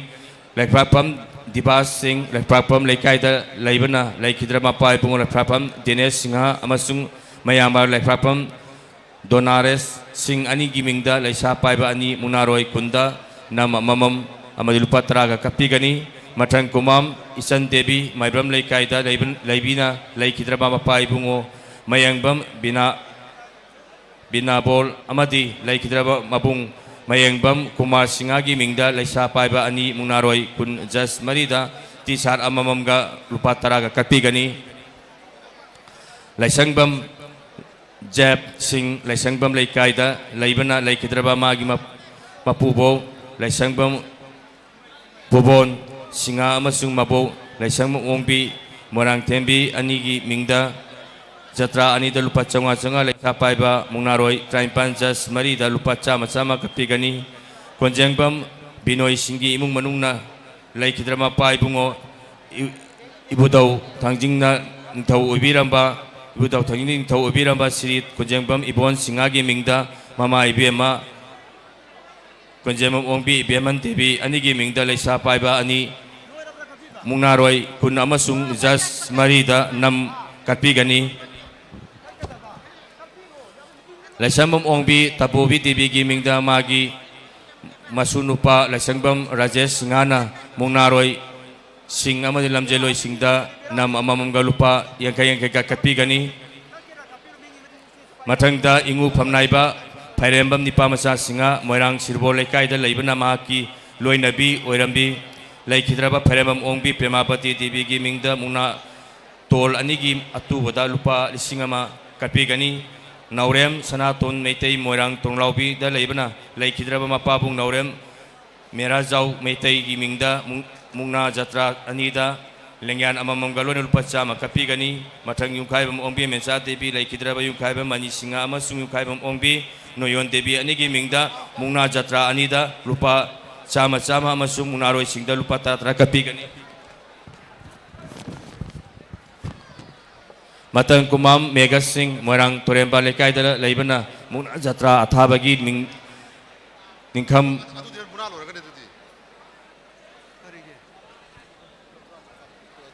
Hemam ongbi Bidapati Devi konjemam lekai da laibina laikidraba hemam ongbi Jati Devi hemam Bira Singagi amasung konjemam Tomba Singagi mingda mukna jatra anida lupa chonga kapigani poboladagi saungbam ongbi Poda Devi na MLA amadi loinebigi mingda mungna jatra anida lupa chonga kapigani Ningthou खोंजम Avinash Singh थमना Poppy दा लेबना लेखिद्रबा मागी मसी कोंजेमम निंगोन सोनी देवी की मिंगदा मुंगना जत्रा अनि दा लुपा चंगा चंगा कपी गनी पंसांग लेकाय दा न लाइबी न मुंगना जत्रा अनि दा लुपा चंगा चंगा कपी गनी लाइप्रापम किरणजी सिंगाना लेखिद्रबा लाइप्रापम एरोजी सिंगा की मिंगदा मुंगना जत्रा अनि दा लुपा चंगा चंगा कपी गनी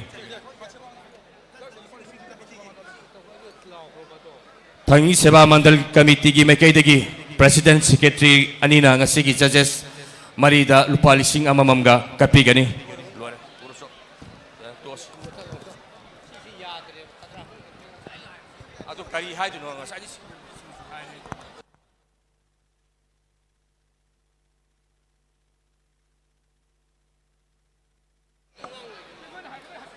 अखोगी खा थांबा मैकैदा security इचिनाव सिंदा Amruta लेंसिन बिरगा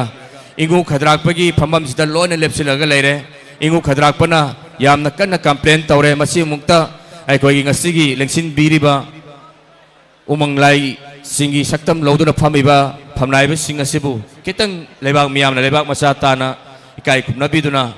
अखोगी फमनाइबि सिंगी ममांगना लेप्सिलिबसी अमुक्तंग security इचिनाव सिंगना arrange तौबिनबा committee की मैकैदगी निंगसिंगजरी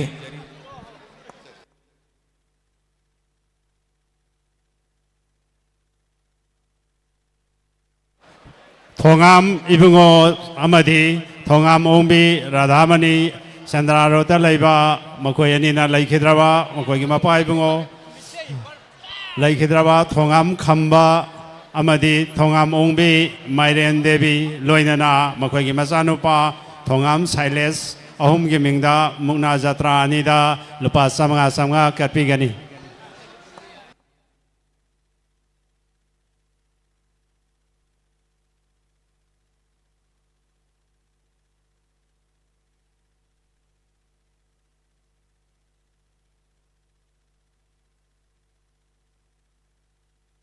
अखोइना नोलुक से दिंगबामना अखोइ इकाई खुमनरिजिबा जजेस सिंगना अथुबु मतमदा मुंगनागे रिजल्ट अदु पिबिउ लोइनना तोंदगिना जात्रा मथंग फावबददी मुंगना से रिप्ले तौरसु याई अदुबो अखोइगी इबदौ थांजिंगी सतनबी कांगलोन ओइना जात्रा ददी करिगुंबा मुंगना अदु येनबा नत्रगा फजना थाबदो खांगौदा तारगदी फैदू ओइना लौथोकपिबा नत्रगा नखै सेंगना अथाबदो लौथोकपा नत्रगदी अखोई जात्राददी रिप्ले तौबसिमा सनदे मसिमा तौबिदनबा नोलुक्सरी लोइनना अखोई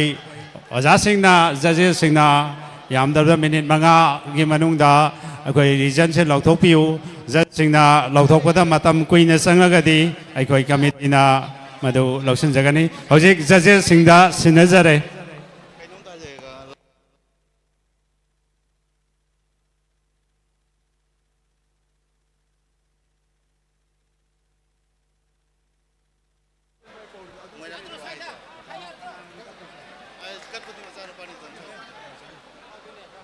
मोइरांथेम Johnson मोइरांथेम मनीषान यमिंगदा Jatra अनिदा लुपा Samga Samga कटपीगनी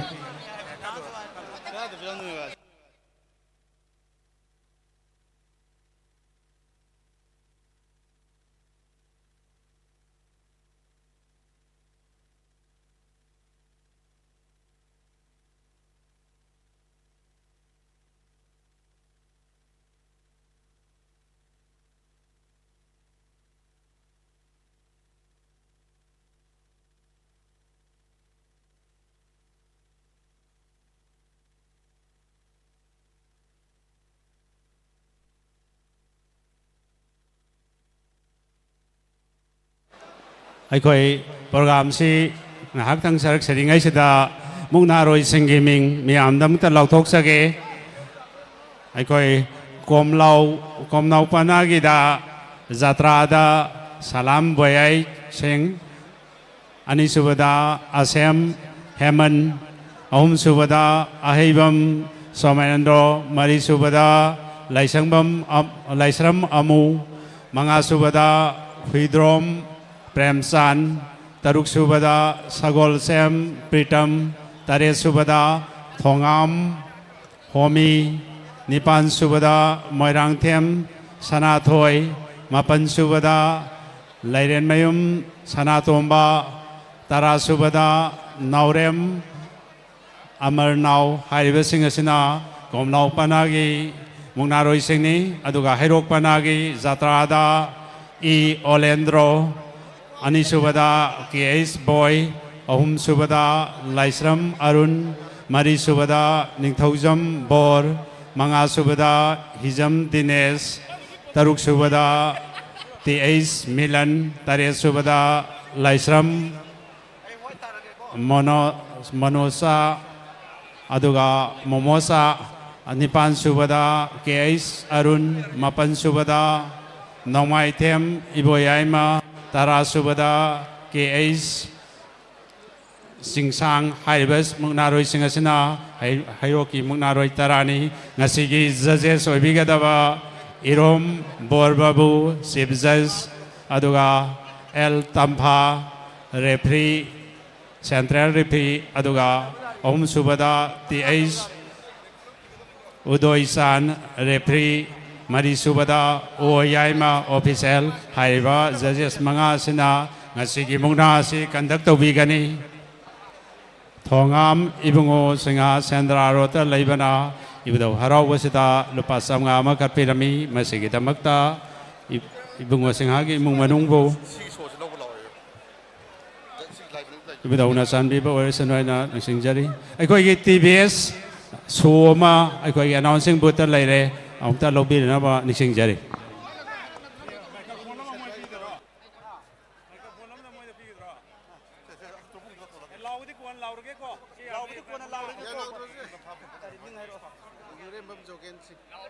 Turbung Lam Tabung da Laiba Spark so Masu Simafan said Lady Lobby and Nava Nishingjari.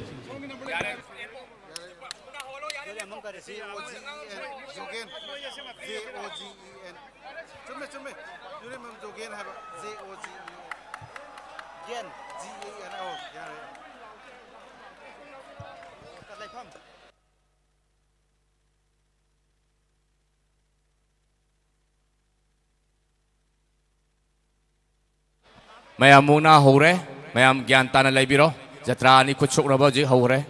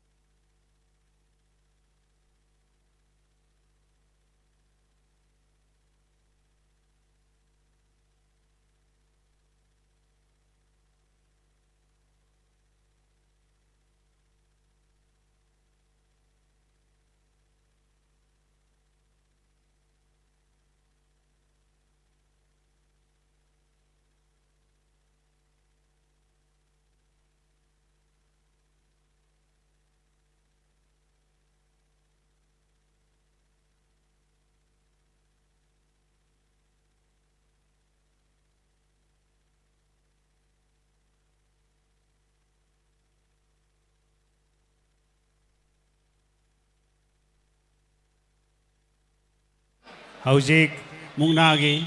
Tuanda Kona Biribasi इबदौ पनागी के सिंसांग अमदी नौरेम अमर नाव अनीनी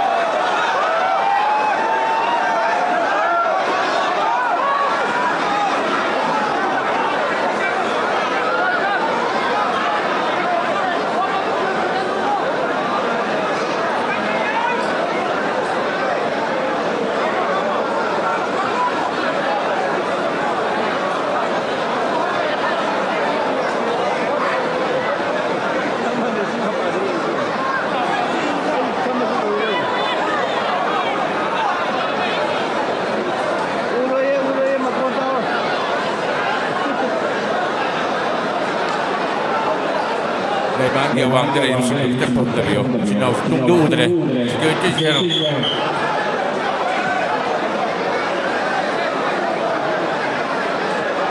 Lagi lesang bigano. Matu sada Leibang bayau ni.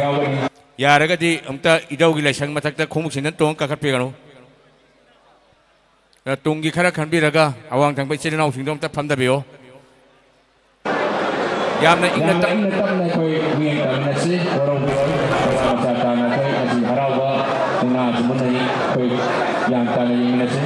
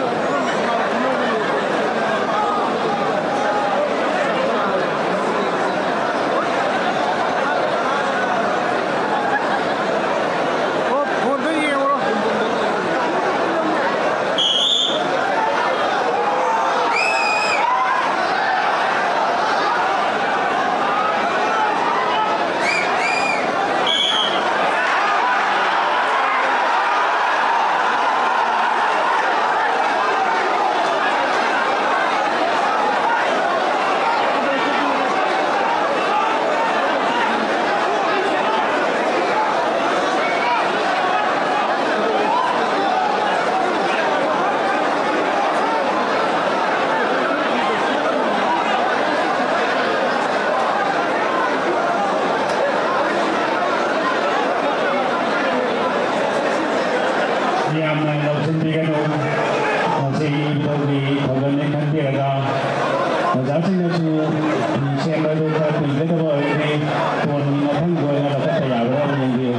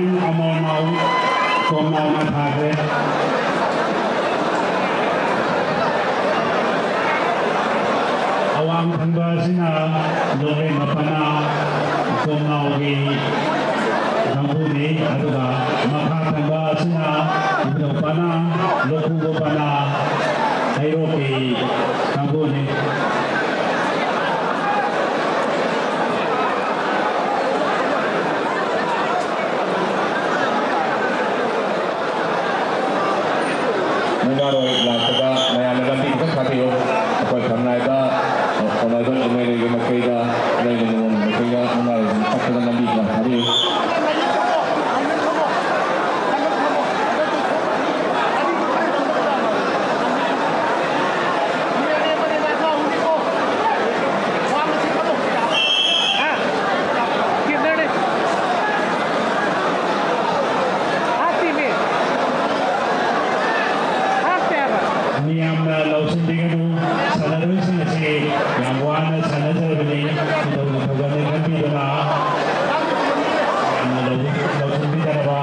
Sing sanansi.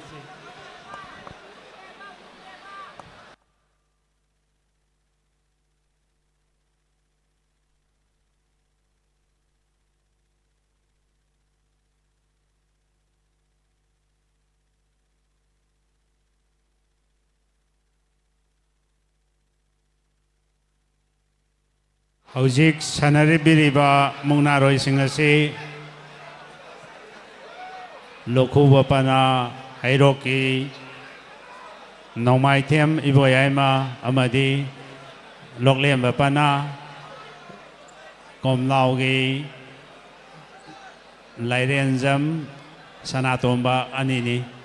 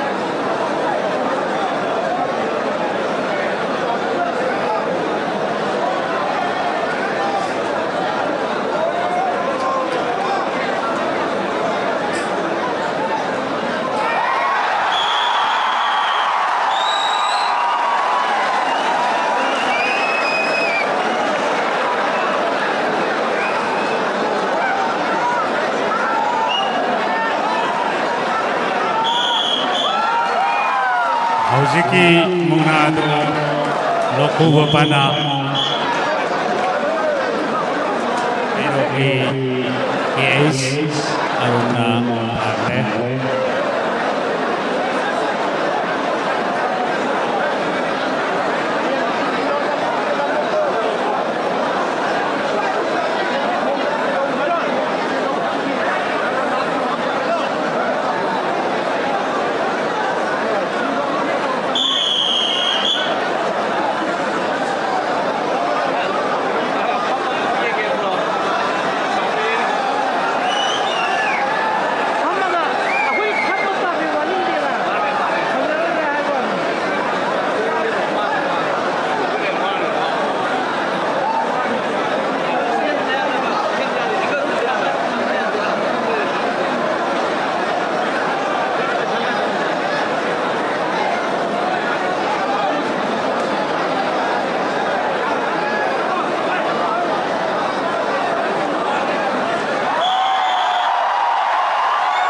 Langbigano, mayam langbigano. Asi generator thagasar kani mayam langbigano.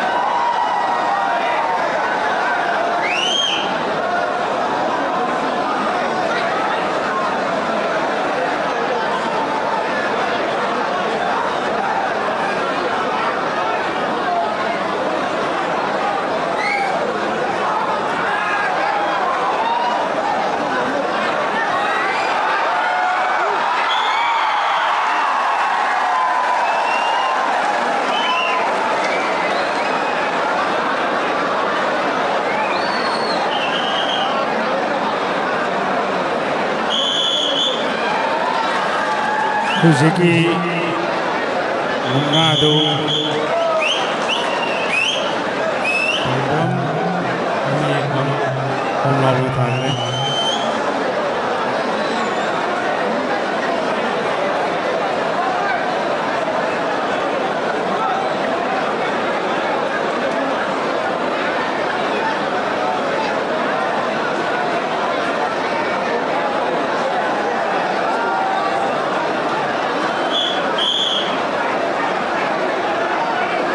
ꯅꯥꯀꯜ ꯑꯅꯤꯃꯛꯅ ꯍꯧꯖꯤꯛ ꯑꯅꯤ ꯑꯅꯤ ꯊꯥꯅꯔꯤ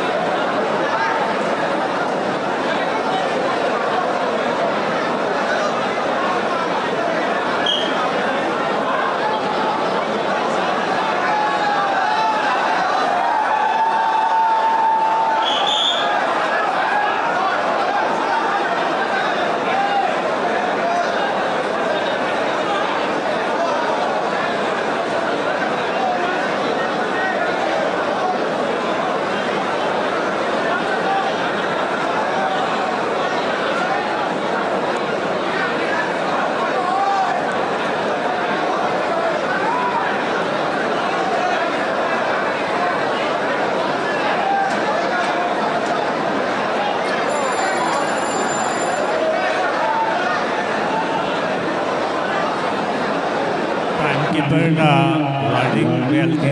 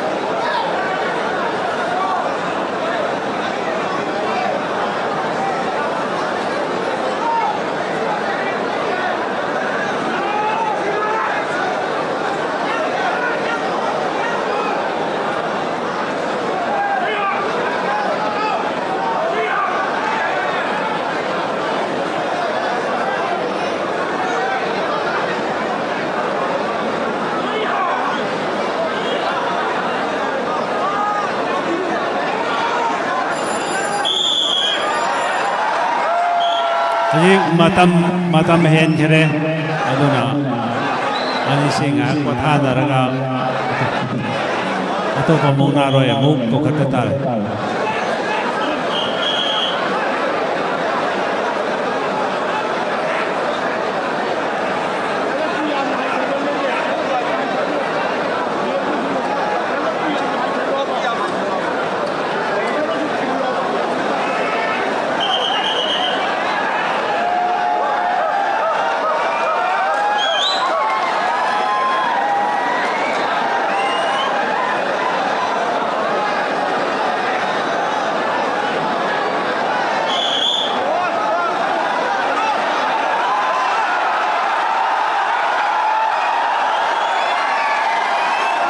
mayam kan na lausin bigano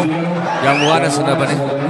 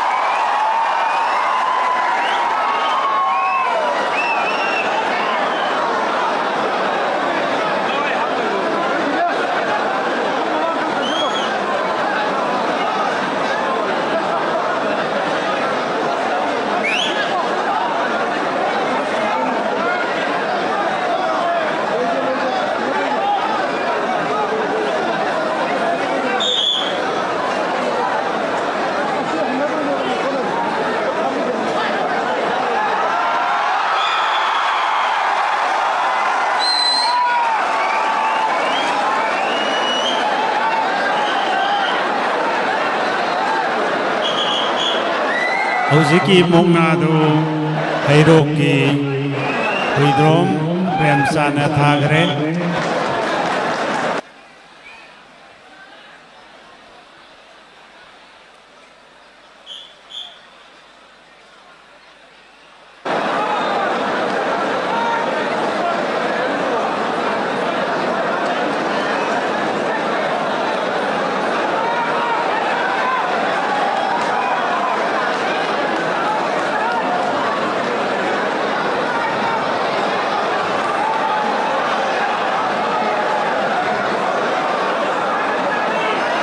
मियामने लौसन बिगनु मुंगनारोई सिंह असी याम वाना मखोई इदौगी थौगन तौजरिबने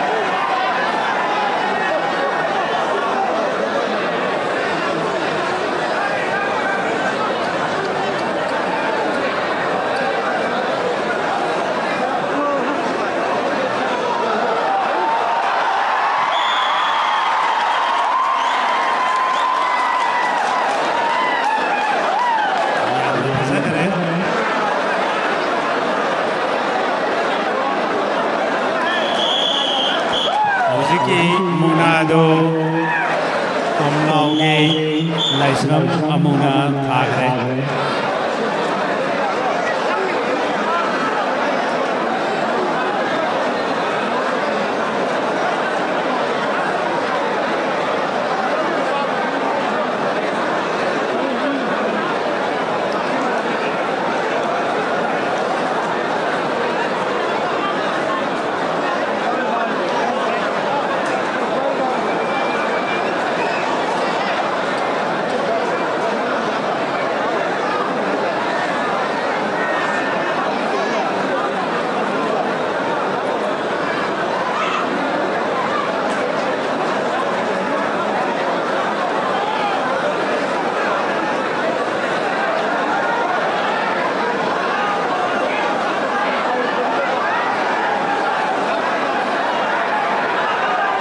हौजिक लंगजै सनगदबा दो ngasai thanagidaba ani do matamdi loi kharabani adubo mayamgi interesta amuktang konaraga akoi association na pibiba minute ahumda warning piraga minute mangada thanadragadi makoi turn out tawjargani amuktang last chance oina ngasai thanagidaba ani do langjai konadengeda sanabegan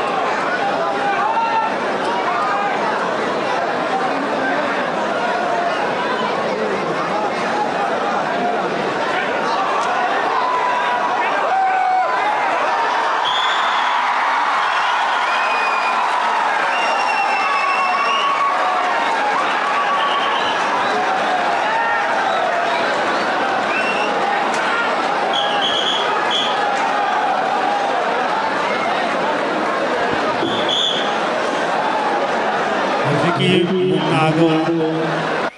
कोमलाओगी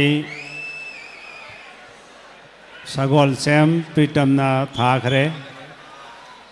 हजिक कोनगदुसे लंगजैनी लोनेना मियाम से पुनिंग लेताना वखल लेताना अमुतंग यिंगबिको मखा ताबा कोई इसै नोमाई की थोरमसु honourable MLA ना कटपीबा ngasiगी इसै नोमाई मियाम तामिनगिसे हजिक मुनागी लेनरिबा फिबम मियामदमुक्ता थमजगे लोकलेम्बा पाना event थौपाना कोमलाउना तारेत सनबई मनुंगदा मंगा थारे अदुगा लोखुबा पाना इबदौपाना हैरोकना अनि थारे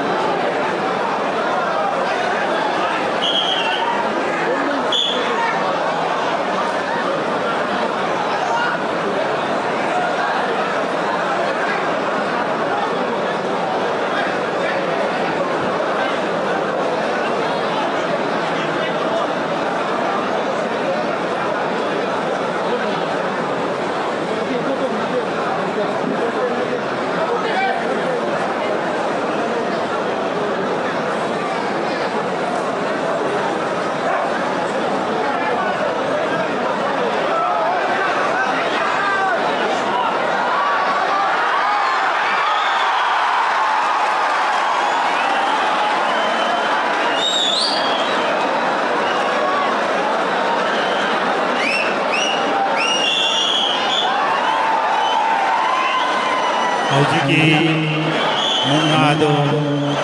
Loklem Bapana Ibn Taupanagi Ahibam Somendona Padre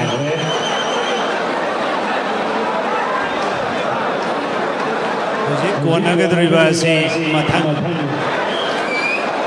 ni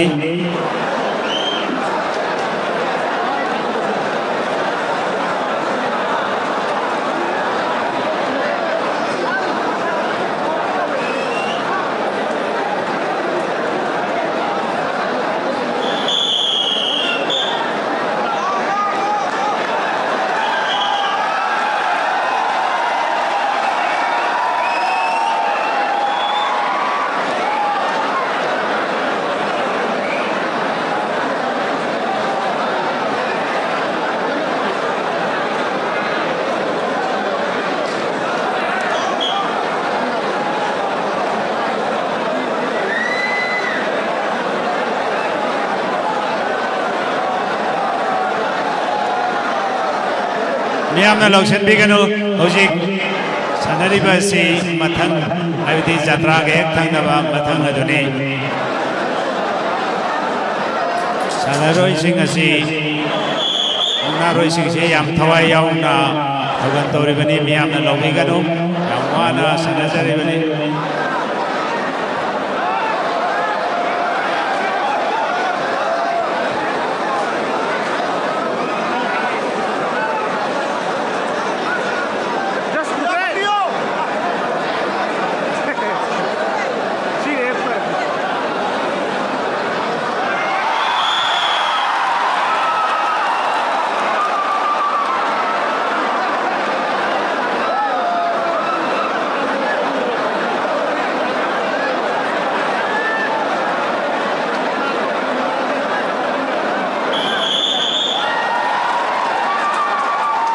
Ziki Munado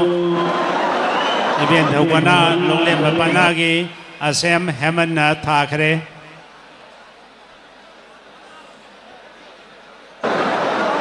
Mungaroi Mapan Sanabagi Manungda Loku Bapanana Ibn Taupanana Ani Loklem Bapana Ibn Taupanana Taret Thakre Yamna Langshan Birakano, Hojik Sanagadori say Zatrani, Yamna Miamna Langshan Bidanaba, Nixing Jari, Akoi Munaro Singasi, if the event Togan Tauzavani, Yamna Wana Sanazari Bani.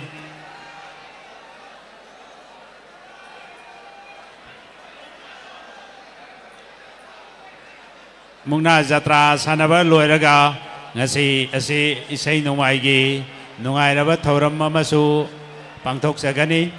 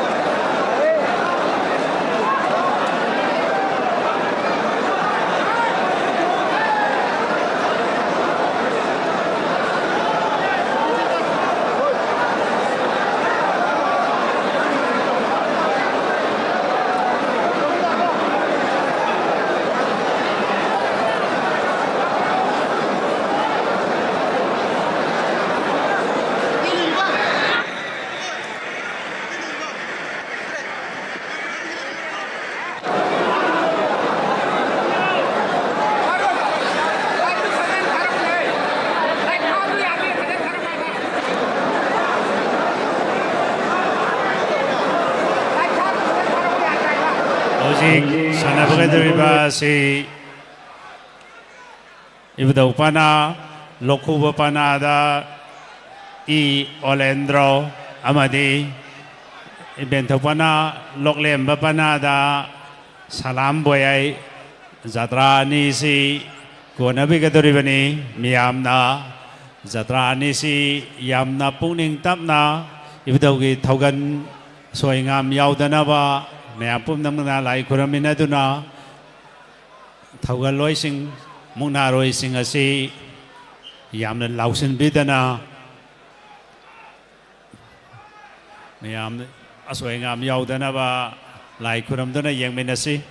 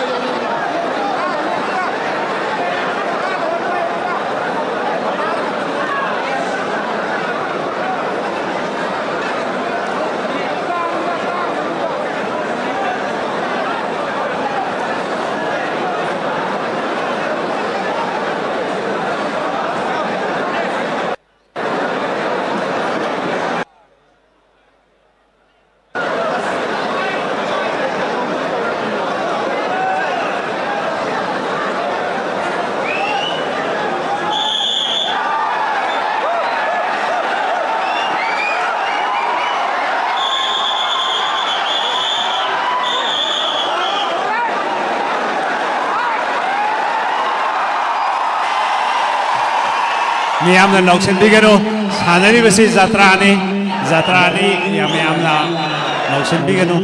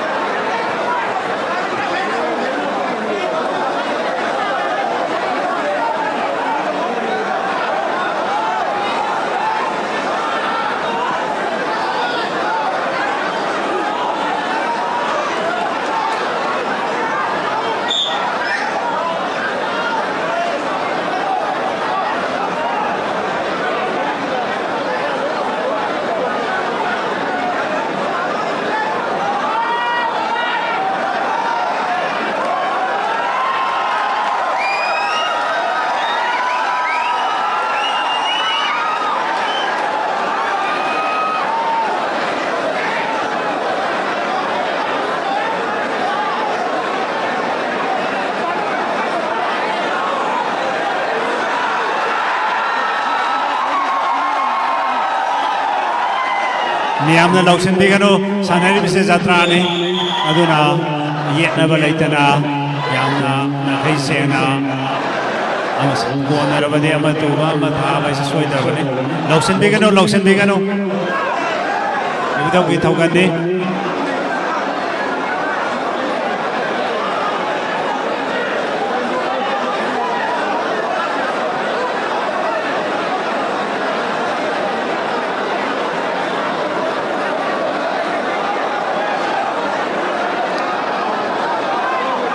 ꯑꯩꯈꯣꯏꯅ ꯄꯥꯝꯖꯔꯤꯕꯁꯦ ꯌꯦꯠꯅꯕ ꯂꯩꯇꯅ ꯃꯨꯛꯅꯥ ꯊꯥꯅꯕꯗꯨꯅꯤ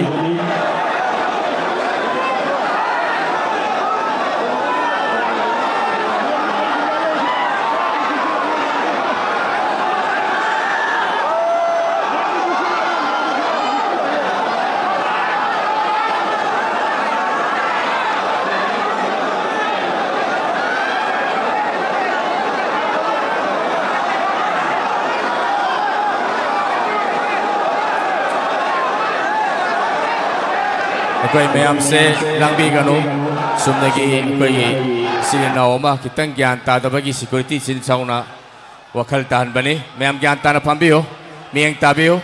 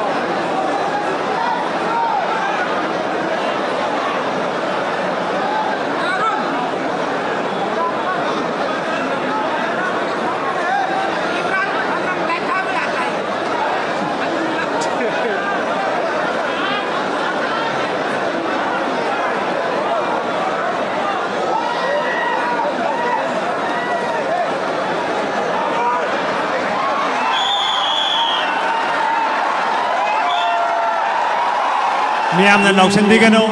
ꯃꯨꯛꯅꯥꯔꯣꯏꯁꯤꯡ ꯑꯁꯤ ꯌꯥꯝ ꯋꯥꯅ ꯁꯥꯟꯅꯖꯔꯤꯕꯅꯤ ꯏꯊꯧꯒꯤ ꯊꯧꯒꯟꯅꯤ ꯃꯌꯥꯝ ꯂꯥꯎꯁꯟꯕꯤꯒꯅꯨ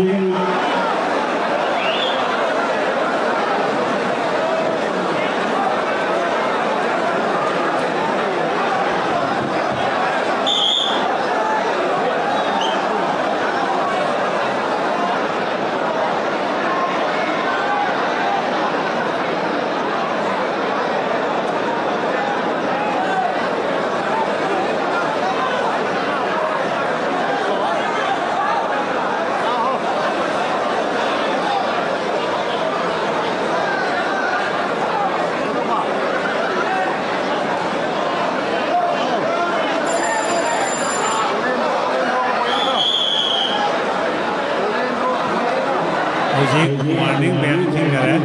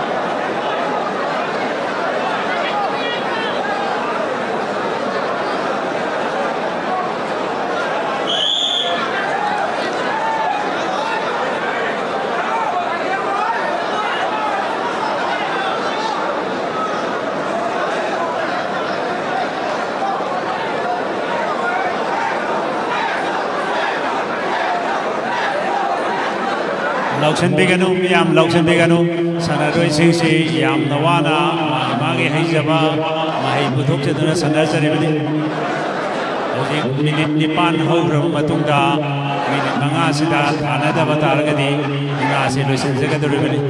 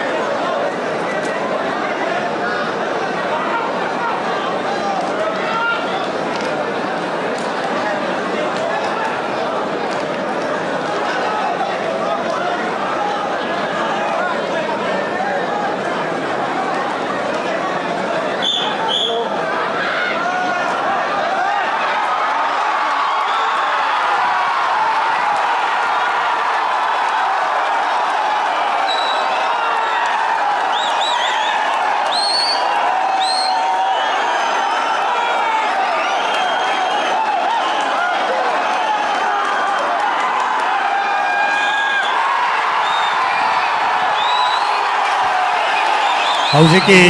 ꯃꯨꯛꯅꯥ ꯑꯗꯨ 이부도 파나 로쿠버 파나기 이 올렌드로나 타그레 ꯌꯥꯝꯅ ꯐꯖꯕ ꯃꯤꯌꯥꯝꯅ ꯂꯧꯁꯤꯟꯕꯤꯒꯅꯨ ꯃꯨꯛꯅꯥ ꯁꯥꯟꯅꯔꯕꯗꯤ ꯑꯃ ꯊꯥꯕ ꯑꯃ ꯇꯨꯕꯁꯦ ꯁꯣꯏꯗ꯭ꯔꯕꯅꯤ 이부도기 ꯊꯧꯒꯟ ꯉꯥꯛꯇꯅꯤ ꯇꯧꯔꯤꯕꯁꯦ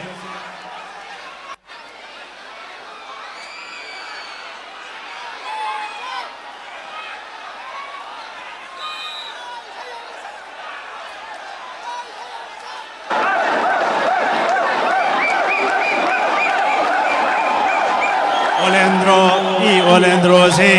한다가 마그나 이부도기 라이붕시다 어흠락수나 문화세 타라바네나 싱렘라바 러닝 트로피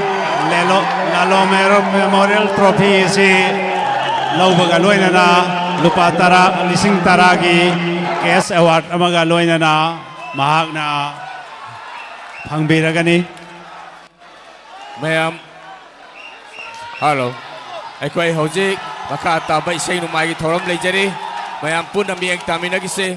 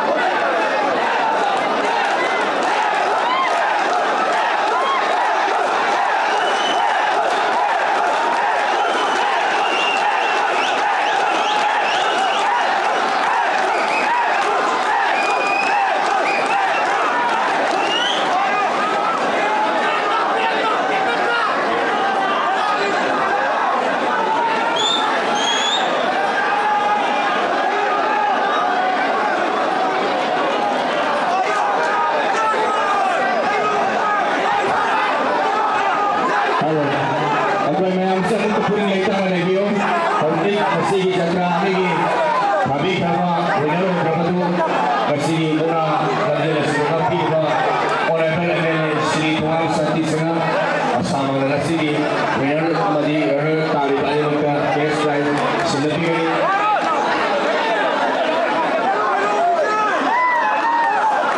ako'y nikam sandi kakatabasu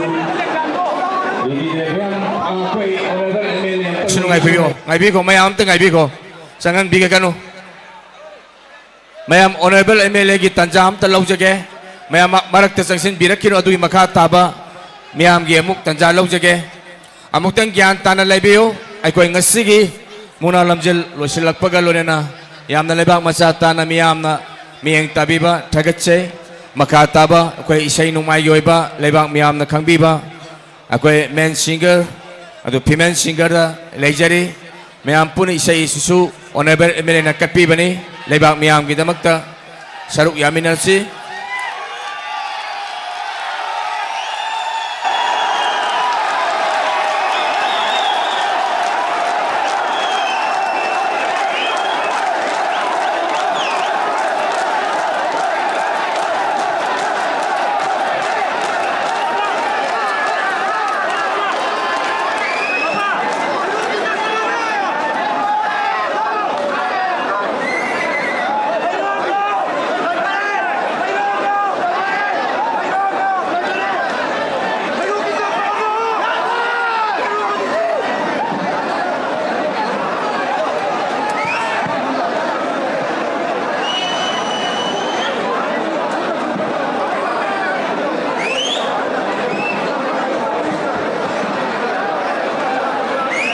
ako'y hauji ngasigi 2025 June gi tarik taru morang ibudau thangjing ibendau harau mathoi karak pagi ngasigi munalam jelasigi adugumlaba mungnagi sanaroi hairok amadi komnau anigi mungnalam jigi winner oraba masamakta honorable MLA na certificate with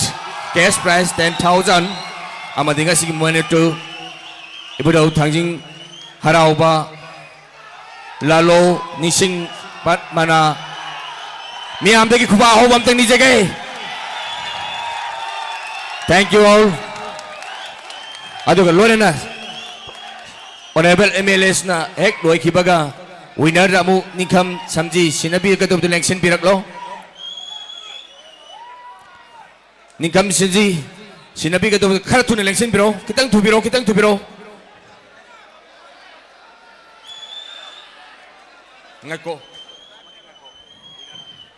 ako'y winner da ngasigi nikam atu batahana ako'y kapi kata batu ako'y runner ako'y atu ba komnaw gi isin na uta sinabiri miyam dagi puring thawgat peo ako'y runners up to su tagasari ani suba ngasigi winner ngasigi jatra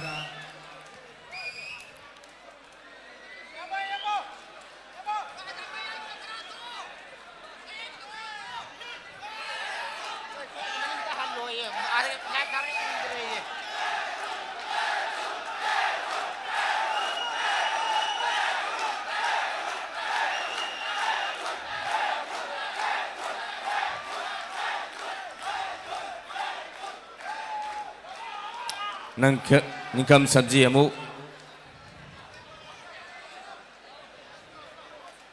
ngasigi nungairaba kumsi sehigi 2025 morang ibudau thangjing bendau harau mathai karak pagi laibang miyam punna ngasi honorable MLA masamak lengbirak-tuna munalam jelas sibunga piba khwai taragi mafamda honorable MLA gi ngasigi thawat piba gi damakta thanging seba mandal mai kai degi su ngamkai leitena thagat sai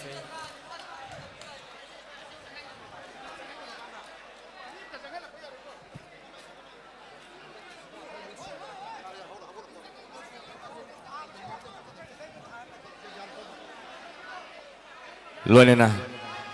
komsigi winner oibiriba hairoki jatra ahumlak suba winner ni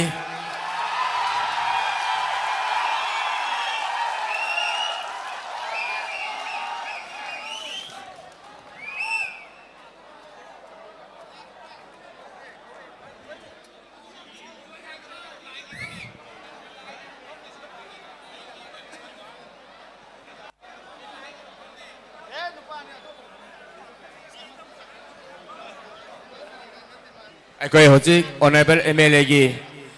अखोई cash prize मेनमोतो अदुगा certificate जत्रा the पीबल लोइजरे अदुगा लेबाक मियाम की अखोई नम फी PB गदबसिंग यौबीरगदी अखोई लेंसिन बिरगा अममम तौ ज्ञान ताना चंगबियु याम ज्ञान ताना पुरिंग लेताना चंगबियु शागी अपामदु दुम कटपियु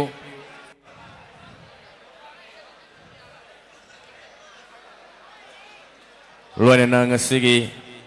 Ibudau Tangzing Ibendau Harau Matoi Kabagi Sigmula Muna Lamjel Numit Sida Honorable MLA Sri Tongam Santi Singana Isai Numai Gitaur Mama Lebak Miam Gidamakta Ibudau Bendau Takatpiri Masimasu Miam Puna Tamin Natuna Yang Minagisi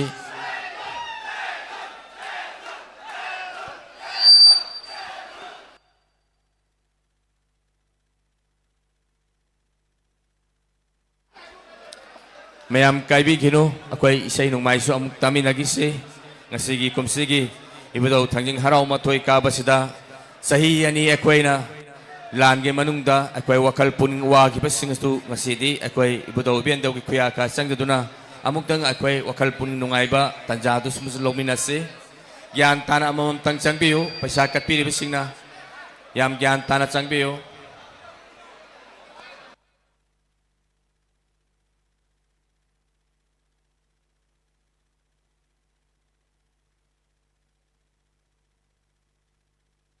अखोगी मुनारोई ये अहानबा अतुबदुदा अखोगी इंगु फमनाइबा Nipah मचा ना मना अमतंग पिजगे हैना चंगसिन जरकली लोबीगनी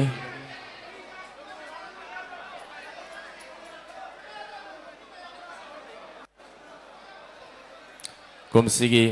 इबदौ इबेंदौ हराउबगी मुना सिदा जत्रा ओइबिखिबा अनि मगना ngasi yamnan ing na tapna ningthina leibak miyam gi puning pena miyeng pena hona pikhi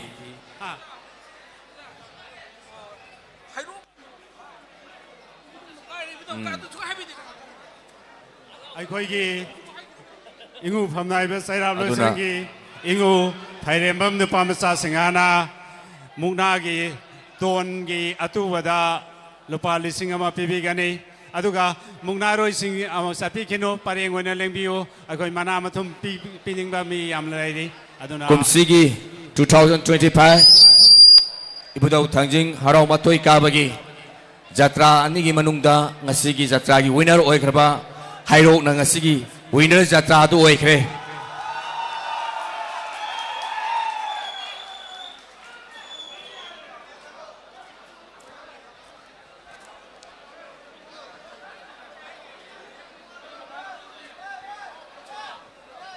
मुगनारोई Singh अदो अमता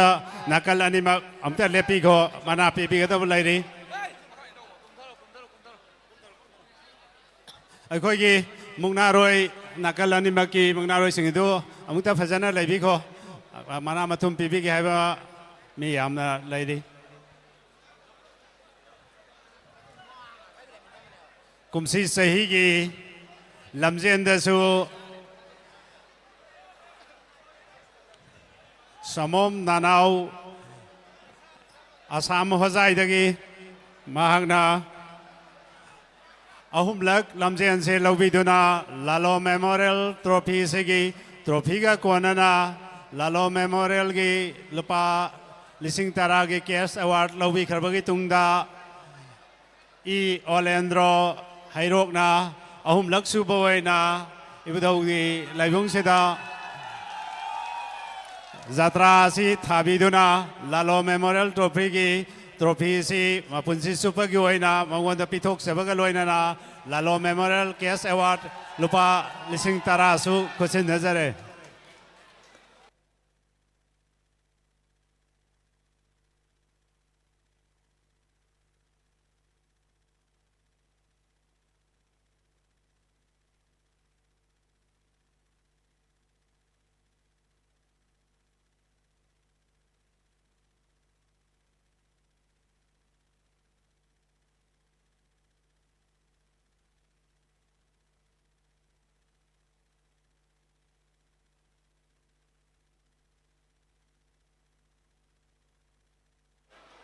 มุกนารอยนักกันเลยเนี่ยมายามมานามาทุมาเตยปีเดียวเลยตระกดีเฮาจิกไอ้คอยอิสัยนวายกีนวายรับโปรแกรมเลยจรีอิสัยคอยรวยแล้วปนี่นะไอ้คอยโฟโต้เสร็จแล้วมาปุ่นบากีตกจากกีไฮรีคอยไฮโรอิสเลนเอาสิงกีอะดูเราอีเรื่องมาตุ้งแต่คอยอิสัยนวายเฮาจระเกมายามมามุกตังปุ่นนะอิสัยนวายกีทอรงสิสูไอ้คอยมีอย่างตามินักกิสิ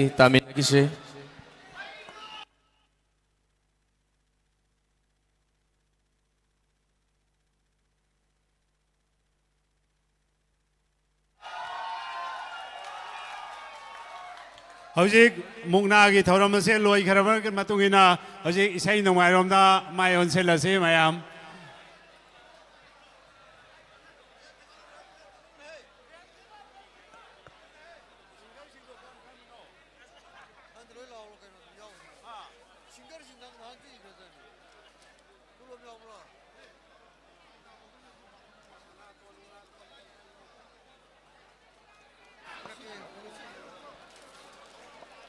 ไอ้คอยกี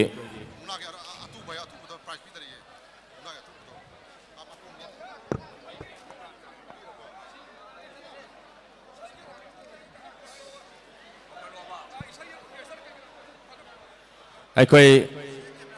มุนาจัตรานะอีบุตรอุเบนโตกีคุยอาคาตาโคลัมบีนาบะลุสิลักลามินาโคลัมบีนามาตุงการนับยันทั้งเล่าจักเกเฮาจิไอ้คอยอิสัยโนมากีทารมเฮาโนนาบะโอเคสตาร์ซิงไอ้คอยมิวสิกเซนซิงไอ้คอยกีพัมบักทักตาเล่นกับเปียกตุนาเรดี้ตัวบินาบะนิงซิงจารีไอ้คอยยาระกตีไม่ยามเสคอยลุสินจารับนี่นามาขาดกุมบีโรอะดูกันล้วนเนี่ยนะอิสัยโนมากีทารมมุกปังทุกจันนาบะโอเคสตาร์อะดูกันมิวสิกเซนซิงไอ้คอยพัมบักตาเล่นกับเปียกตุนาทารมเสเฮาโนพอนัดจักเก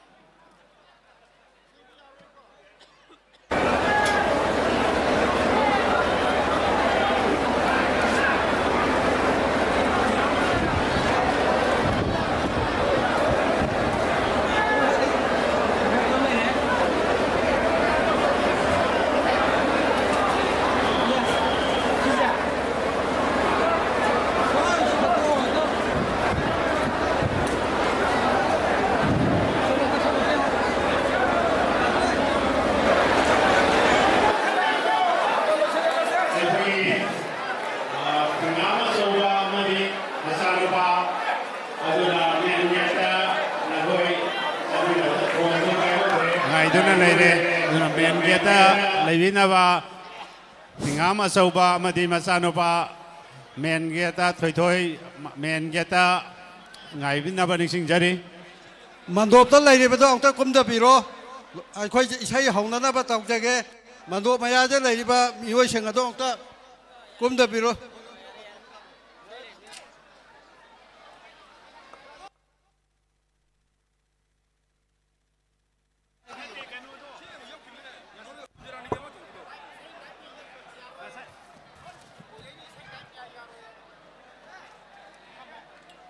Saya kan orang pesat dalam itu kari.